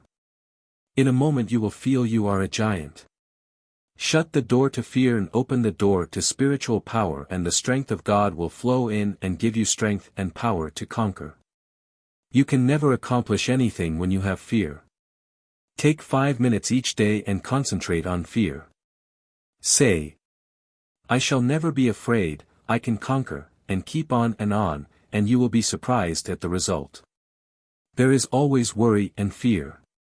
Worry is the sister to fear. When you have conquered these two you will have strength and power, and you can help in healing. You can help everybody by just speaking a word to them. When I had conquered fear and worry I sent my thoughts for strength and health to the persons who were sick. That was power and removed the fear of sickness from them. When you treat persons, the first thing is to take away fear and worry. Let them forget themselves. Forget self and you will be surprised how strong and well you will be. That is the secret of health. It takes time to conquer, do not be discouraged. If it looks dark, overcome fear and worry. When you once have conquered you will be well. You will be well and you will do well in every way. Now I will say just a few words about my experience in the spirit world. In the first place, when I passed into the spirit side of life it was in one way surprising to me, because I had concentrated that I should live forever, and had gotten the idea in my mind that I would not die. I had the idea that there is no death, and that I would never die. I took it literally. I thought my body would never die and that I would stay on earth forever. There is no death when you have understanding. We only change the physical body for the spiritual. My body began to grow old. I concentrated and suggested, but I used too much energy in my work and I wore out. Finally I lost out and another stepped in, at the last I was obsessed. Of course my people did not know it, but there were times when I was not myself. I thought I would never die but I had to go just the same.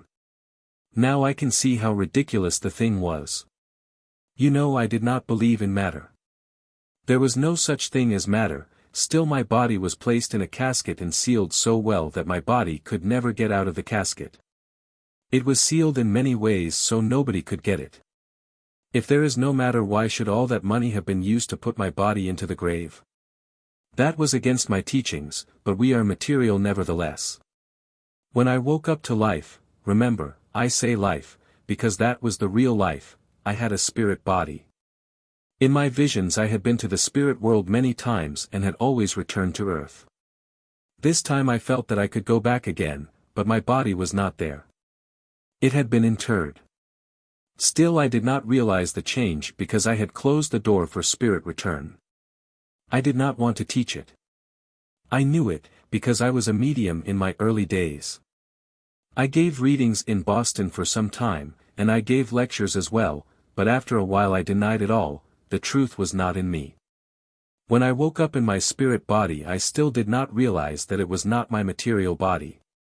It was very hard for me to understand that I had gone through the change called death because I had concentrated that I should never die. The realization took much time. Then I had much to do, and many difficulties to overcome. First of all came my brother Albert. When he came I felt that I did not want to have anything to do with spirits. You see, I said in my book that there is no such thing as spirit return. I had so hypnotized myself with that theory that it was real to me. Albert came and told me that I had not taught the whole truth. There was a time when I was a medium and he talked through me, but after a while I refused to allow this. Now he came to me again and said, "Come, I will show you that what you have taught is not true, and that you did not tell the truth." After that my first husband came. He understood me better than the rest. He showed me the way. One by one many friends came. Then came Quimby. He said, "You took my theory. Why did you not give me a little credit for the help I gave you?" Then I saw how selfish I had been. I was accused. I was helped but had not given credit for it. I was obsessed when I was a young child and often had spells of obsession. For many years those obsession spells came over me. Quimby helped me. He took the spirits away and taught me the true religion. He taught me to know myself. He taught me spirit return, but I did not listen. After he had gone I took his theory as my own. In the spirit world I had to go through a great deal to overcome selfishness. I had to serve and learn the lesson of life as a little child. I had to be taught about God in a different way. Mental healing is something we should all learn, it is of great importance. Let us all learn to overcome by suggestion and concentration. Get your mind centered and learn the art of concentration. Take some object, say that table, concentrate and try to hold your mind on that table, nothing else, for 5 minutes. You cannot do it. Try very hard, and after a while you will succeed. That is the secret of health, concentration is the secret of power. You must be able to concentrate your mind on one object for 5 minutes. This will require a long time of practice. It does not come to you at once because as soon as you try to concentrate and keep your mind absolutely on the table there will be a dozen other thoughts coming into your mind. Keep them out, and keep your mind on the object and you will find in time that I am right. When you can concentrate your mind for even 1 or 2 minutes you have gained much. Say to yourself, I can concentrate, for I have no fear or worry, and keep on concentrating. Shut other things out and keep on shutting them out, and before you know it you will have strength, and you will feel powerful, because you have a part of life itself, God. When you have gained that power you can say to a sick person, I send you power, and you will have strength and health, and you will be surprised how quickly recovery follows. Before you try to send out that power concentrate your mind on one object for 15 minutes. Do not think, now I have the power in my hands and I can heal, for you cannot heal if your mind is not there. For that reason many healers are not successful. The mind must be centered on one object before you can heal. That is the secret of healing. Now learn the lesson and conquer. When you are sick, or you go into a sick room, concentrate your mind on some object. Hold your mind on that object for a while and you will feel that you have great power and that you can heal because you will receive strength from God to heal. That is another secret. We should all understand it. By concentration, without fear and worry, you can all heal, but remember, settle your mind first before you begin to heal, for otherwise it will be of no use.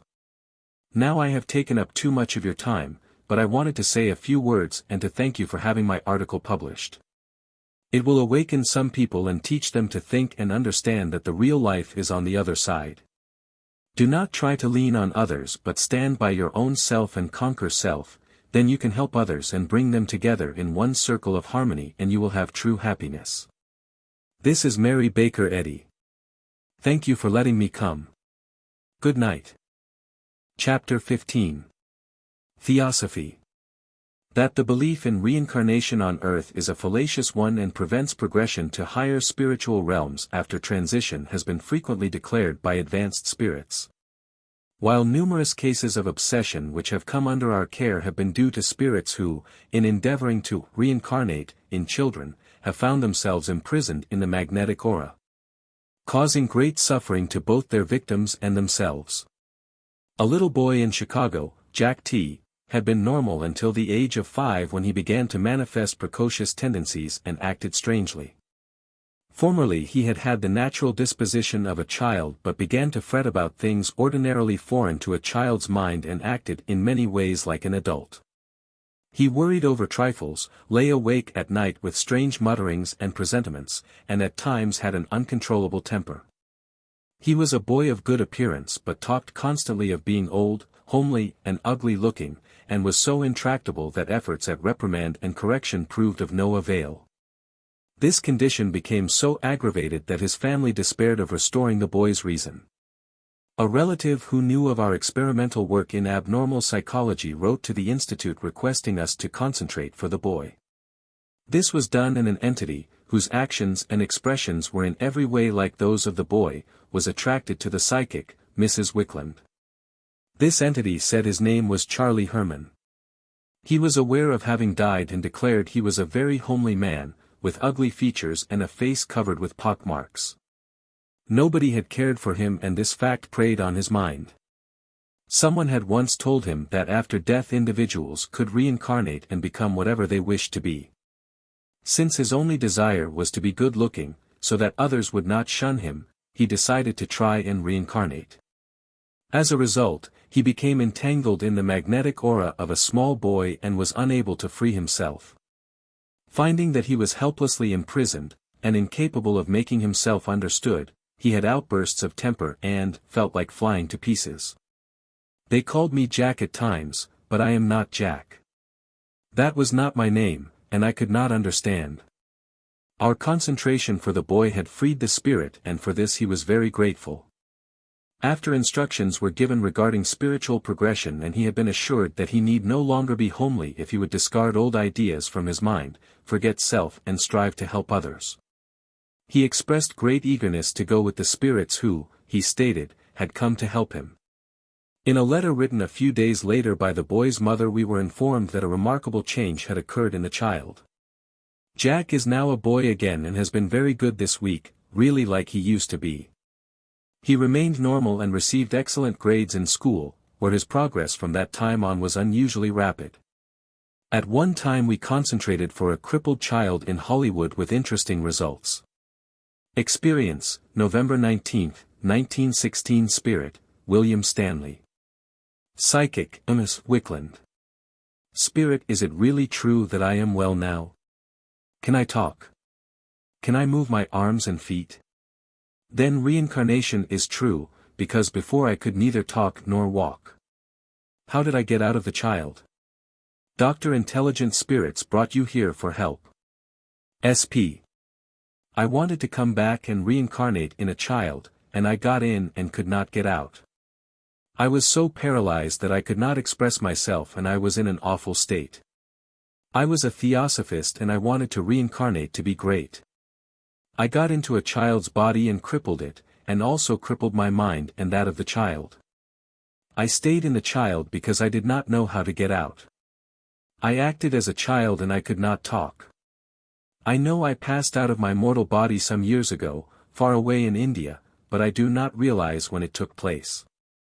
I wanted so much to reincarnate and to come back to this earth life to live my other karma. Do not hold on to the thought of coming back. But look for something higher, for the state I was in was the worst torture anybody could have. I lived in Calcutta and wanted to learn to be a master and go through my karma, but instead I am as you see me to be.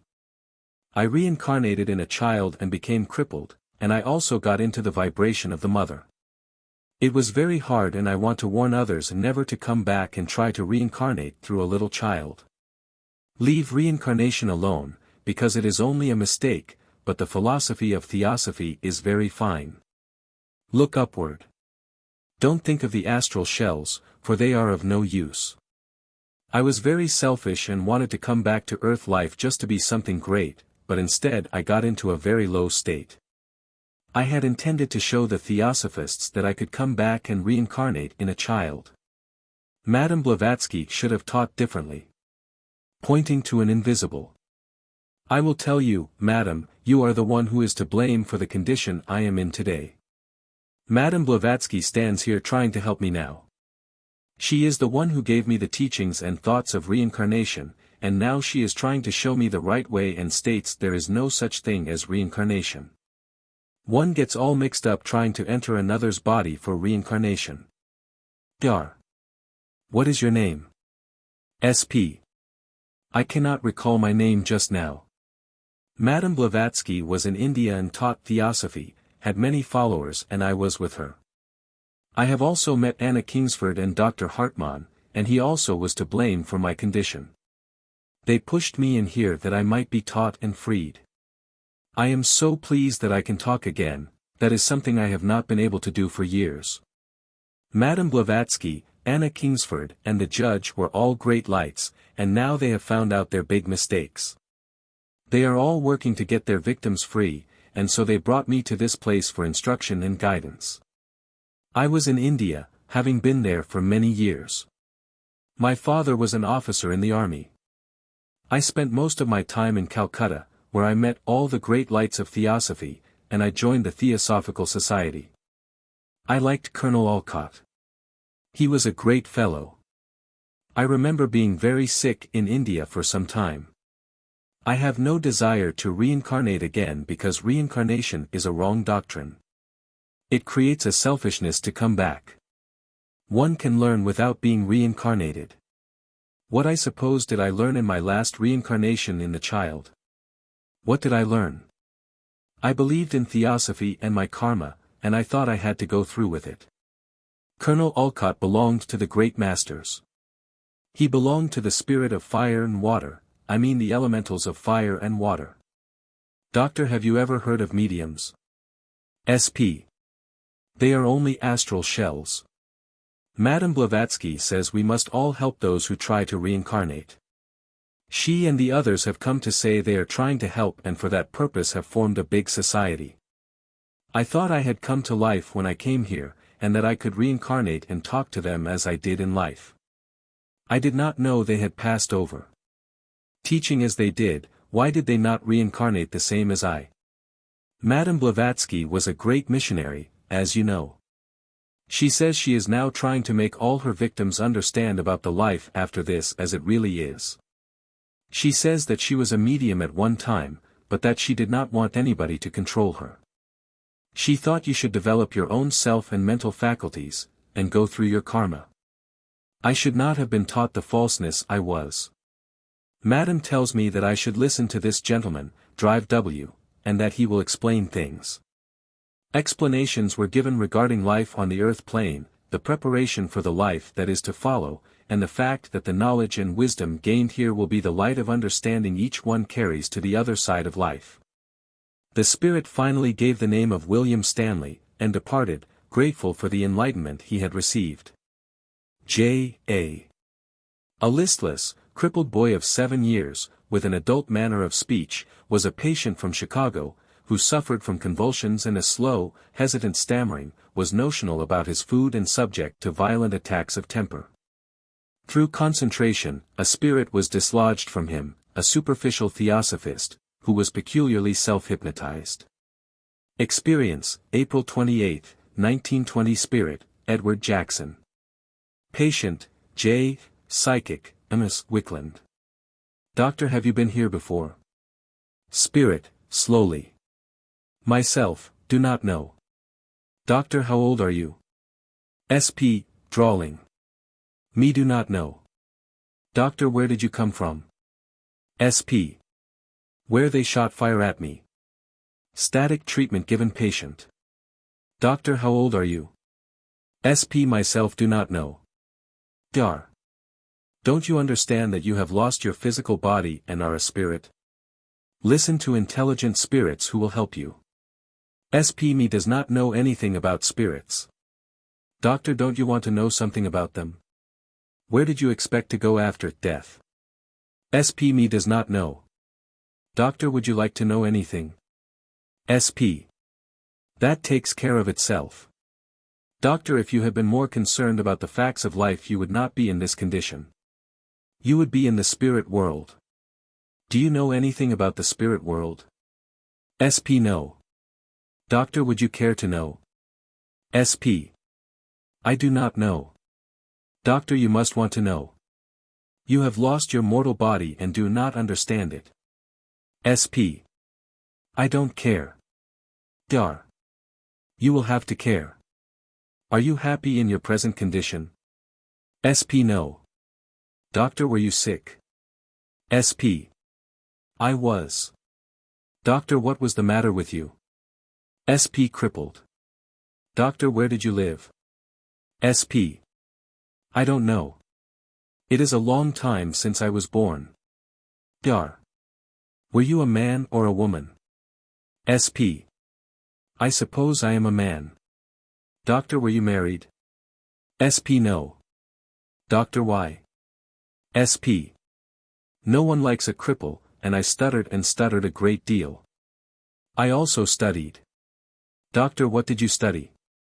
SP. All kinds of books that came my way. Doctor, on religion? SP. Why, yes. Doctor, were you Orthodox? SP. No, thank God. Doctor, did you have any fixed opinions at all? SP. Once, for a time, I studied.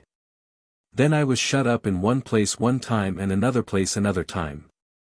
It is the fourth time I have been reincarnated. Obsessed sensitives. Twice I got in a cripple. Doctor, were you a cripple in the first place? SP. I do not remember anything about it. People told me to remember about my lives, but I do not. I know I was once a cripple, and then I got into somebody and was more crippled. But I got out. I do not know how I got out. I feel stronger now than I have before. I thought when I reincarnated I should be a nice young man, but instead I got crippled, because I suppose my mind was crippled. Doctor, what did they call you when you were a cripple? SP. I had so many names, but you know, I liked the last time.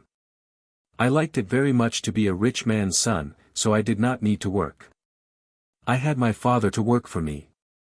I had a good time. Doctor, did you become a rich man's son? SP.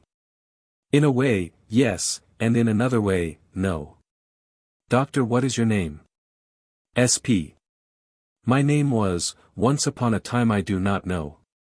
Some time ago, when I was studying Theosophy, I was a cripple born. Some friends brought some books to me about Madame Blavatsky. They called me Edward Jackson.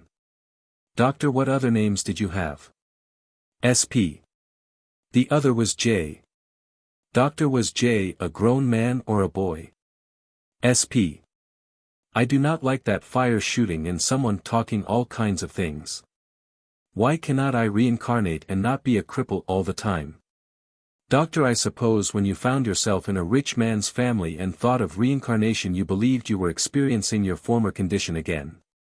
SP. It is karma to develop one's highest self, so the Theosophists say. They chased me out, so I tried again, because I wanted to know if that theory is true or not. Doctor, it is very true in one way earthbound spirits can control mortal sensitives. That is very true. SP. They must live out their karma which has been put out for them, it is the only way. Doctor, where did you come from? SP, Chicago. I was going to be a rich man's son, but I was turned out. Doctor, did you like that? SP. I was fighting, and when I get mad I do not care what I say, and I get mad once in a while. Sometimes I get so mad because I shall be a cripple all my life. When I reincarnated I got into the same crippled state again. Dar. Don't you think you had better stop trying to reincarnate? SP. I must live out my karma, and must not interfere with it. Doctor, then you must continue suffering because of your foolishness. SP. I was trying to get to devotion. I was not well educated, but I read up on devotion, which is the resting place where they reincarnate again. Doctor, you came back too soon. SP. Theosophy appealed to my mind, and then I wanted to have a good time. You must not interfere with your karma. You can choose your life, and I was going to have plenty of money, but I got crippled again. But my mind was good. They said you should not think of your former life. Doctor, who told you that? SP. They said you should progress and not interfere with your karma, then you would get to devotion. I suppose I must be an astral shell. I did not study enough. Dar. Would you like to use a little discrimination and progress in the right way to the spirit life? SP. I want to go to devotion, that is the best place for me. Then you can be a master. Doctor, you should become a master of your own destiny. SP. I want to be a great master.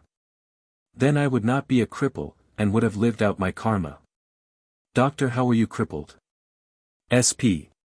In my legs. Doctor, could you not walk? SP. No, my knees were too weak and my ankles were weak. I am crippled all over now. Doctor, could you think and talk?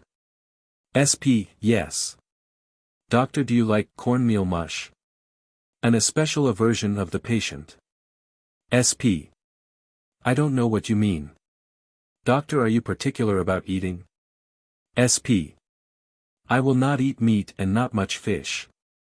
I like to have some raw vegetables.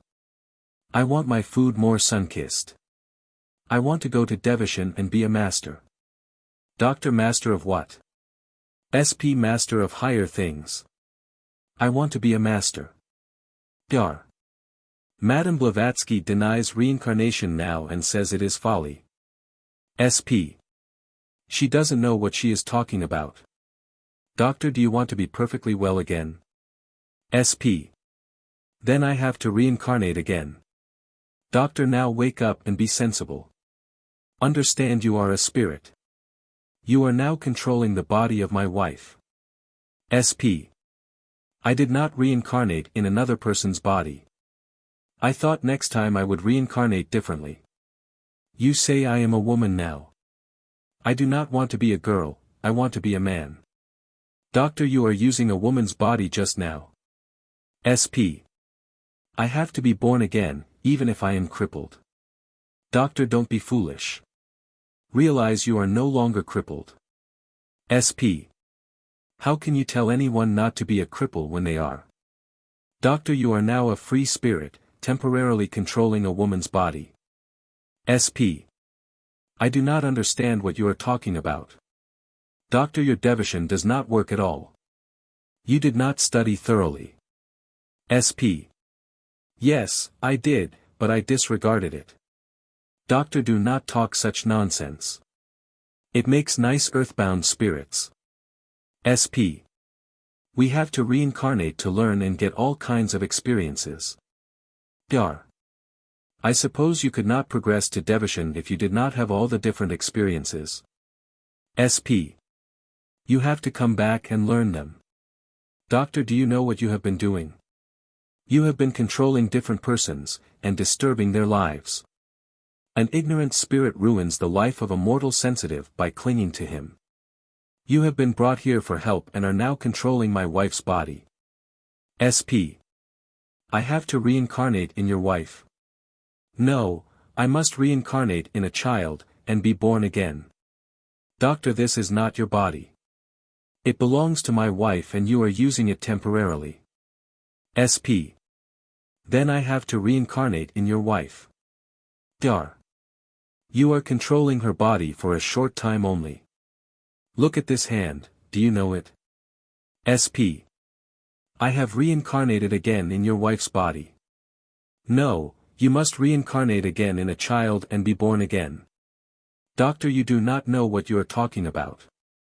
If you understood the truth you would not talk as you do. You are an earthbound spirit, making cripples of children. SP. That is my karma. I have to so live until I get devotion. Doctor, you live so only because of your ignorance. SP.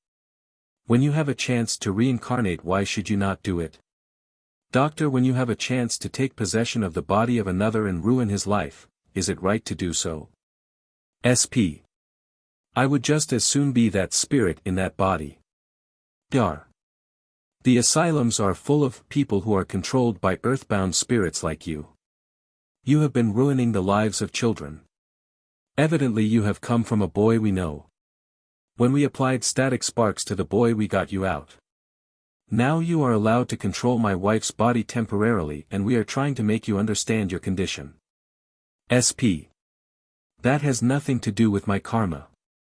Doctor, you have lost your physical body a long time ago. Do you realize that you are controlling my wife's body? SP. It is my karma, and I don't care. Doctor, you have been bothering a little boy and you should now listen to what is being told you. SP. I know the only truth is reincarnation. I have reincarnated, and I will again. Doctor, you will have to leave at once if you cannot be sensible. SP. You cannot frighten me out. I am reincarnated. Doctor, where is your mother? SP. She is in Devashan. She is ready to reincarnate again. Dar. You will soon see spirits who will show you something different. SP. They are only astral shells. Doctor, they will put you in a dark dungeon. You do not know the ABC of Theosophy. You do not want to know. SP. You cannot stop my talking if I want to talk. I am reincarnated again. I am going to live out this karma. If I am a woman now, I will live it out. If I get killed, that is part of my karma. I will just have to study and get in the inner circle, and know that God is my creator. I have reincarnated and I will reincarnate again, then go to Devashan and be happy. I will finish my karma. Doctor, you get out and take your karma with you. SP. You think you are going to take away what is my karma, but you will not. I am happy and I am going. Smiling beatifically, the spirit departed. Several extracts are given from remarks made in our circle at various times by the spirit of Ralph S., son-in-law of a lady who attended our circles. He and his wife in former years had been deeply interested in Theosophy, and when he reached the spirit world he had found it difficult to free himself from preconceived ideas. Experience, March 17, 1920. Spirit, Ralph S., Psychic, Ms. Wickland. Spirit, I have been here before and I was so anxious to come again. Doctor, who are you, friend?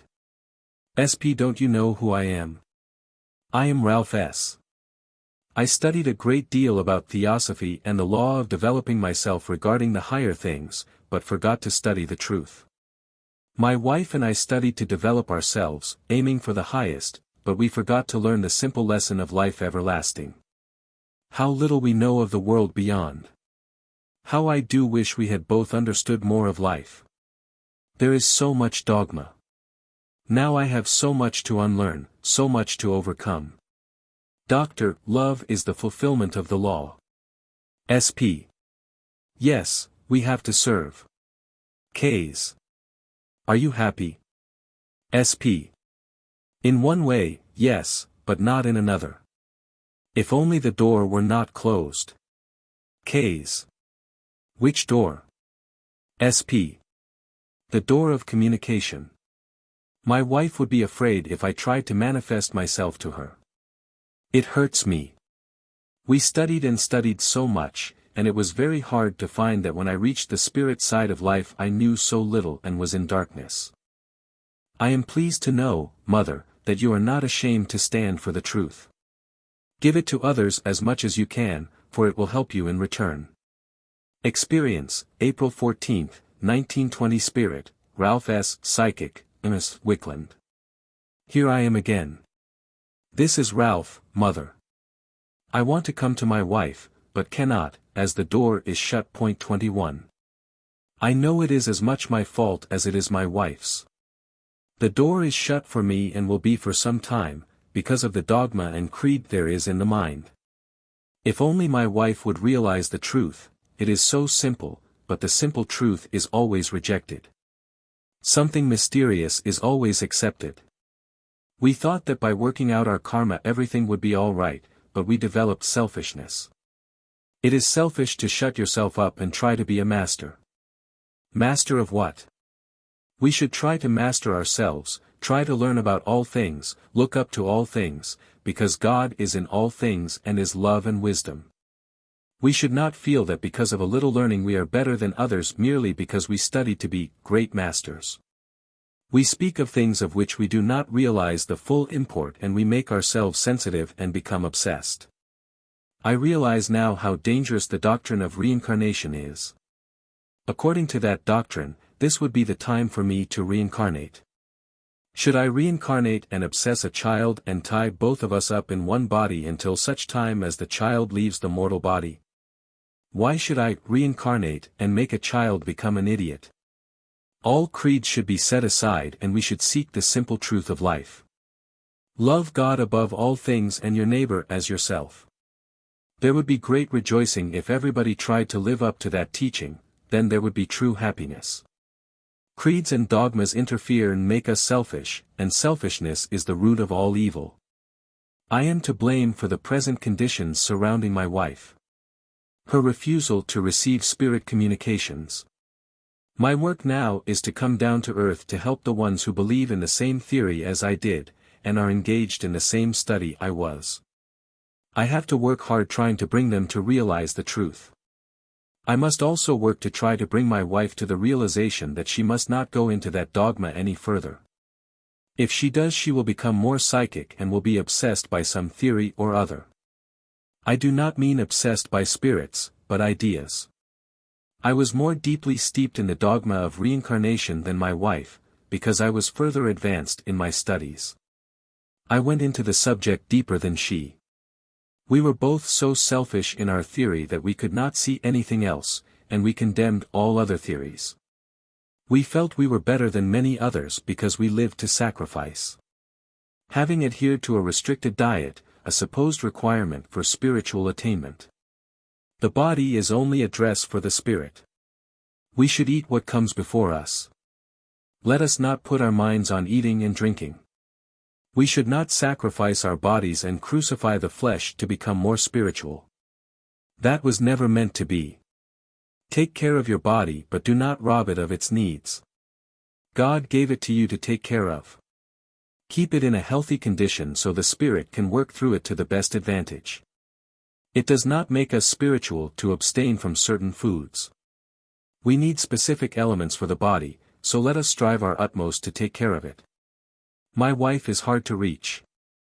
We had agreed not to try to call each other back after death.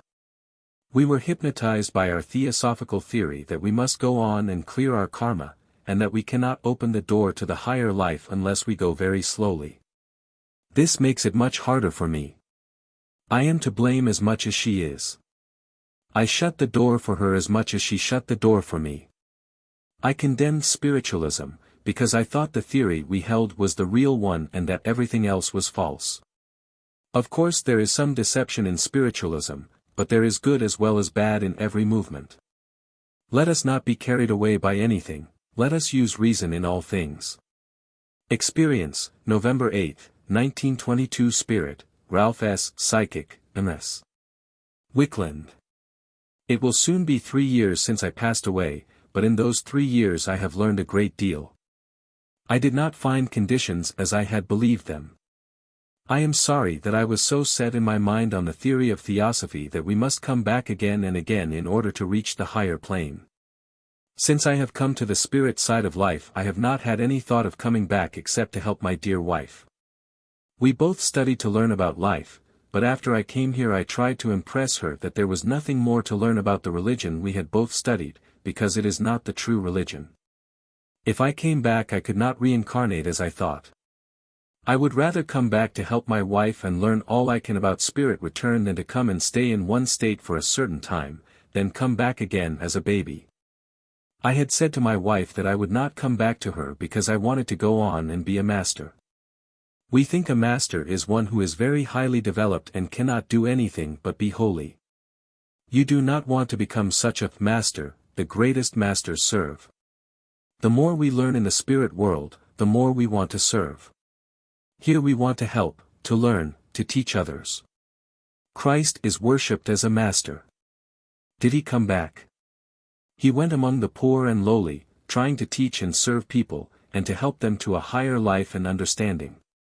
Learn the truth, give it to others and serve others.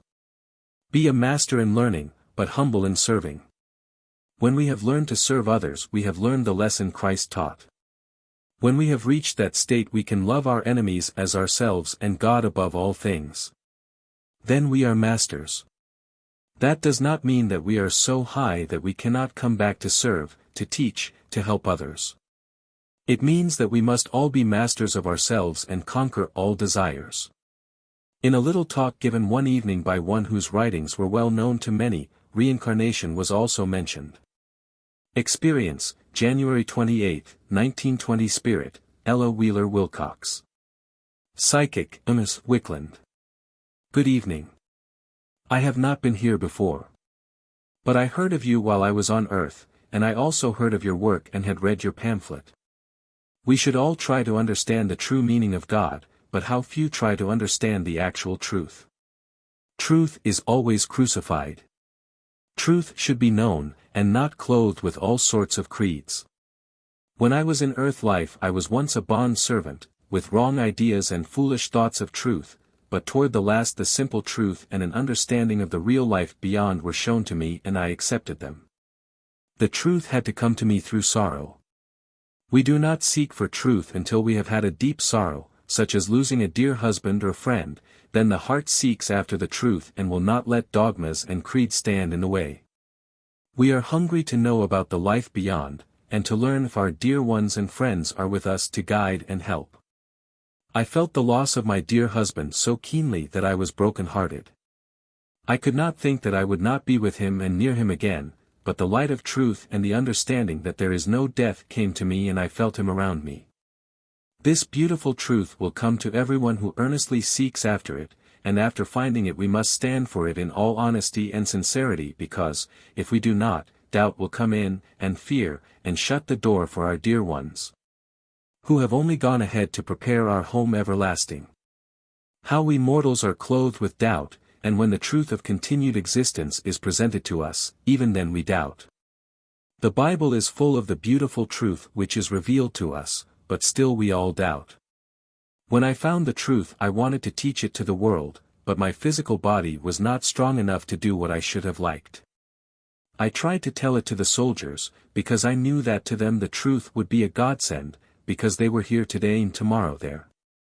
Should I not, when I had found the truth, give them the understanding that there is no death? They then felt that they could go right on and fight because they realized that death was not the end of life. It would only be the clothing, the body which would be destroyed.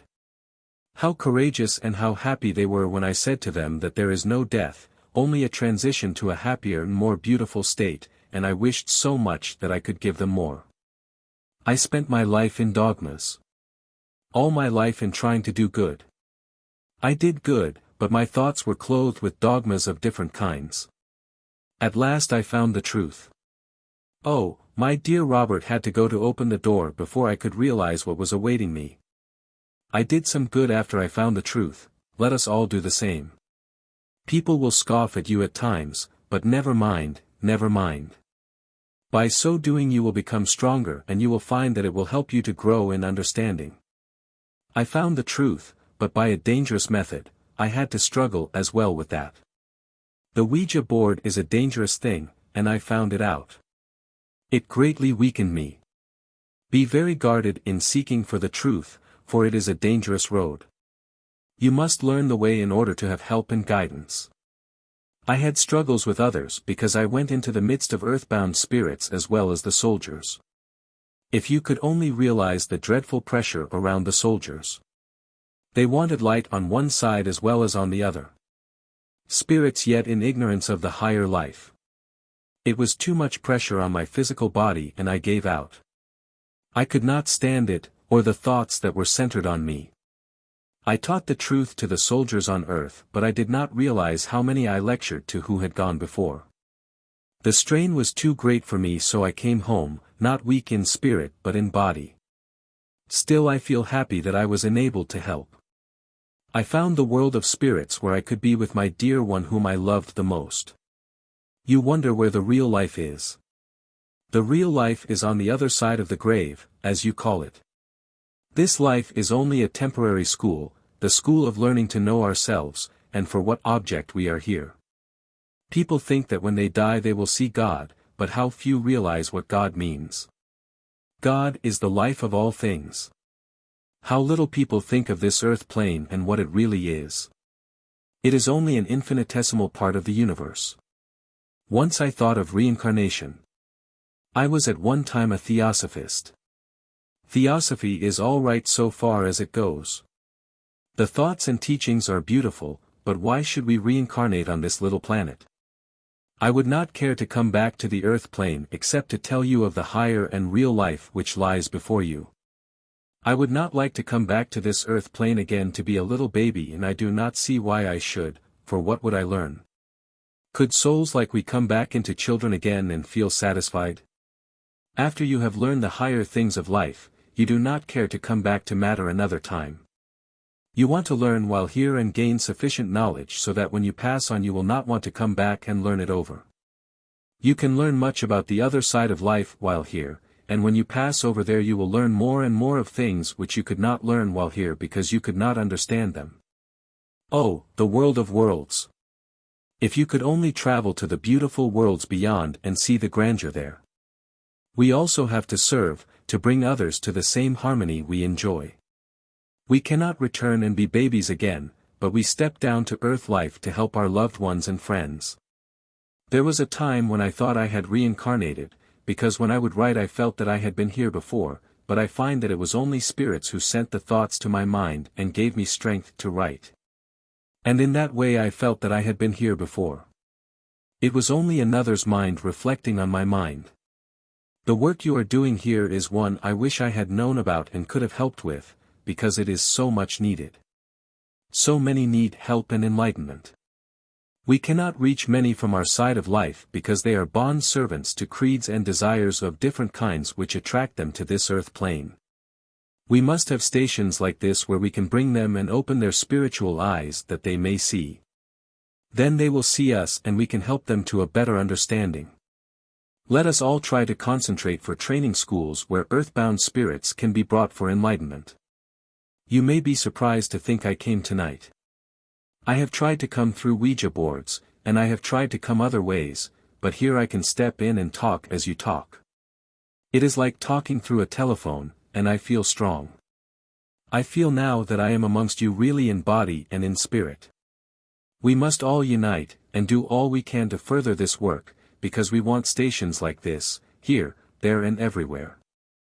In time you will have receivers which will record messages from our side of life. It will not be long before a message will come over this receiver from the other world that will awaken the people from their creeds. It will awaken the churches. Churches will be empty, but it will only be for a short time, because a new religion will spring up, a religion which will be founded on the truth of spirit return, and not on dogma. People will live for others and will not grasp all for themselves. The churches will be for the people and not for creeds. People will pay money to the church, but it will be to further the work of the beautiful truth of the life beyond. There will not be any salvation, but you will learn to know that we are with you. There will be churches which will have open doors for the spirits as well as the mortals. I wanted to come to California to see your work while I was on Earth, as I had heard of you and was very much interested in your pamphlet and your work. I wrote a little about it, but I thought I could do more if I could see you in person. However, I went to the spirit life before I could meet you. Now I am here to see your work. If you could only realize what vast numbers, invisibles, there are outside the door who are waiting for a chance to come in to learn the truth of life, and how they are crowding each other for help. Now, I cannot take more of your time, but I do thank you for letting me come. I am glad if I can be of some service to you in your work. Have courage. People refuse to recognize the fact of obsession because they think it hurts the cause, spirit return. I believed in it thoroughly because it is true, and I knew it. I am Ella Wheeler Wilcox. I wanted to come here to give you encouragement in your work. Go on with the work of obsession because it is so much needed, and we will give you help from this side of life. Please understand I would have been here in your concentration circle before, but the door is crowded with people who are waiting for an opportunity to come. We have to come one by one. This evening, I am very happy to say, was my turn. This work is so much needed to help humanity. There is only one other that I know of who has such concentration circles where the medium allows earthbound spirits to control. There are very few indeed who will allow earthbound spirits to come in and control. For my part, one know only one other, and I have been hunting for some time to see where the work could be done. The work of obsession, as carried on by you, should be done in every town and city. Every medium should be willing to do this line of work. The time will come when every minister will speak regarding the philosophy of life and spirit return, and all isms will be done away with. I cannot stay any longer, but I thank you very much for the privilege of coming, and shall come again some time, I hope. A venerable family friend, Dr. J. M. Peebles, former consul to Turkey, world traveler and for 60 years an international lecturer on psychic science, passed on at the age of 99 and has since spoken through Mrs. Wickland upon various occasions, sometimes bringing earthbound spirits for enlightenment. Experience, October 4, 1922. Spirit, Dr. J. M. Peebles. Psychic, Ms. Wickland. Spirit, good evening, my friends. I thank you for opening the door so I could bring in the ones that are in misery and have them find understanding. I like to be here with you and I like to help you with your work. Doctor, whoever you are very welcome. SP. You know who I am, you know. This is Dr. Peebles. I am young now. I was always young in spirit, but my body commenced to grow old and I could not always do as I wished. I should very much have liked to live to be 100 years old, but I could not. I had a most beautiful celebration on my 100th birthday in the spirit world among friends. I was very glad to go. When I reached the spirit world I was glad to find such glory and happiness and beauty. I understood about the spirit world, but it cannot be described. I cannot tell you how it is when we have understanding. Even though I had been a spiritualist for many, many years, still I clung to dogma as well. I was a spiritualist on one side, but I could not give up the dogma of the Christian religion, it was my hoodoo. I traveled around the world 5 times, saw many conditions of life and heard many different lectures on the great truth. Let us not have beliefs. Let us only learn to understand the grandeur of God. Realize that this little earth is only a grammar school. It is not a university, not even a high school, it is only the first lesson of life. Many do not learn in that school. Dar. Who had been discussing reincarnation with a member of the circle, jestingly. They reincarnate again. SP, earnestly. No, they do not. Why should you want to come back again? Why should you go back to be confined in a small body and have no will of your own? In the spirit world you are free to travel everywhere, you do not need a physical body. Why go back into that prison again? Why should a child, ready to enter high school, go back to the 6th, 7th or 8th grade? Those of you who are here at the present time, when you have learned the primary lesson of life, would you like to go back into a small body, and know nothing? When you travel, you learn. You can learn in one day here what it takes 10 or 12 years to learn on earth. If you feel like seeing things, you travel. During my life I studied reincarnation, and also Mrs. Cora Richmond's re-embodiment. Ks. What is re-embodiment? Dar. It is a projection of self into the physical to acquire certain experiences. SP. She believed you had to have many experiences, that you had to be a murderer, a thief, a salesman, a tailor, that you must learn all the trades and professions. Why can't you learn these experiences through others? If you come in contact with a man, you do not need to be perfect to profit by his experience. You can learn by object lessons. We teach children by object lessons, and so it is through life. In the spirit world, if you wish to see a big factory making all sorts of machinery, you can, as a spirit, go there by thinking and can learn all about it. If you want to learn what they are doing in other parts of the world, in Russia, Germany, England, India, Australia, think and you are there, and so learn your lessons. Should you then be born again? All you learn in life is only like a day in spirit. I do not mean you grasp it all at once. You have nothing to hold you when you are free, remember, a free spirit, free and open to learn. Dar. For instance, here, when we want to know what is in a book, we have to go through it. In the spirit world, I presume you sense the contents. SP. Yes, you sense it by feeling. When you are in the body, you have to act through the brain, and it is difficult, but in the spirit world you are free. You have no brain to interfere. Life is everlasting. Everything you have learned through life that belongs to the soul is stored in your memory, but so long as you live in the material body the cells clog up. You lose your memory because the spirit cannot work on the brain cells as well in old age as in youth. The cells are not so active, and there are times when memory is shut out. There are times when you feel like a drowning man. Everything stands before you, things which have been forgotten. As spirits we have our memory, but when we come back and control a medium, sometimes even our names are forgotten. We get into another body, very much like obsession. Dar. That must be a form of obsession. SP. No, it is not. When obsession takes place, the spirit clings to that body and it is hard to let go. I would say that there is not one person on earth who is not obsessed in one way or another.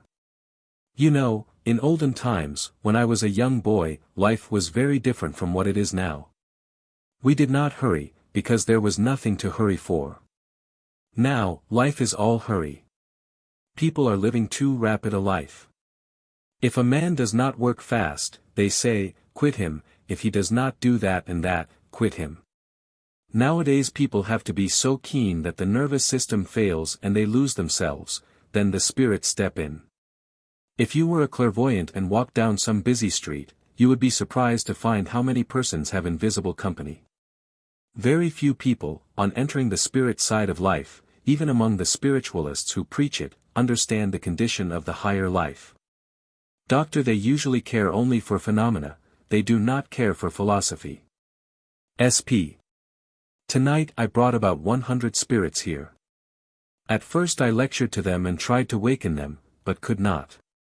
Then I saw the English lady, 22, spirit who preceded him in controlling psychic, and from her actions I thought she would listen, but she would not. So she was allowed to control Mrs. Wickland and served as an object lesson. The other spirits were watching her, as they thought she acted so strangely. They were curious, so they roused themselves and woke up, then I could talk. You may think that sometimes we bring in strange spirits, but it is to help many others, as well as to give the controlling spirit an understanding of spiritual things. Forget reincarnation, because it is a sandbag around your neck.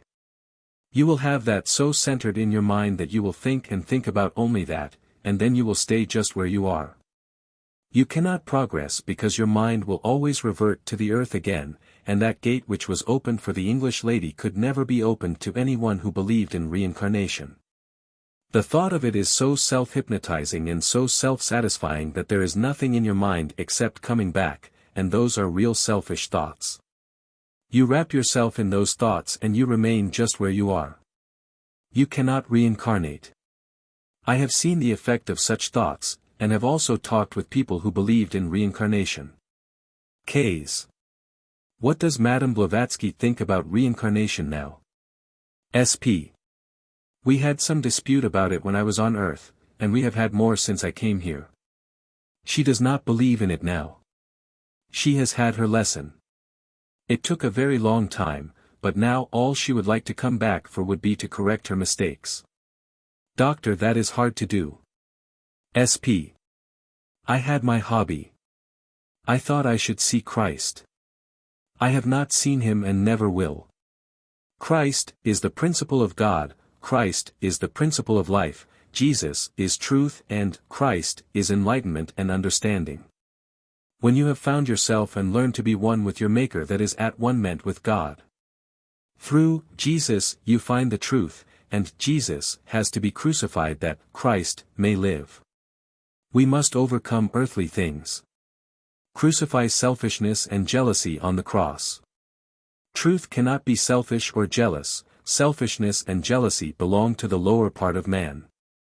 Do not become hypnotized in any way by dogma, creed or belief, but find God within yourself and be free. Ask to hear, to see, to feel and to know God, then your eyes will be open to spiritual things and you will not want to come back to this earth life again. You could not live on earth more than once, no, no. You cannot light again a candle that has burned out. Life is progression, not retrogression. You go from one degree to another, and so on and on. In the spirit world your time is so taken up with duties that you have no time to think of coming back. You want to see your friends and you want to travel, because you can see all you want to when you are free and have understanding. Many ask, how about children who have passed out and have not had earth life experience?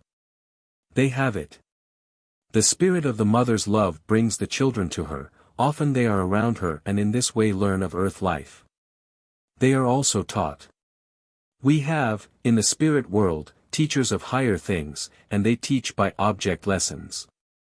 We take children to schools of various kinds and teach them God's wonders. There they learn the real life, not merely reading and writing. They learn the real lessons, anatomy, astrology, astronomy, and many other subjects. Those are the studies of the children, and the masters therein are teaching the lessons. Our schools teach progression to a higher life. I wish you could open your eyes to see how rapidly the children progress by object lessons. I want to tell you that I am with you in your work. I want you to understand that I have not left you. People are lost for lack of a real understanding of life. Obsession is very, very bad. Insane asylums are filled and the doctors do not know what to do to stop insanity. Let us have more love for each other. Let us all help the weak ones and reach the point where all are brothers and sisters. When that time comes everybody will work just half the time they do now, they will have more time for themselves and will have more pleasures. Now half the people are idle and are a detriment to themselves and the world at large. If all would work for others and not have such unrest it would be better for everybody. Now I must not say any more but must go. Good night. Very unexpectedly we had a visit from the one whose teachings and writings have made world-wide the theory of reincarnation. Experience, November 1st, 1922. Spirit, Madame Blavatsky. Psychic, M.S. Wickland. I wanted to come to you this evening. I believe in the work this little circle is doing, and I am very pleased with the work you are carrying on. I wish there were more to help us, to meet us on a halfway basis to understand there is no death. I do wish I had taught this truth more, and also that I had tried to look further into it. I knew about it. I also had many manifestations. I do not know why, but when truth comes to us we shut it out. Truth is always hidden. We have to search to find it. Theories and dogmas seem to have more chance in the world than truth. Everyone has some manifestations but hides them instead of acknowledging them. I wanted to be a leader in some way or another. Now I want to bring the truth to the world. I knew of spirit manifestations and I had them myself. I did a great deal in my early days along this line but I commenced to investigate Theosophy. Philosophy and Theosophy should go hand in hand. To me came reincarnation. It appealed to me for a time. I could not see the truth clearly. I felt that it was very unjust some should be rich and have such good times and that others should be poor and have so much trouble. Others did not get enough earth experience, at least so I felt. I studied reincarnation, and I thought there was truth and justice in the theory that we come back and learn and have more experiences. I taught it and wanted to bring it out to the world and its peoples. I felt that I remembered far back in my past. I felt I knew all about my past, but I was mistaken. Memories of past lives are caused by spirits that bring such thoughts and represent the lives they lived. A spirit impresses you with the experiences of its life and these are implanted in your mind as your own. You then think you remember your past. When you study, especially when you study Theosophy, you develop your mind and live in an atmosphere of mind. You remove yourself as much as possible from the physical. Naturally you become sensitive, and naturally you feel the spirits around you. They speak to you by impressions and their past will be like a panorama. You feel it, And you live over the past of spirits and you make the mistake of taking this for the memory of former incarnations. I did not know this when I lived. I took it for granted that these memories were true, but when I came to the spirit side of life I learned differently. I studied a great deal. Theosophy is the best and highest philosophy of life intrinsically, but let us study the truth, let us live up to the truth of it and forget theories. Let us develop the truth within us, find ourselves. Do not let us look far away.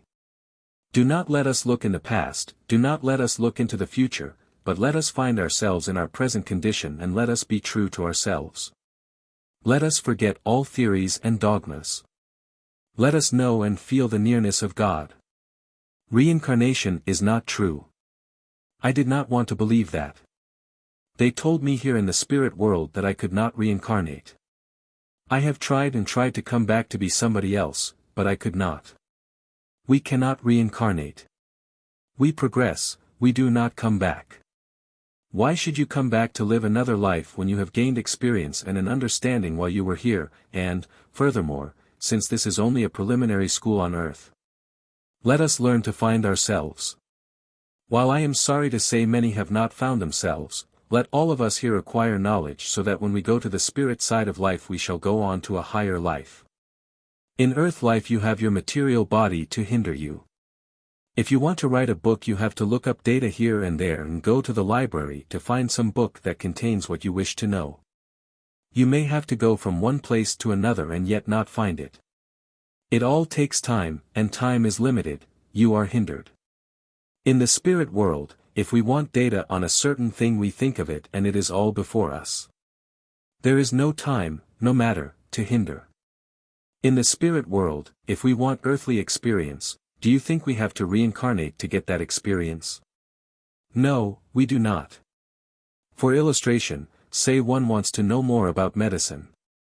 He then goes to a school as a student, hears everything, sees everything, and comes in contact with everything, learning it much quicker than he could grasp it on earth, and he has it much clearer in his mind.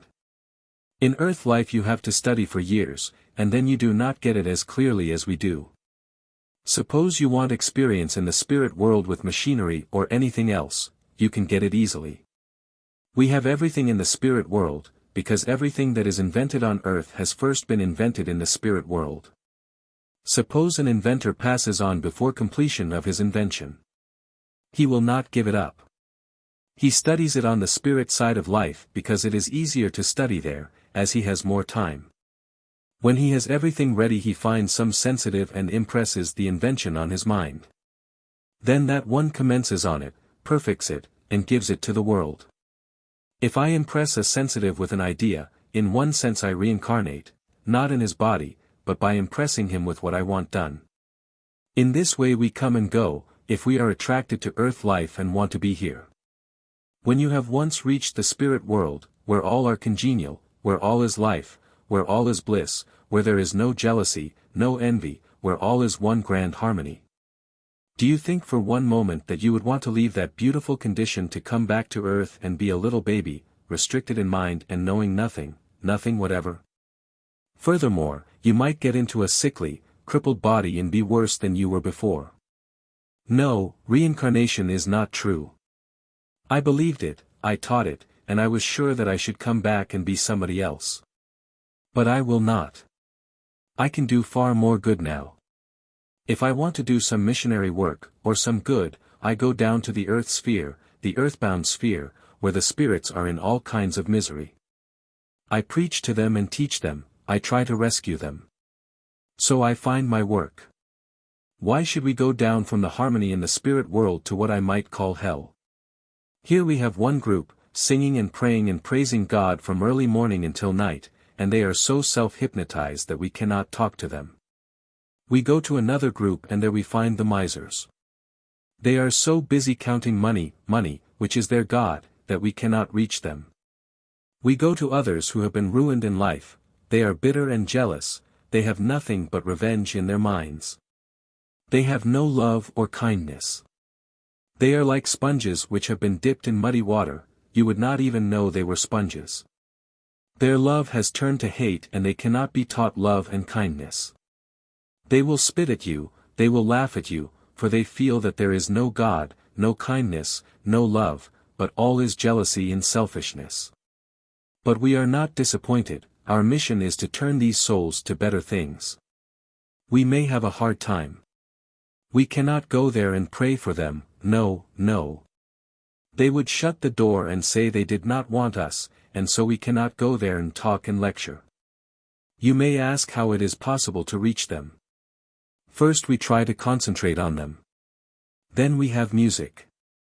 Sometimes we have to play very softly so they can hardly hear it, then we play a little louder. No matter how evil, how mean, how low souls have been, they will listen to music. When they have given their attention to the music, we concentrate on them to waken and look up to higher things. Artists then paint pictures of the higher life for them, object lessons, little stories. Their life history can be seen by us, and we put this in pictures, one by one, and let them see the mistakes they have made. Presently they ask questions, and then we come a little closer to them. After that we take them to the higher life. In another group are those who are self-hypnotized. They have gone to sleep. They were taught that death is a sleep and that they will sleep until the last day when God will sit on his throne and judge them. They are difficult to reach, especially if they have put themselves into an actual death sleep. Sometimes we have to bring them to control a medium and waken them in that way. When we cannot reach the earthbound spirits at all, we have to bring them to earth life, to a circle like this where they get understanding through matter. In one sense you can call this reincarnation, because we have to bring them to matter to find themselves.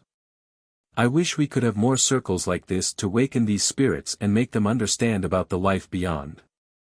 Some may say this is not Madame Blavatsky, but do not doubt, it is. They may say, she would not say so and so, she would not talk so and so, but it is Madame Blavatsky. If you have any questions you would like to ask, I will try to answer them. Ks. Will you tell us about the masters?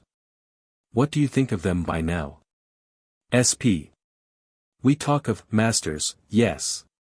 We are all masters when we try to study higher things, but a master, as we understand it in Theosophy, is some big and great mind. A master is one who can master matter, can overcome matter, one who can live a pure and good life, and master the conditions of life. Learn the lessons of nature, learn how to progress. I am sorry to say that most of those who want to be masters on earth fall. It is not they themselves who fall, but they become so sensitive, so psychic, that, although they do not know they are on the borderland, earthbound spirits step in, control them and they fall. We should master matter first before we try to master new ideas. Take myself, what did I really do that was good for humanity? ANS. You led many out of Orthodoxy. SP. Yes, but I only gave them more theory. I could have done, oh, so much more if I had stayed with my mediumship and worked to bring this world and the other together. I was a medium and I could have done a great work, but I became obsessed. I am sorry to say that Theosophists are breaking up. You live now in a time when things are breaking up, there is a general restlessness. All theories will go down and philosophy will rise. Doctor, there should be more simplicity in life. SP. That is a very good word to apply. You have found the truth. You have good workers on the other side connected with this medium. You have no theories, no mysterious things, as Theosophists have. They think the more mysterious they are, the greater masters they are. Where are they? Where are they? I am sorry to say that they are so self-hypnotized that their imagination runs away with them. One may look back and say, I was Julius Caesar. He has probably read some book about Julius Caesar and become so wrapped up in it that he feels he has lived in that time. Then he receives spirit impressions and is sure that this was his former life. You can make people believe almost anything. They do not build their houses on the rock of reason, for a storm will blow them down. All denominations have some truth. You have heard the story of the elephant? Of the blind men who examined an elephant, and each declared that an elephant was like that part which he had touched, like the trunk, the leg or the tail. Every one had the truth, but none the whole truth. We do not seek for the whole truth, so one hangs on to the tail, another to the trunk, and so on. Let us all join together, then we will find the whole elephant, and we will all be together in one great truth. Ks. Will there be psychics to carry on further investigations?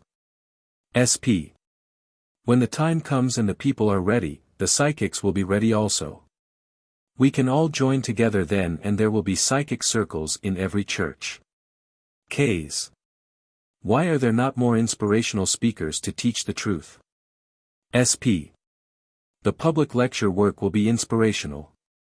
Lecturers and politicians often think they are going to say what they have written down, but before they know it they speak of something altogether different.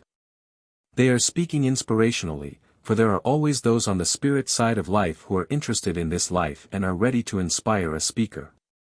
Ks. Will a psychic be protected? SP.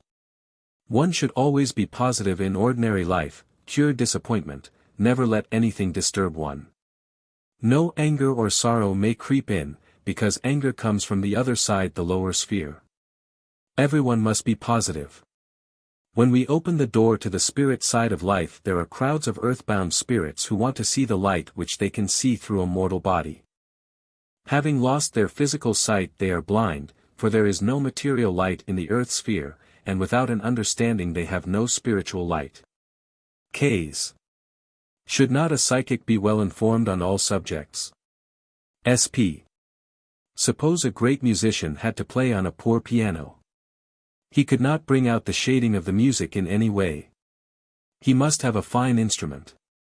So it is with a psychic. A psychic should be informed on all topics regarding the world. An uncultured psychic cannot be used to speak properly on scientific subjects. Ks. What becomes of the spirit of a psychic while another spirit is controlling? SP. You understand that in spirit we can be large or small as we think. The spirit of Mrs. Wickland, at the present time, is in her magnetic aura. There can be a number of spirits in one aura. Some come and some go, but only one can control at a time. Mrs. Wickland just now is in a coma state. She does not function on the mental plane. She is the live wire, she is the battery. She is the motor, and we have many lines from that motor. If she left we would not have the electrical force to control. In this case the psychic is the battery through which we work. K's Theosophy teaches that during sleep one develops mentally and spiritually. That the body will stay at rest, but the soul will leave the body, connected only by a slender thread, and gain experience on the mental or astral plane. Is that true? SP. Yes, it is. When you sleep you often dream. Some dreams are meaningless. Others are real experiences. When you study yoga you learn to leave the body. Hindus study yoga and leave the body at will. Most persons do not know that they leave the body and travel in the spirit world. Ks. Would it be desirable to have continuous consciousness? SP. If humanity had continuous consciousness it would be a big factor in the welfare of this world. God is all in all, even to the little microscopic things. He is all life. If all were taught this simple truth, earth life would become ideal. There is no death, only progression. All should be taught that. Selfishness, ignorance and jealousy would be gone then, doubt would be buried. Love and charity would rule. Suppose you go out of your body. You pass through the first strata, what do you find? Selfishness. You have to pass through this first strata before you can reach the higher. Ignorance, selfishness and jealousy must be passed through before you can reach the better life. It is a case of development. The Hindus have peace and harmony. They live for higher things, although I do not mean everyone in India does this. But when the more advanced leave their bodies no one can get in and disturb them. What I want to say tonight is that we should study life as it is. Let the dreamers and thinkers of the past take care of themselves. I see now that I had many earthbound spirits around me. I never saw so many religions in one city as in Los Angeles. People go from one church to another and they do not know where they are at. Cranks and others sing and pray, and everybody loves Jesus. Jesus is the truth. Read Anna Kingsford's works and you will find many interesting things there. She was not a crank. We read many books together. She was a wonderful woman. Dar. Wasn't she opposed to mediumship? SP. She was a medium herself. Her writings were not her own. Writers have a hard time. When they think they are getting along very nicely, their thoughts suddenly change. They are influenced by some spirit writer. All Anna Kingsford's writings were inspirational. K's. What about Alcott? SP. Alcott has found the truth. Let us be sensible and learn not to be foolish. Let us find the simple truth. I have greatly enjoyed this talk with all of you and I will certainly come again. Do all you can to further this noble work. This room is full of spirits who have listened to what was said tonight. Many have been helped and will go with us to the spirit side of life. May strength and power be with you all. Let God's light shine in your soul and go on with this good work. Good night. Chapter 16. Philosophy. The philosophy of life and descriptions of conditions in the higher realms have been given by spirits who have attained enlightenment and are desirous of helping humanity to an understanding of the spiritual laws.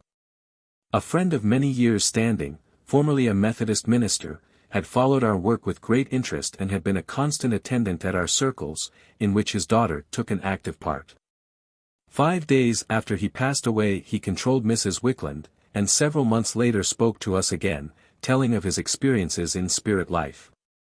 Experience, October 27, 1920. Spirit, W.M.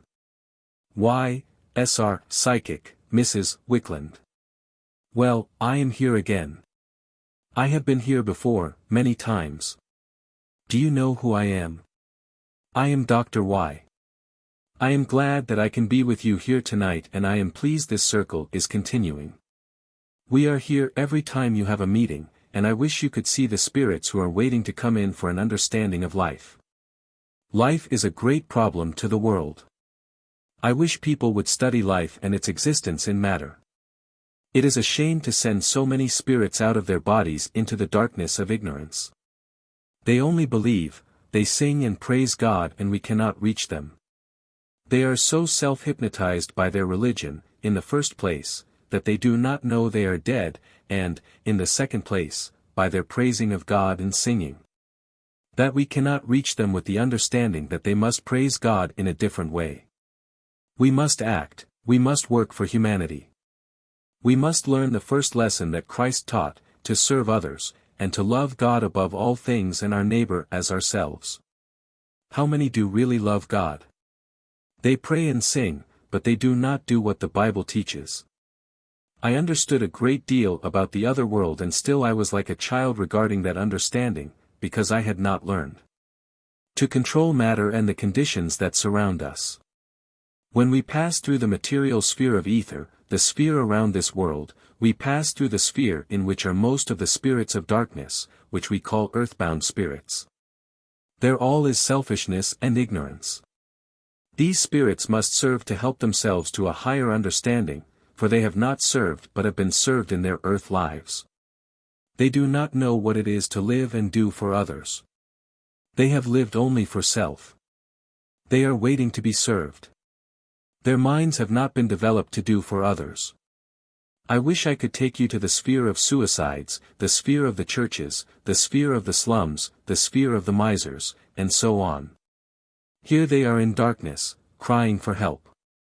Many of them do not know what to do.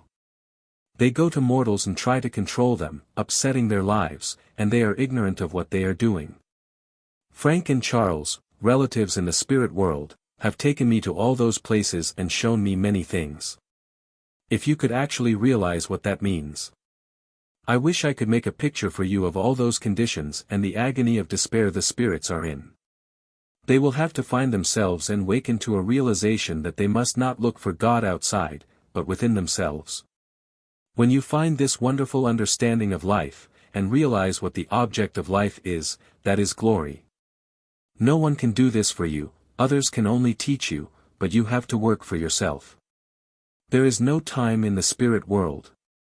You have all the time in eternity to find yourself, and as soon as you understand God in His glory you will have happiness. Then your spiritual eyes will be opened and you will awaken to a world of grandeur. You will awaken and realize harmony and glory. But this is not heaven, heaven must be found within you. There is a world of spirits, and there is a future life everlasting. There you have your homes as you have made them while here. Nearest to the earth is the city of ignorance and the conditions in which many awaken. No matter how good you have been, nor how well you have lived your life, that alone is not sufficient. If you are ignorant of the life and system of the other side, you are in darkness for the time being until you awaken and realize that there is a life after this. Each has a home in the spirit world made by service to others during earth life.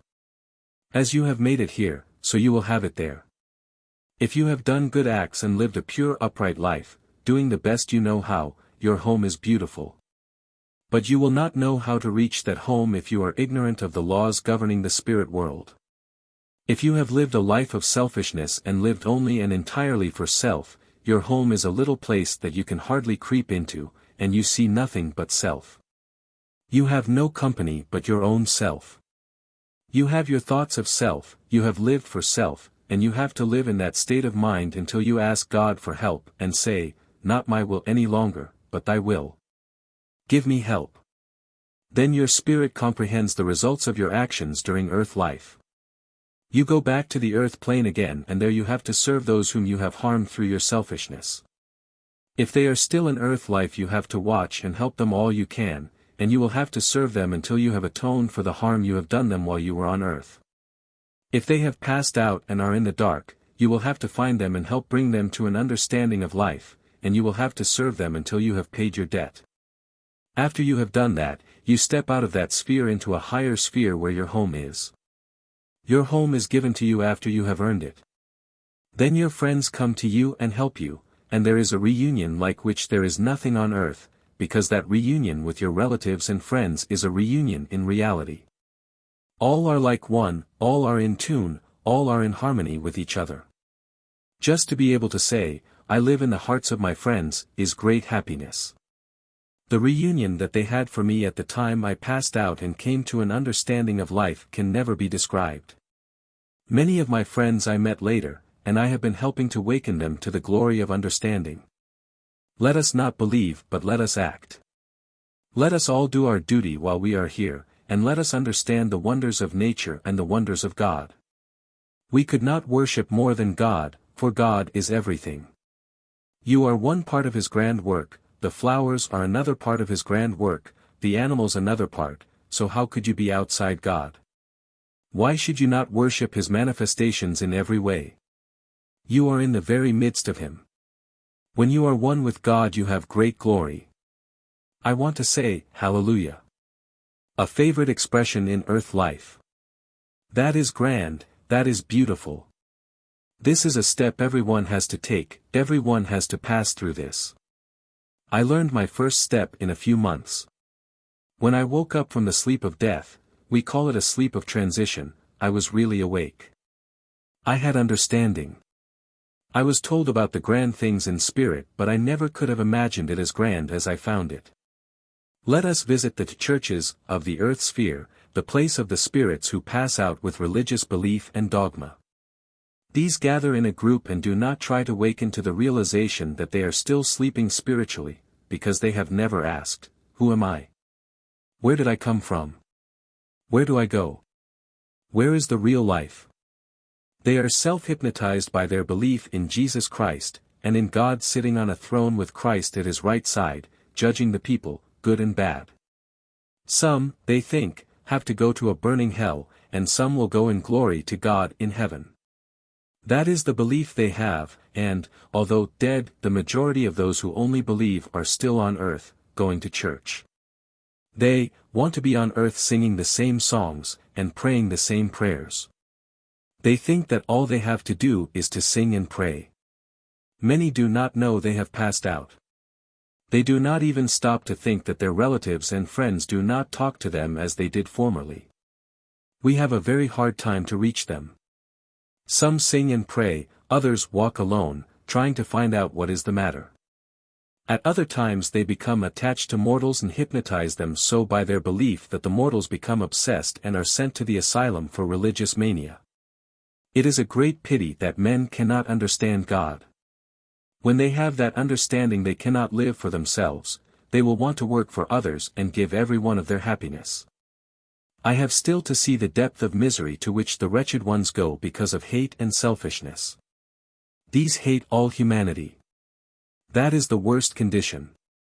They are so crippled that you can hardly believe they are persons. They have to be taught to realize, but how can they be reached? They are afraid of themselves, and they have to remain in that condition until they pray in all earnestness to be freed. I have learned this in the few months I have been on the spirit side of life. I have a very nice home in the spirit world. I have my relatives and friends, but everything is very different here from there.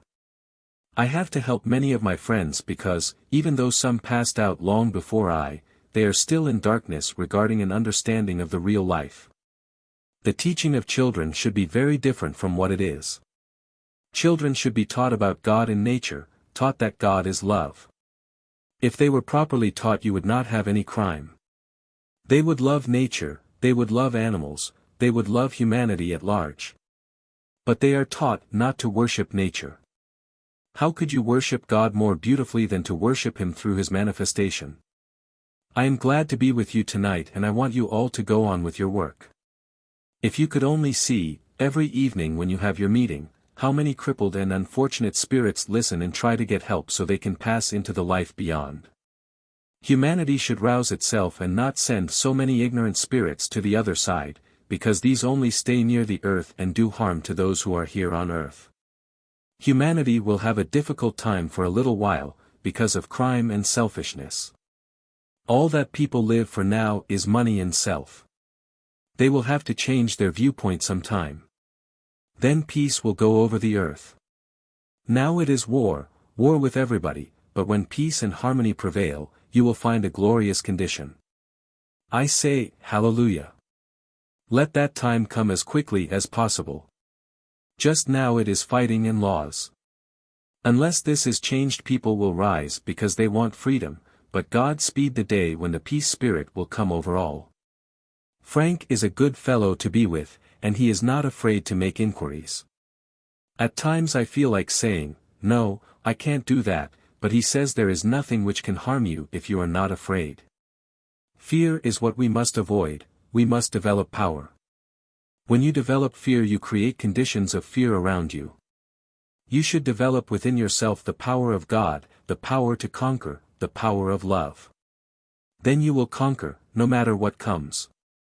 I wish you could all understand God, not as a person, but as the life of the whole universe, and realize that there is no life without God. He is the divine in everything, but we are clothed with selfishness, jealousy and ignorance. If you are troubled by obsession, say to yourself, I am master over my own body and I shall be. Repeat it over and over again, and you will find that you have power. Do not send out thoughts of evil because they only hinder your own self. They create more thoughts of anger and you will not have gained anything. Develop within yourself power and strength to conquer. Say to yourself, over and over again, I am master, and nobody else can interfere. When you do that you will be free. Do not think of the other one, obsessing spirit, who is trying to bother you. Send out a kind thought to him. Doctor, I want to thank you and your wife for that nice little party, funeral, I had, that is what I call it. It was a nice little party at the time I passed to the spirit world. I do not think there was one in that little church who thought it was a funeral. It was a party. I was with them during the service. I do not think anyone thought of the coffin. I thank you all for letting the service be held in that fine little church, and also for suggesting that they all wear white. That was glory, and I felt like shouting, Hallelujah. I wish all funerals could be like that. Sadness and sorrow bring to the spirit sadness and sorrow and gloom. They cannot get out of that gloom for years. Now I must go. Another old friend, a physician and metaphysician who had been a lecturer among the spiritualists during his earth life, visits with us occasionally. Experience, October 20th, 1920. Spirit, Dr. Adams. Psychic, M.S. Wickland. I am heart and soul in this work. I was in this work when in life, not so much doing the obsession work as does Doctor, but I was in the work of spreading the truth that there is a life after this. It is a real life, not an imaginary one. It is a life of understanding, not a life of belief. If you only believe, you will be in darkness, with a closed door, because you have only belief, not knowledge, of the other world. The Bible teaches so much, and if people would only understand it as it was really meant, not take it literally or historically, it would be so much better. You must understand that at the time the Bible was written the people were not as enlightened as they are today, and there was so much selfishness. When the first church was formed it was the church of the understanding of life, and the teaching was to live for high thoughts and to sacrifice self for others. When you study, and study deeply, earth conditions have no existence for you. Religion is often used as a whip for ignorant people. The leaders say, we want these people to obey us, we want them to do as we tell them to do, we want them to be slaves. Look back in history and you will find that people were easygoing, very lazy, did not care, they did not care to do anything. The women were the ones who did the work, they did the farming, for the men were too lazy. The women had to do the work and be the slaves. Then along came a shrewd man who thought, we will make these men work, and the leaders got up a scheme to scare people.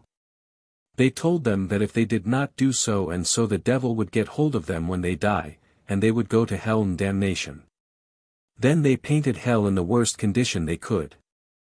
They painted it as a big oven, burning. There were skeletons here and there, and hot fire, and the one that put people in the fire was the devil, and he put them in with his pitchfork. That made the men wake up. That picture gave them energy, strength and power. They were afraid they would get into that hell when they died.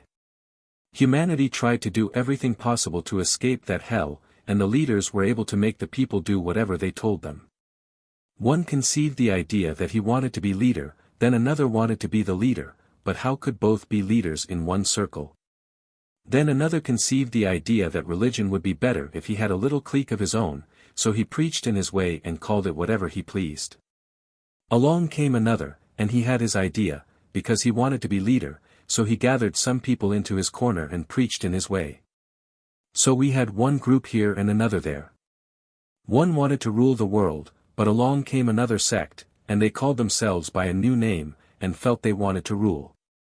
They fought and had wars. Then followed other religions and all had adherents. Each tried to be a greater leader than the other. Some were more crabbed, but all tried to get the people together and hold them, some by the picture I spoke of regarding hell. They could not get them together much in the beginning unless they held them in bondage.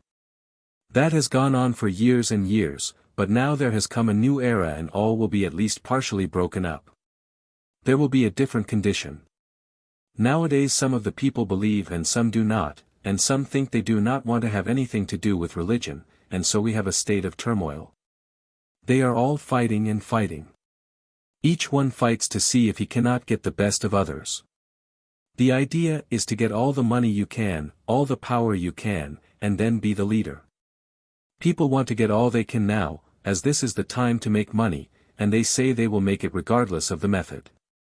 They have become so selfish in their money making that their true citizenship is lost. Things are very different now from what they were when I was a boy. It will be very hard for some time because capital wants to rule, and labor wants to rule, so we have friction and trouble. The churches are trying to make people go to church, but if they continue to keep people down there will, in time, be a war that will be terrible, because holding people down kills the better nature in them. People get all they can from each other. The spirit of the day is to get all you can, no matter how you get it. When I lived on this earth plane, it was an honor to do your work well and to be faithful to your employer. Now if the employer does not like your work, he can easily get another man to take your place. How can you expect such people to feel right when they pass out of their bodies? They leave their bodies and take possession of anyone they can reach on the earth plane, and therefore we have insanity and all kinds of suicides. They had war for 4 years and killed thousands and thousands of people. These left the world they loved filled with hatred, and they come back and try to crush this world. The time will come when conditions will be very serious, but after that things will be better. People will reach a better understanding and will learn through sorrows, and try to comprehend the mystery of life. There will be great inventions which will be remarkable. At this time people are being crushed, but after a while there will be an awakening. It is said, the mills of the gods grind slowly, but they grind exceeding fine, and that is what the world is going through now. The time will come when people will know that we are not dead when we pass to the spirit side of life, but that we live. We are trying to help and guide you all, and we hope to have more sincerity among the people. Death will only be like a journey which they take to another country where they will be with their loved ones, if they have understanding. You have flying machines now, but after a few years you will have air inventions that are not dreamed of at this time. This is only the beginning. You will use more electricity, and atmospheric conditions will be used as power. You will get power from the sun which will be of great benefit to humanity. Then the capitalists cannot buy things as they do now. They crush the poor people now because they can buy everything, and the others cannot have it. They say, God did not give it to you, He gave it to me. Machinery will run by that power. Anyone with a little instruction will be able to use it and can take all the power he wants from the atmosphere. Selfishness will then be done away with, and people will learn to live and love as Christ taught them. They will not live a life of belief as they have during the past centuries. In the future, people will know that if they do not do right they will suffer for it. They have already taken away most of the pictures of burning hell, and therefore the churches no longer have the control of the people they had in the past. When ministers teach the truth regarding the life after this, they will have their churches full. People will then go to church to worship and will not only believe. We all make mistakes and we should learn through those mistakes. God wants us to be wise and understand Him. It is not that God made a mistake and did not know what He was doing. He has given you power.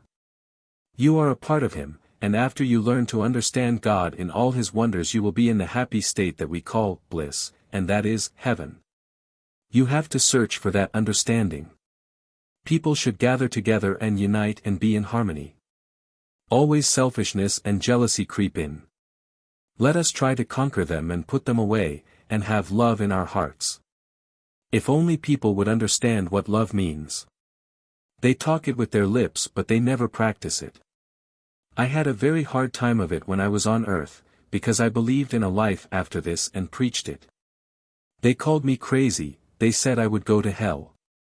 They said there is no such thing as the spirit world, when we die we go to the grave and stay there until the last day.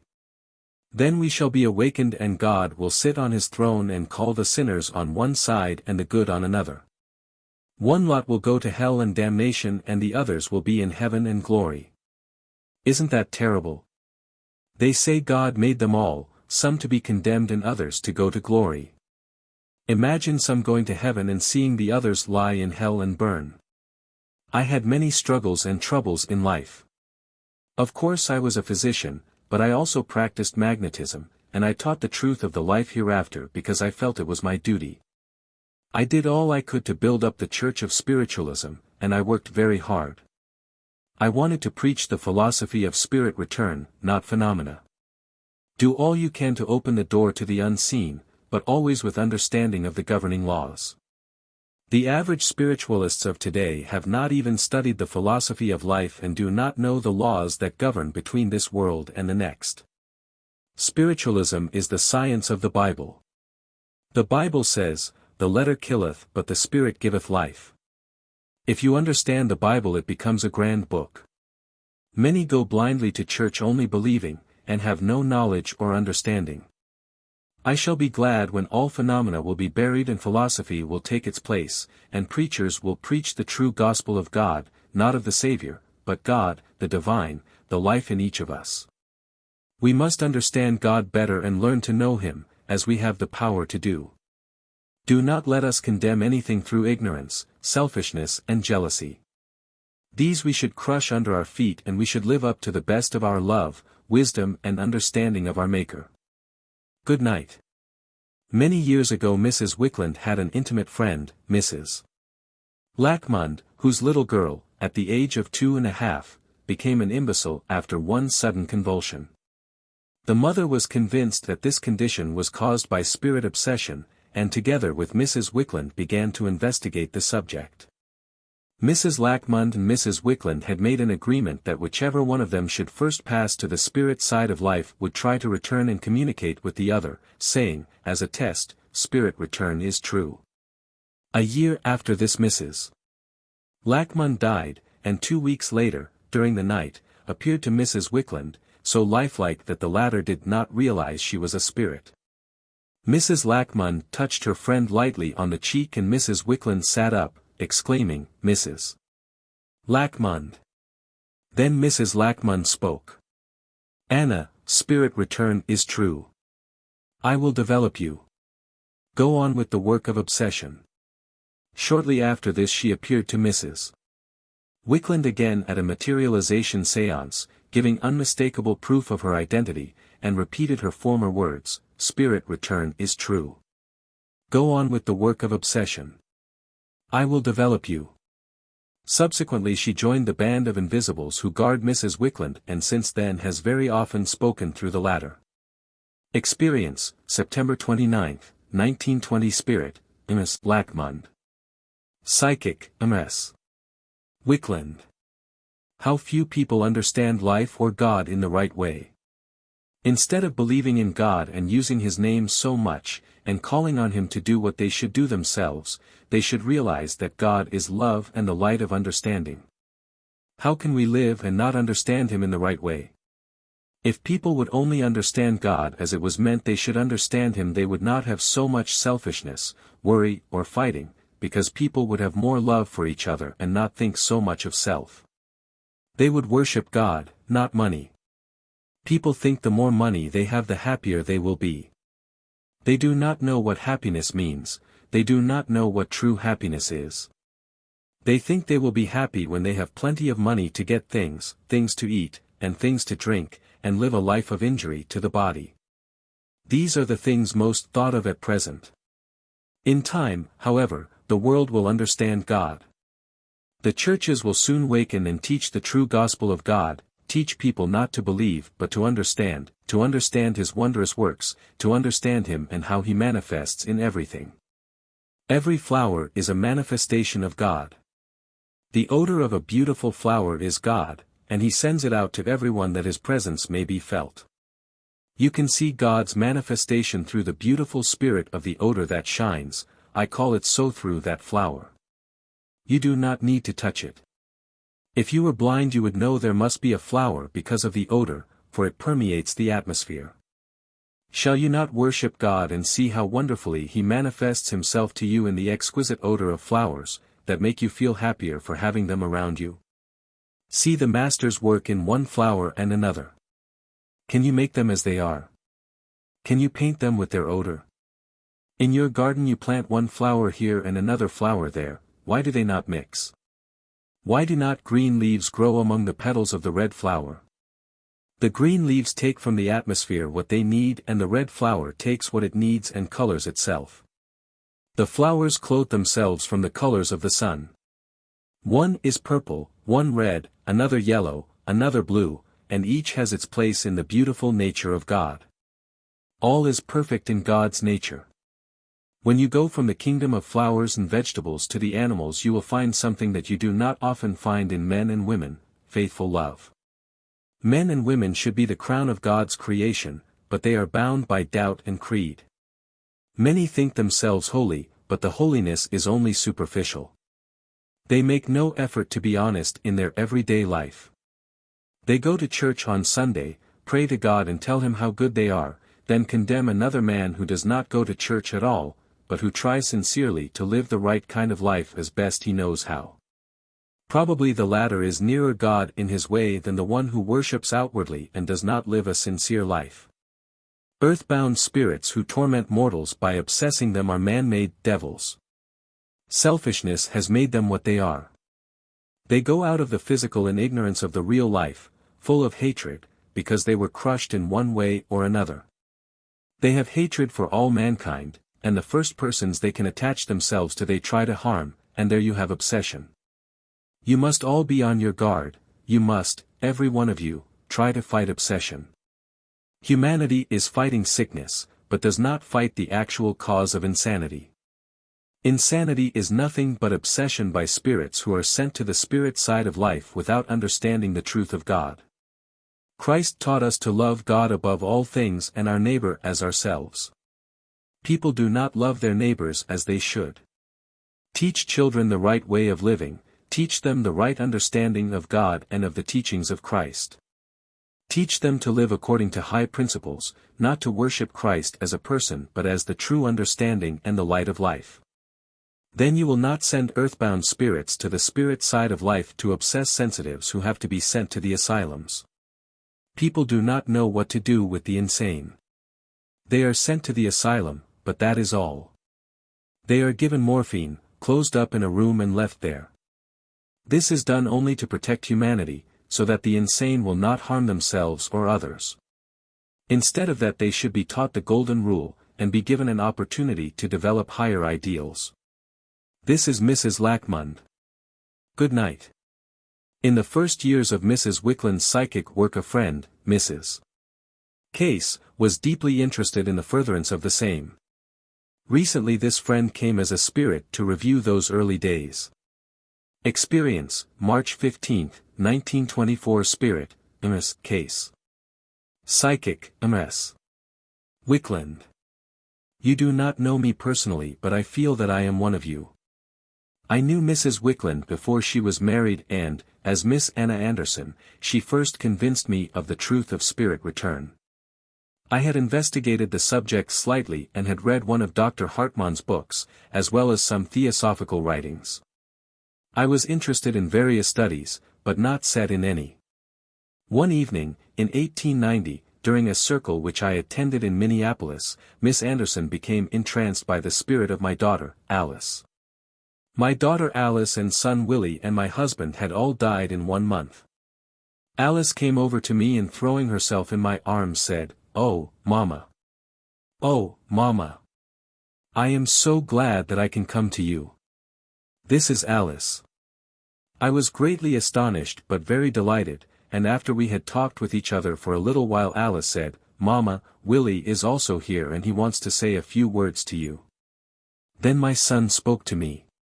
This surprising experience converted me and from that time I was eager to know more regarding the truth. My daughter, Mrs. Z. and I often had little seances in my home with Miss Anderson and had many delightful visits with our spirit friends, my mother, an aunt and several others. I was anxious that Miss Anderson should bring her work out to the world, but she was very modest regarding her mediumship. I wanted people to know this great truth so I went to Stillwater, Minnesota, and rented an opera house, intending to lecture on the subject of spirit return and then have Miss Anderson give demonstrations. We advertised widely and many people were present at the meeting. I had my lecture prepared but at the last moment lost my courage and could not face the audience. We could not have the meeting a failure so I insisted that Miss Anderson go into a trance and let the Russians, spirits, give their drama. Point 23. She consented and the play was well given. Then Pretty Girl, Guide, came and the evening was quite a success. This was how Miss Anderson, now Mrs. Wickland, was first brought before the public. When I became very sick Miss Anderson was with me a great deal. Through her I spoke often to my spirit friends and asked them when I would go to my home in the spirit world. I was told that I could not live much longer but that it would be some time before I passed to the other side. I was taken sick before Thanksgiving and on the 5th of February, 1894, I left my earthly body for my spirit body. I went to sleep about 12 o'clock, Saturday night, and passed out Monday, at 3 o'clock in the afternoon. At the time my daughter sat watching me and the sun was shining brightly in the room. I felt and knew I was going, and my daughter Carrie saw my soul leaving my body. My spirit children, Alice and Willie, came to my bedside and my daughter saw them take me away. When there is understanding there is no death. You only go to sleep in your earthly body and wake up in your spirit body with your friends about you. It is a very pleasant sensation. I was very happy to think I had had such a peaceful transition. I merely went to sleep and woke up in the spirit world, with my relatives and friends around me. But my husband was not there. When I asked, "Why is my husband not here with the rest?" I was told that he had been drawn back to earth life where the children and I were. His home was his attraction. We had not been able to see him there and he did not know how to speak through a medium, so he had remained in a stupor. I went with my spirit relatives to find my husband and when we woke him we were both very happy. We went back to my daughter Carrie to tell her that we were reunited and she saw us clairvoyantly and was very pleased. After that I often came back and talked to my children through Miss Anderson until she married and left Minneapolis for Chicago, but I have retained my interest in Mrs. Wickland and am one of the Mercy Band. Mrs. Wickland's work has grown very much. She has developed and has had a great many experiences. She is doing a noble work for humanity. This work has helped many in earth life but many, many more on the other side. Everyone who has been converted goes into the Mercy Band as a helper and helps here as well as on the other side. If only there were more on earth who would carry on the work of obsession. Humanity wants to have more knowledge and is looking for the truth. Later on instruments will be invented through which spirits can speak. Spirit philosophy will come to the front, for the spirit world is helping to bring the truth before humanity. Those who have passed out as children continue their development in the spirit world and often acquire earth experience by contacting mortals as their protectors. One of Mrs. Wickland's guides, Pretty Girl, came to her as a gay, playful child spirit, and has since become a discerning philosopher, with a practical knowledge of the principles that govern life. Experience, March 12, 1924. Spirit, Pretty Girl. Psychic, M.S. Wickland. I was 5 years old when I passed out of earth life and had been 8 years in the spirit world when I was appointed as a controlling spirit to protect Mrs. Wickland, through life, against mischievous spirits. A guide is a teacher and I am a guide now, but then I was only a control. At that time Mrs. Wickland was often asked to give help and advice to persons who came to her in trouble, and she saved many from suicide by urging them to be more cheerful and to search for the bright side of life instead of the gloomy one. I was sent as control and advisor because I myself had seen the dark side of earth life and could sympathize more fully with persons who were in trouble than could one who had never known sorrow. I was born in London, in the Whitechapel district, on the 21st of August, 1875. My parents were drunkards and many times when they came home I had to hide, otherwise I would have had a whipping. My father and mother swore at me and called me all kinds of names, and most of the time I was playing on the streets. I had light, curly hair and blue eyes and passers-by used to pat me on the head and say, "Pretty little girl, pretty girl." Those are the only kind words I remember from my earth life, and I heard "pretty girl" so often I thought that was my name. A neighbor lady was the only person who ever helped me. She was very kind and took care of me. When I was 5 years old I died. 8 years later in 1888, I came to be Mrs. Wickland's control because I needed further earth experience and because a youthful spirit brings to a psychic a feeling of youth and strength. It is often asked why mediums usually have children or young people as guides. When a spirit who has lived to an old age on earth acts as guide, through his contact with matter he is apt to sense his last physical condition and this often leaves an old and tired feeling with the medium. While children bring a youthful magnetism. For this reason many mediums have children as guides. Then also the children learn earthly conditions and through this experience progress in the spirit world. They do not need to reincarnate because they gain earth experience through contact with mortals. Advanced spirits, say such as Abraham Lincoln, do not need to come to earth for further experience. They do their duty in the spirit world, often helping earthbound spirits and giving lectures on the spirit side of life. If a medium in earth life should happen to be properly tuned in, as a radio, such a lecture may be received and delivered. In such instances the medium often thinks the advanced spirit is his guide. But a spirit like Lincoln is a guide to no one, he does not need to return to control a medium in order to progress. If mediums are in tune they may receive and repeat lectures given in the spirit world, but they are only receiving instruments and are speaking inspirationally. The first time I controlled Mrs. Wickland I thought I had come to life again. I acted as a girl of the street, with no knowledge of anything. I was very jolly and boisterous and the people in the circle told me if I did not behave myself I could not come again. So I tried to behave and do my very best. I wanted to learn so that after a while I could be a teacher, helper and advisor. I went to school on the spirit side of life to learn the lessons of earth, and these lessons I gave many times to persons in earth life. When Mrs. Wickland first developed her mediumship she also studied Theosophy, Christian Science and psychology. She questioned whether, during her trance condition, a spirit was actually speaking, or whether it was her own subconscious mind. Wishing to learn the facts she took up the study of astrology and had Dr. Wickland ask me what my birth date, birthplace, general appearance, last sickness and date of death were. Then Mrs. Wickland cast my horoscope, which indicated that a person born on the date given would have light curly hair, blue eyes, and a happy, sunny disposition, which I had.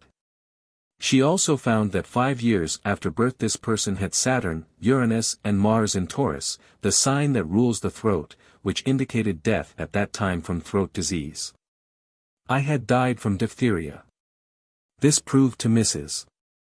Wickland that it was not her subconscious mind speaking, for she was much older than I, and she also learned that what I had said previously was true. Everyone in earth life is guided by a spirit. But sometimes an earthbound spirit steps in and takes control and then there is obsession or possession. Mortals live in the slum of earthbound spirits. Few realize what is on the other side. How many try to learn where they will go after they pass out? The majority, after leaving the body, remain for some time just where they have been during earth life. It makes no difference whether they are intelligent or ignorant. If they have no knowledge of the other side they stay just where they have passed out. Many are in a heavy sleep, or in a coma state following the use of narcotics, and will remain so for some time unless some relative or friend in the spirit world finds them and wakens them. Or someone from either side sends a messenger by thought waves to rouse them. Some have hypnotized themselves into a coma condition by a religious belief that they will stay in the grave until the last day, or by thinking that death is the end. There are many with various religious beliefs who do not know they are dead. They go about preaching and singing because they have not found Jesus, and they gather around the churches on earth and continue to sing and pray. There may be persons in the churches who are sensitives, or of nervous temperament. Some of the spirits take control of them and pray and sing until those persons are called insane and sent to asylums. Other spirits exert a bad influence on humanity. They may want revenge and they hypnotize or obsess sensitive persons and influence them to commit murder or suicide. Often a murderer knows nothing about the crime of which he is accused, for the deed was done by a revengeful spirit. What right have the wise men of earth such as the judges and lawyers, to condemn that person and take his life? The person who is executed goes out of earth life filled with hatred and comes back for revenge, impressing others to kill or commit suicide. The judges and lawyers should ascertain whether the accused person is actually guilty or influenced by some revengeful spirit who has acted through him. Jesus said, "He that is without sin among you, let him first cast a stone." Instead of condemning criminals, the judges, the lawyers, and the ministers should teach them higher truths and bring out their better nature. If those in prison knew that when they are released people would help them and give them a chance they would be greatly encouraged to do better. Many call themselves Christians but will not help those in need, as Christ would have done. When an employer learns that a man has been in prison he will not have anything to do with him. The man cannot get work. Where can he go? Nowhere but back to crime. When we go to the lowest sphere to help, we try to reach the better nature of men and women. We give them object lessons, and when their love and sympathy are won, they become true friends, no matter how low they have been. When those who have lived only for self and for enjoyment reach the spirit side of life, they have to serve others. Serving is progression in the spirit world. Because of their simplicity of life and religion and their knowledge of the laws of nature, the American Indians are seldom bound in spirit after leaving the earth plane, and are often sent, as was Silver Star, Mrs. Wickland's Indian Guide, to guard sensitive mortals. Experience, March 12, 1924. Spirit, Silver Star. Psychic, M.S. Wickland. Mediums so often have Indians as controls, guides and helpers because Indians have no beliefs or dogmas to overcome when they pass to the spirit world. From early infancy they are taught regarding the Great Spirit and the happy hunting ground. They believe in the Great Spirit of all things, and the medicine man has taught them how to control nature. We Indians are sent to earth to guard mortals because we know the law of protection, and so we are often the doorkeepers to protect mediums from earthbound spirits. The pale-faces die from all kinds of diseases, but the Indians do not. There is little sickness among the Indians, they live in nature and they die a natural death. So when they come back to control, they bring an influence of strength and health. Indian spirits seldom obsess people. They do not make people crazy because they know the laws governing the control of a mortal. I am a Chippewa Indian and was born near Shell Lake, in 1883, on an Indian reservation, in northern Wisconsin. I was 4.5 years old when I was hurt on the head by a fall and passed to the spirit side of life, and when Mrs. Wickland cast a horoscope for me, she found that death resulting from an injury was shown. I came to Mrs. Wickland in 1893 at Eau Claire, Wisconsin. I am the doorkeeper. When I first controlled Mrs. Wickland, I could only talk the Chippewa language, and what English I know I have learned while being in control of Mrs. Wickland. Different persons in the circles have taught me English. Some people think Indians do not know anything because they have not had much schooling, but they have true love for the Great Spirit and a true love for helping others. Of course there are evil Indians as well as good Indians, but the bad ones are only those who have no understanding of the Great Spirit, and most of their bad habits are acquired from the pale-faces. Before the pale-faces came to America, there was no fear among the Indians. The Indians of different tribes fought with each other but were fearless. Then the pale-faces came and hunted them down like animals. Fear and anger crept into the hearts of the Indians, and then came trouble and war. Many pale-faces wanted Indian land, and some stole the land from the Indians, and then the Indians got angry and fought. They thought all the pale-faces were the same, and then came trouble. If the pale-faces had treated the Indians kindly in the beginning, they would never have had wars with them. Treat an Indian with kindness and he will do much for you. The medicine men are those who study nature's forces and have power over them, and the Indians are often able to make rain. When they pray, they use the higher forces of life. They do not do what the pale-faces often do, pray with the mouth and only talk. They say little, but dance around in a big circle and concentrate. Sometimes they have a snake dance. They have learned to charm snakes so they will not bite, because the Indians have no fear. If the pale-faces would overcome fear, they could do wonderful things. In olden times the pale-faces had no fear, but they were scared by the stories of hell and the devil, and this fear grew so that the people lost control of nature's finer forces. There are no religions in the spirit world. All are brothers and sisters in truth. All are alike in the higher life after they have an understanding of the Great Spirit. Another one of Mrs. Wickland's guiding spirits is Movilia, an Eskimo, who brings strength and power to the circle. He lived in Greenland and was a traveling lecturer, doctor and entertainer, a medicine man of high order with a profound knowledge of nature. He journeyed among his people as an organizer and a philosopher, accompanied by his wife, a poetess and singer, and his children, who danced symbolical dances. Some of the Eskimo songs, when given through Mrs. Wickland by Movilia and his wife, have been recognized by an Alaskan traveler as being a part of certain Eskimo ceremonies. These Eskimos do not speak English, but one evening Movilia brought another Eskimo who acted as interpreter for him and told us something of the Eskimo religion. Experience, May 12, 1921. Spirit, Esivilia Shivilia, speaking for Movilia and wife psychic, Ms. Wickland. My name is Esivilia Shivilia, Eskimo, and the ones for whom I talk are Movilia and his wife. We believe in the great spirit of love, wisdom and knowledge, and that we are a part of that great spirit, and that when we pray from our hearts we shall receive what we ask for. The medicine man is the one who knows the secret of the universe, the secret of love, the secret of knowledge and the secret of wisdom and truth. It is in that spirit we live, and each tries to do the best he knows how.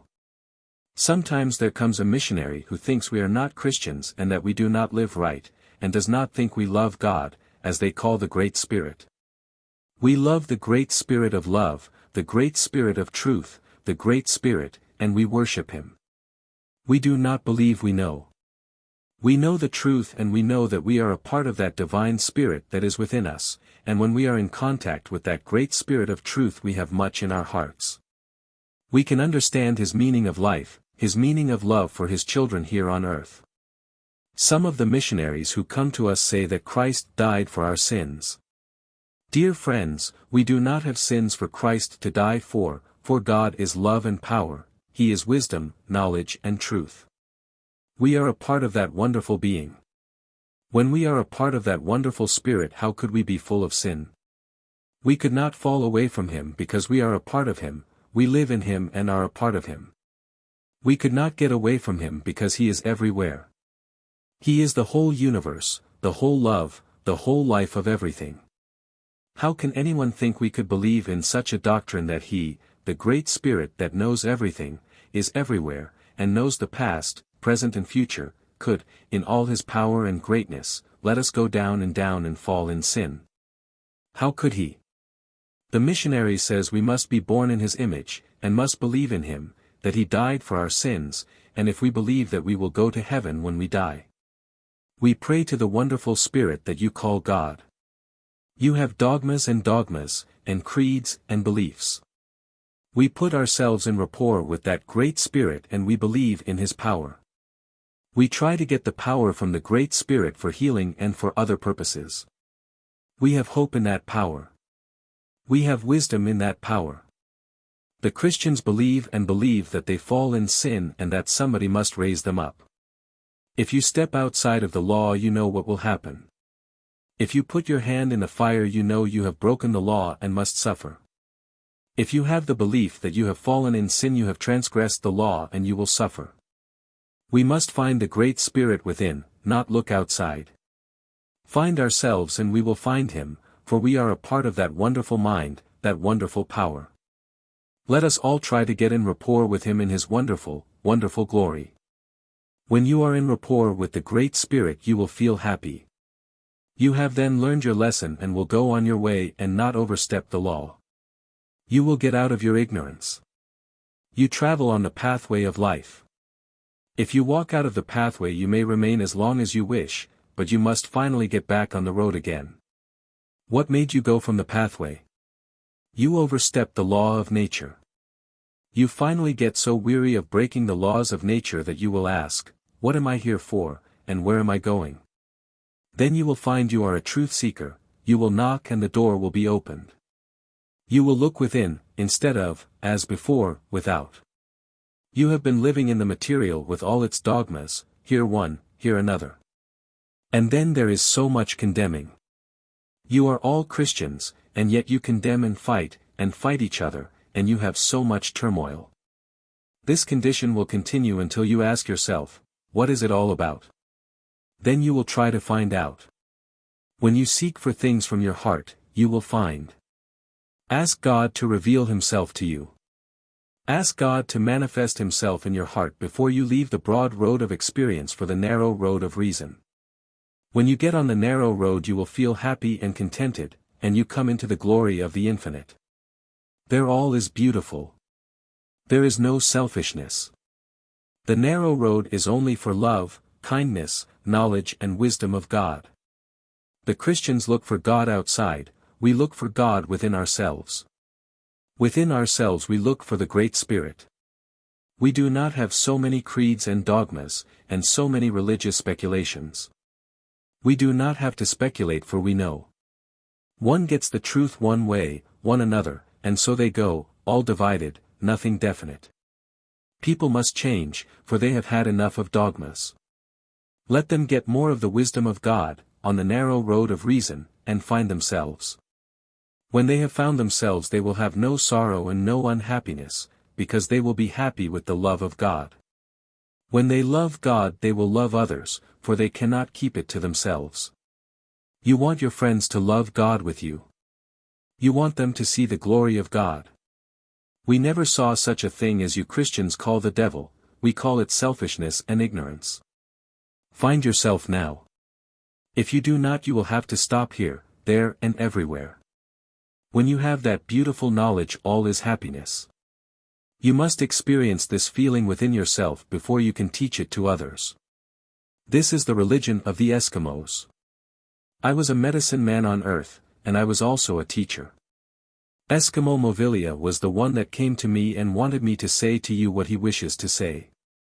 I have only repeated what he told me to say. We have no wars. We try to live as near nature and the Great Spirit as we can. We are not a pretty people, and we do not have so much changing as you do in dress. We have our beauty within us. Prettiness is only skin deep, so we do not care. The Christian has to be awakened through suffering and trouble. Then you begin to look for what is called the truth. You think that Jesus died for your sins. He could not, and he did not. The sins that are committed now are many more than when he was on earth.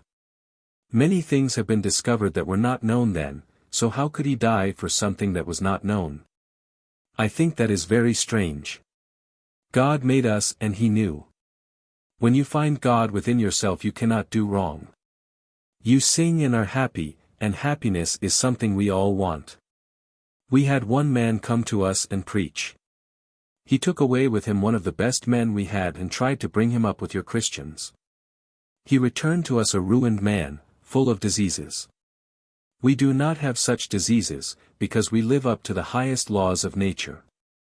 He came back and told us how you, who call yourselves Christians, live. We all felt so horrified to know that the Christians were so diseased in mind and body. That is what the Christians did for our fellow Eskimo. So I felt that I wanted to come and tell you of our religion. Let all in this little circle find themselves in God, because you and God are one. Here is a big light, say a candle, which stands in the center. Around it are smaller candles, but they are all a part of the same material as the larger candle. You take the smaller candles and light them from the big one, then you have the spark of life. Can you then understand what is meant by being a spark of God? When you die, as the Christians call it, you only blow out the candle. The tallow has gone back to the elements. Find God within you, then you have power, strength and love, and are learning to get wisdom. Then you have learned to get strength and conquer material, to conquer sorrow and sickness. You cannot be sick for you have the light of understanding, and the more understanding you have the more strength you have. All of you here are a part of that universal light, and you must all have that light from the candle. Do not worship the candle, but worship the light of understanding in God. Do not let anyone come in your way and make you think you cannot reach God. The Christians do not truly understand God. They must have somebody to talk for them, their Savior, as they call him. They worship Christ. Christ is truth, and when you find truth, that is, Christ. Worship God. When you understand how to worship God you will have strength and power, and success will be yours. We say, find God within your heart and all else will come to you. We do not believe, we know. Have the true knowledge of God in your heart and you will be happy. Good night. From the time Mrs. Wickland first developed as a psychic she has been especially under the protection of the Spirit, Dr. Root, who has fostered this obsession work and urged us to bring it before the public. He has come often to speak with encouragement and to lecture to invisible, as well as visible, audiences on the higher philosophy of life. Experience, December 24, 1919. Spirit, Dr. Root. Psychic, Mrs. Wickland. As we are gathered together in this little hall, I wish you could open your psychic eyes to see the many spirits who have come here for an understanding of the life hereafter. There has never been real happiness on earth, and there will not be so long as people are kept in ignorance of the truth of religion. In all times there have been many different kinds of religion, and always there has been selfishness. You now live in the 20th century, and since this is an enlightened age, why should not people be more intelligent and know more about the world here and the world beyond? People worship the golden calf more than they worship God. The churches are falling to pieces because they cannot make people believe as they used to in olden times. People now want knowledge, not belief, and if the churches would teach true religion, people would be better. Many ministers know in their hearts that people do not believe the old stories. It is the golden calf again. They worship money and they stand in the pulpit and talk against their better nature. Some day this world will conquer selfishness, but I am sorry to say that at present most of the people are insane regarding money making. They seem not to be able to get money enough. There is little honor, only money, money. There is little sympathy, all want only what they can get from others through money-making schemes. In time this money scheme will fall to pieces. We should study the other side of life as well as this, when we are on earth. If you want to become a minister, doctor, lawyer or lecturer, you have to study to acquire knowledge. Why should we not study ourselves? It is very important that all on earth should know where they are going after passing out of the physical, for they will then go to the right place and will not stay in the homes they have left. Without this knowledge many do not realize they are dead and they remain in their earthly homes. Someone of the family may be sensitive and may become obsessed. Then the doctors will declare that person insane and send him to the asylum, for there is no pity for one who is controlled by earthbound spirits. People should be taught the truth, then, when they pass out, they will look for the spirit world and a happy place beyond instead of a fictitious heaven. Heaven or hell is only a condition within yourself, and heaven must be found within before you can be happy in the spirit world. Some say, what is the spirit world? The spirit world is a counterpart of this with only one exception. Here you are thrown together with every sort of person, while there you cannot go anywhere unless you have understanding of where you are going. The spirit side of life is like a school, you progress by degrees. There is no belief. You learn where you belong and where you are going. It takes time to understand, but there is plenty of time in eternity to study and learn. The time is not far distant when people will open their eyes and see, and the churches will have circles and try to understand life. This is Dr. Root. I wish you all happiness and success in your work. Good night. Experience, March 23, 1921. Spirit, Dr. Root. Psychic, Mrs. Wickland. I am glad I can be with you tonight to tell you of the beautiful conditions we have on the spirit side. The greater number think that when death comes they will go to a certain place and stay there until the last of this earth. The last day is every day that you throw away selfishness and ignorance. That is death.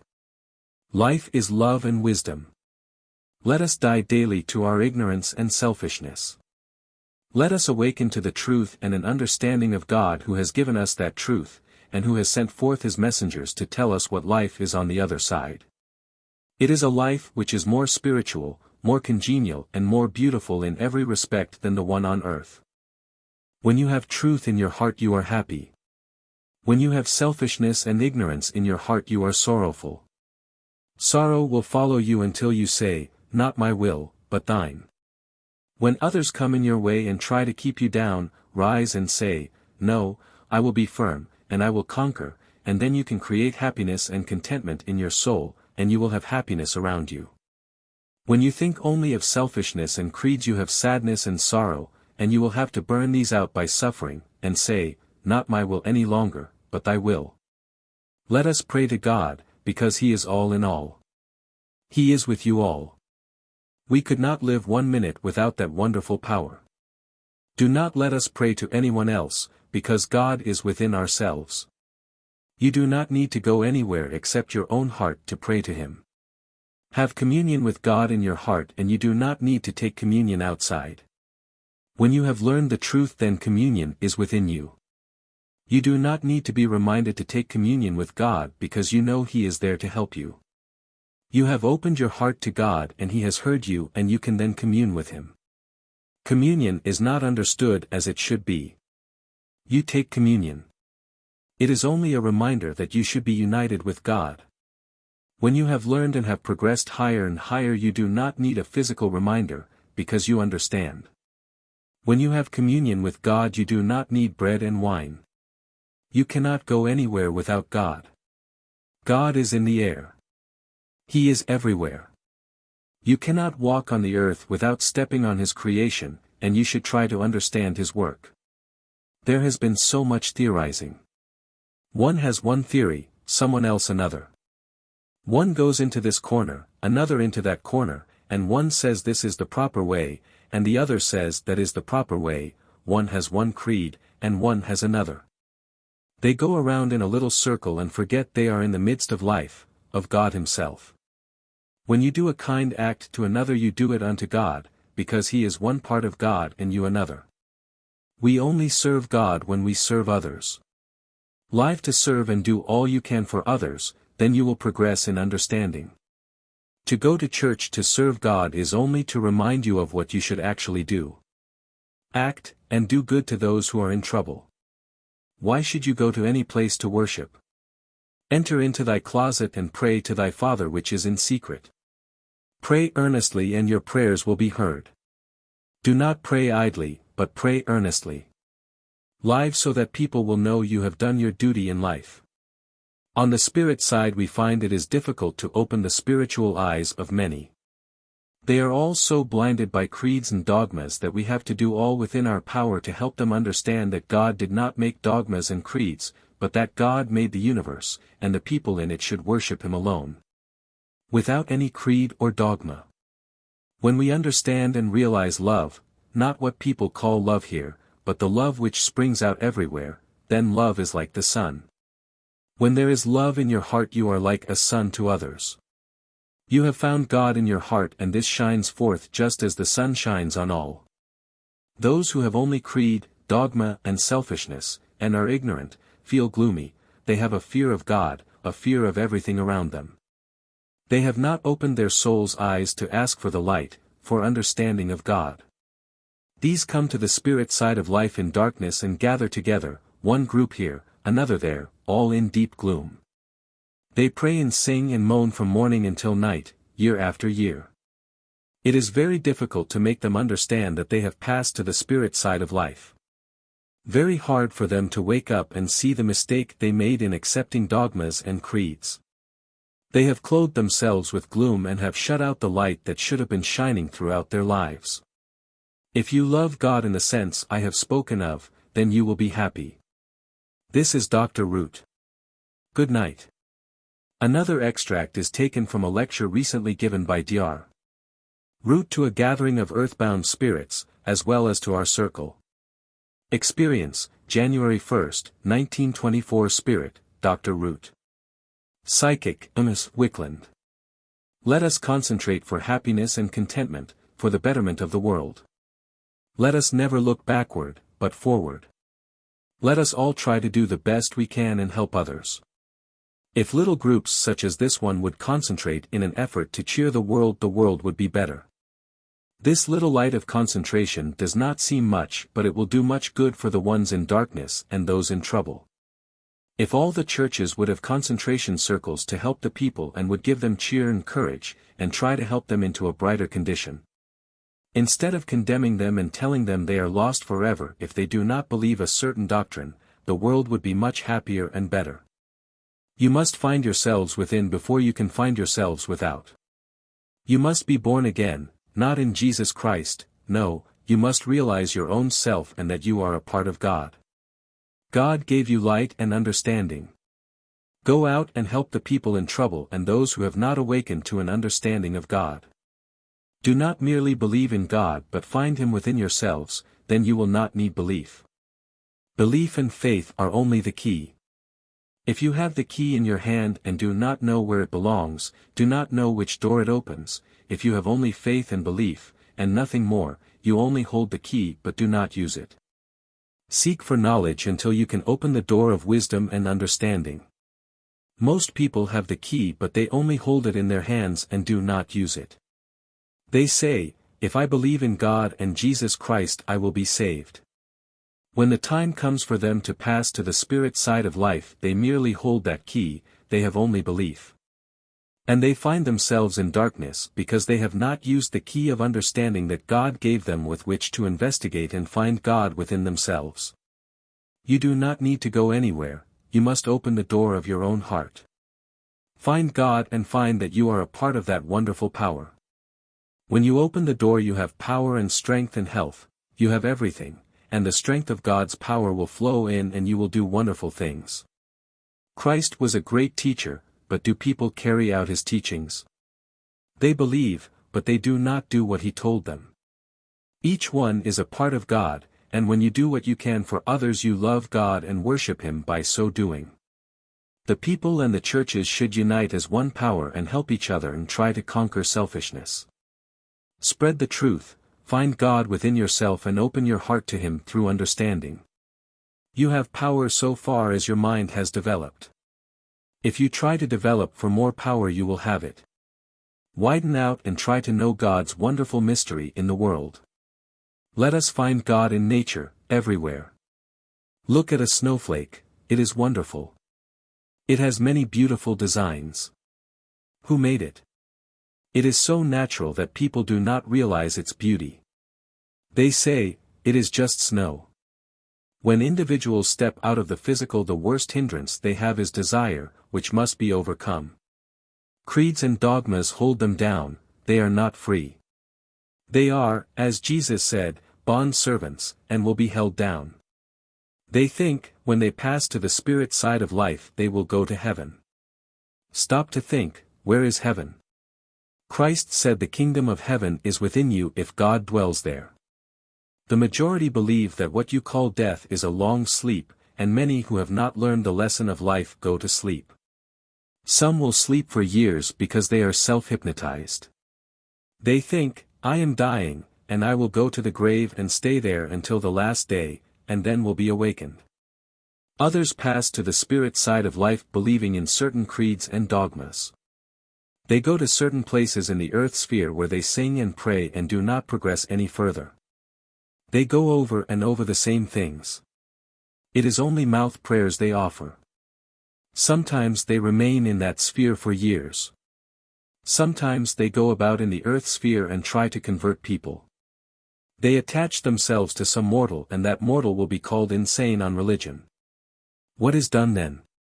The victims are sent to the insane asylum and left there for the rest of their lives. They will not be free from the obsessing spirits until the body dies. Then those spirits often attach themselves to other mortals. Let us understand the truth. Let us do what we can to help ourselves and others to an understanding of God. Worship him everywhere. Let us look at the sky and see the beautiful planets and stars. If this earth disappeared tomorrow, the suns and stars in the heavens would be just the same. This earth would not be missed. Do you think God sits on this earth and controls nothing more? No, let us think, and understand, and study. Let us all worship God in his whole universe. There is life everywhere. The grandeur of the heavens cannot be described, the wonderful stars in the heavens, the planets, and all the universe. Look through the microscope and you will find you are in another world. You will see germs, one or two of which will kill a big body. They are all under one power, God. Some say, why did God make all these germs to torment humanity? They must be, in order to have you realize and think and overcome. When you have trouble and try to overcome you become strong. A child that is protected constantly by its parents and sent into the country grows up in a fine atmosphere. He is good because he has had no temptation. But he has no knowledge that he is good. A boy from the slums, who has had trouble, will more readily develop into a man who can conquer than the one who has been protected. He will be strong and able to help others. Let us find ourselves. Let us all concentrate and try to help and give light to everyone we find needing help. Worship God in His true sense and not in a little narrow belief. Let us add knowledge to our faith. You are the bond servants that Christ speaks of. He was a wonderful teacher, but you believe in His blood and not in His teachings. Who killed Christ? The very ones that belonged to the church. They did not believe in Him. Christ is an allegory, He is the truth. Christ is born within you when you have attained understanding. Then you will see, and know, and realize God. When you pass to the spirit side of life you will have knowledge and you will go into a world that is far more beautiful than this. You can then reach the spirit world. You do not need to call it spirit world, some object to that name. Everyone is a spiritual being. You may call it the higher sphere, you may call it heaven, but heaven is not a place. If you think you are going to heaven you will have to take it with you, because it is a condition. When you have suffering you are in hell, and many have a hard struggle to get out of that hell. When you are happy you are in heaven, the heaven within yourself. You have trouble and sickness, but everything is to help you learn to find yourself. When you have found yourself, within yourself, you can conquer all conditions from without. You say, I am very sick. You attract those forces unto you, and after a while your own mind has created your condition. You are a part of God, the wonderful Creator. What you think, you create. You have power and you can use it for good or evil. If you have trouble, disease, or suffering, and have not learned to throw it off, you hold it to yourself. Then you become sensitive, and after a time you draw influences around you, and these in turn throw disease and bad thoughts on you, and you are bound. First, find God within yourself, then you will have power to rise.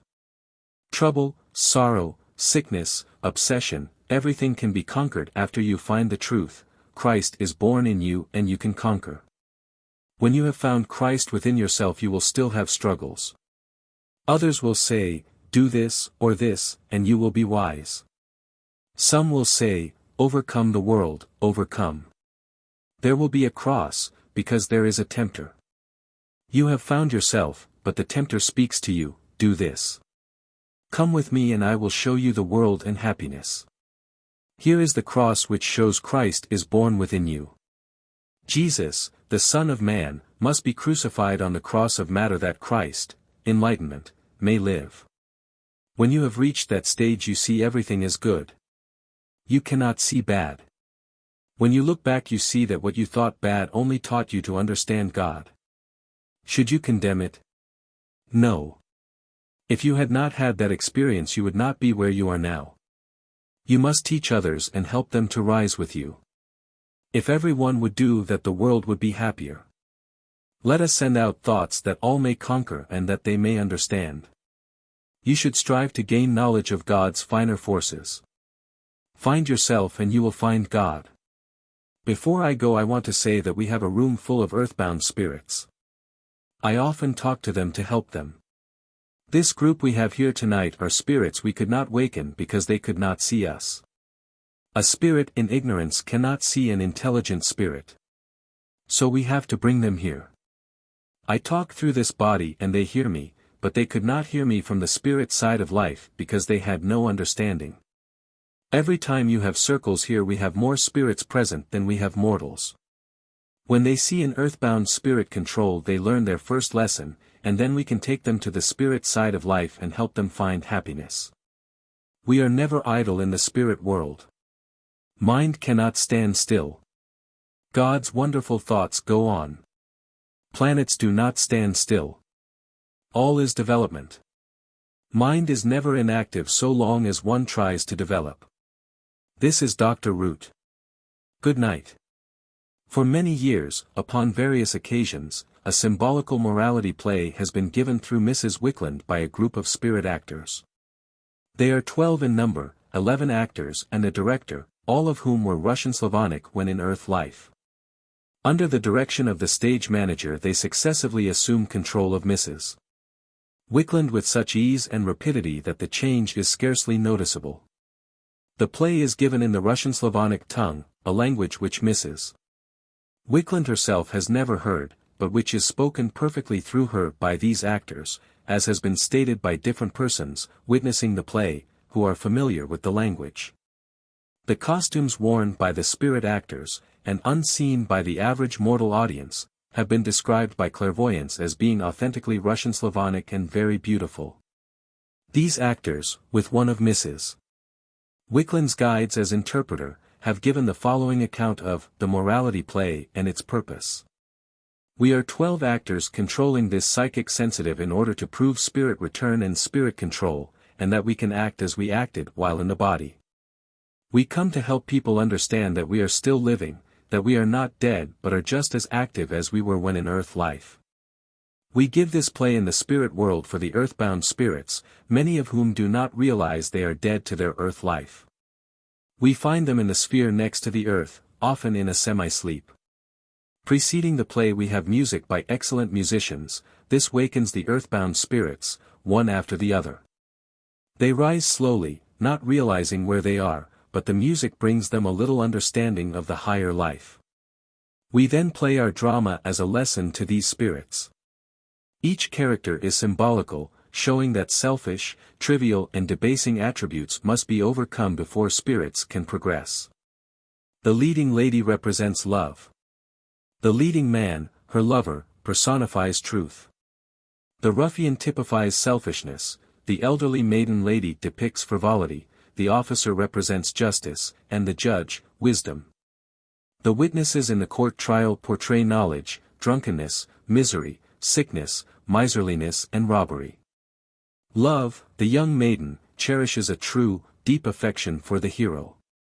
She dwells in the same abode with frivolity, who entertains an unrequited love, sentiment for selfishness.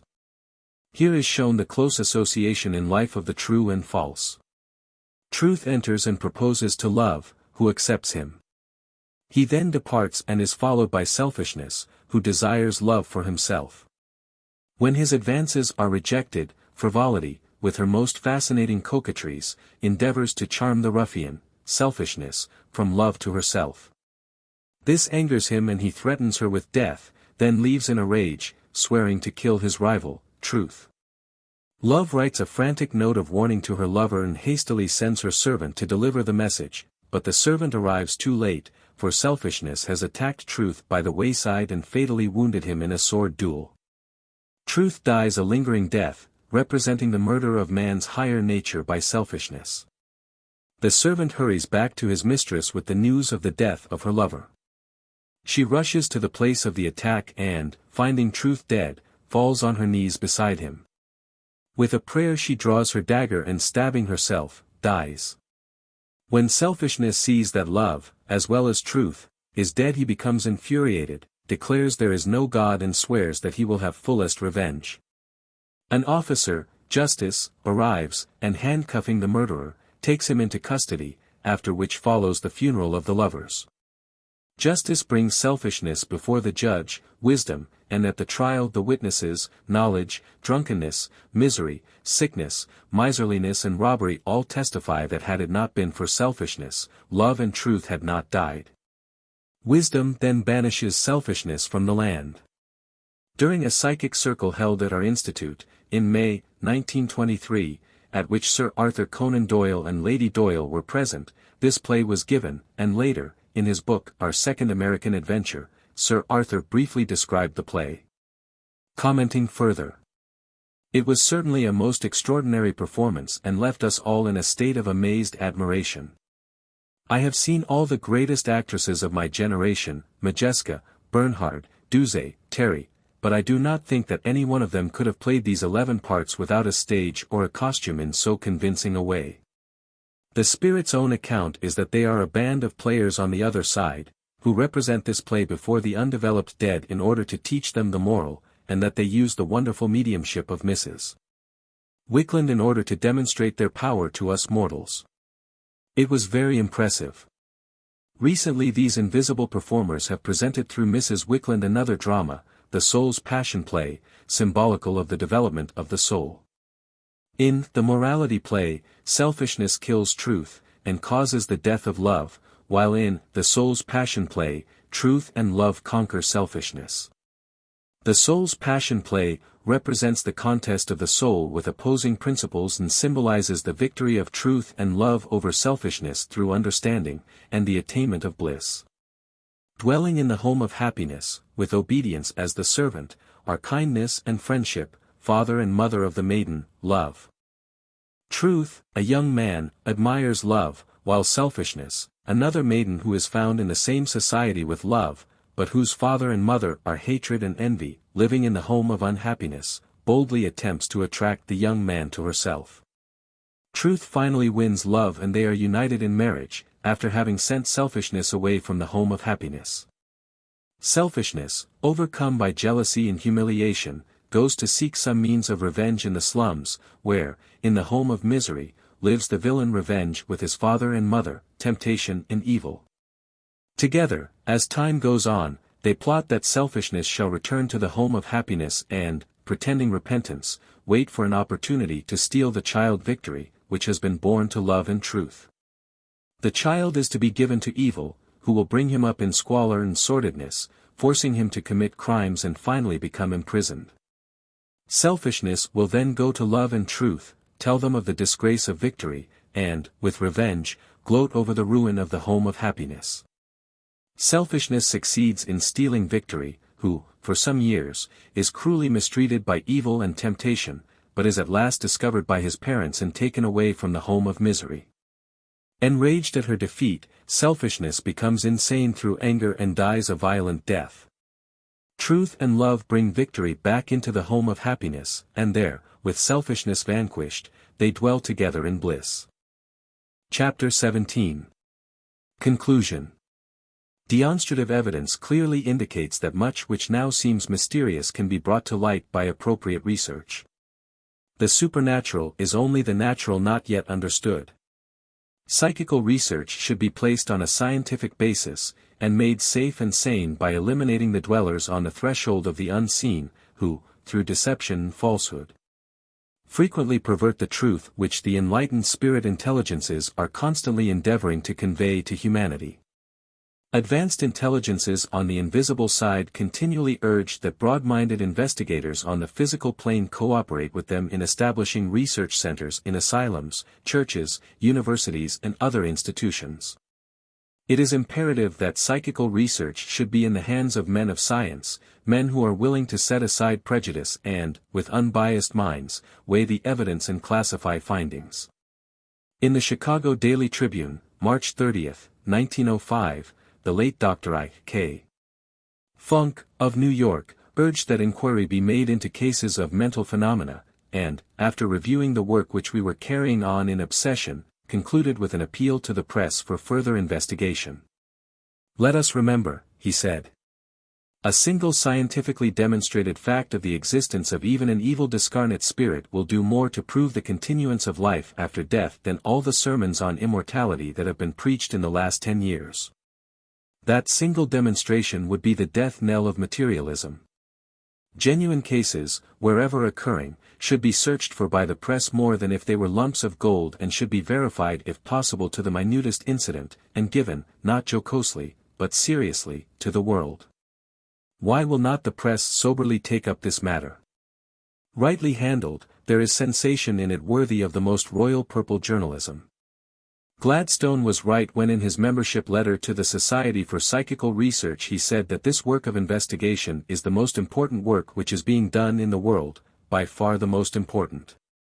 Scientific bodies, willing to thoroughly master and observe the governing laws, could readily obtain evidence similar to that presented in this volume. Especially could such evidence be obtained in institutions for the insane, as most inmates of the same are potential psychics who could be developed into instruments for psychical research. After having dislodged the ignorant, obsessing spirits, the psychic faculties of the sensitive could be developed by attracting intelligent spirits, who are always willing to cooperate from the invisible side, and who will protect the instrument against untoward results. Psychic research circles, formed to learn the truth of life and spirit existence, should be of inestimable value to churches, for such investigation would prove positively the continued existence of the soul, and convert mere faith and belief in a life hereafter into definite knowledge. The practice of calling for specific or particular spirits should not be indulged in, as this may lead to deception by mischievous spirits, who may step in and attempt to impersonate the spirit called for. It should be left to the guiding intelligences to bring whatever spirit is suitable for demonstration, and interesting information will be given from time to time by the advanced spirits, clearly showing the difference between intelligent and ignorant entities. As a nucleus for more comprehensive investigation, the National Psychological Institute was organized and incorporated in Los Angeles, California, for the purpose of placing these problems on a rational, scientific basis. This institute, a spiritual clearinghouse, has no interest in cult or ism of any kind, but is striving only to obtain data, in the hope of encouraging other institutions to take up similar work. As an enormous field for research has been opened by our experiences, it is not presumed or held that this avenue of research is a panacea for, or a full explanation of, all mental aberrations or obscure mortal vagaries, but indicative of the need for fuller knowledge of the role which the invisible world plays in human problems. End.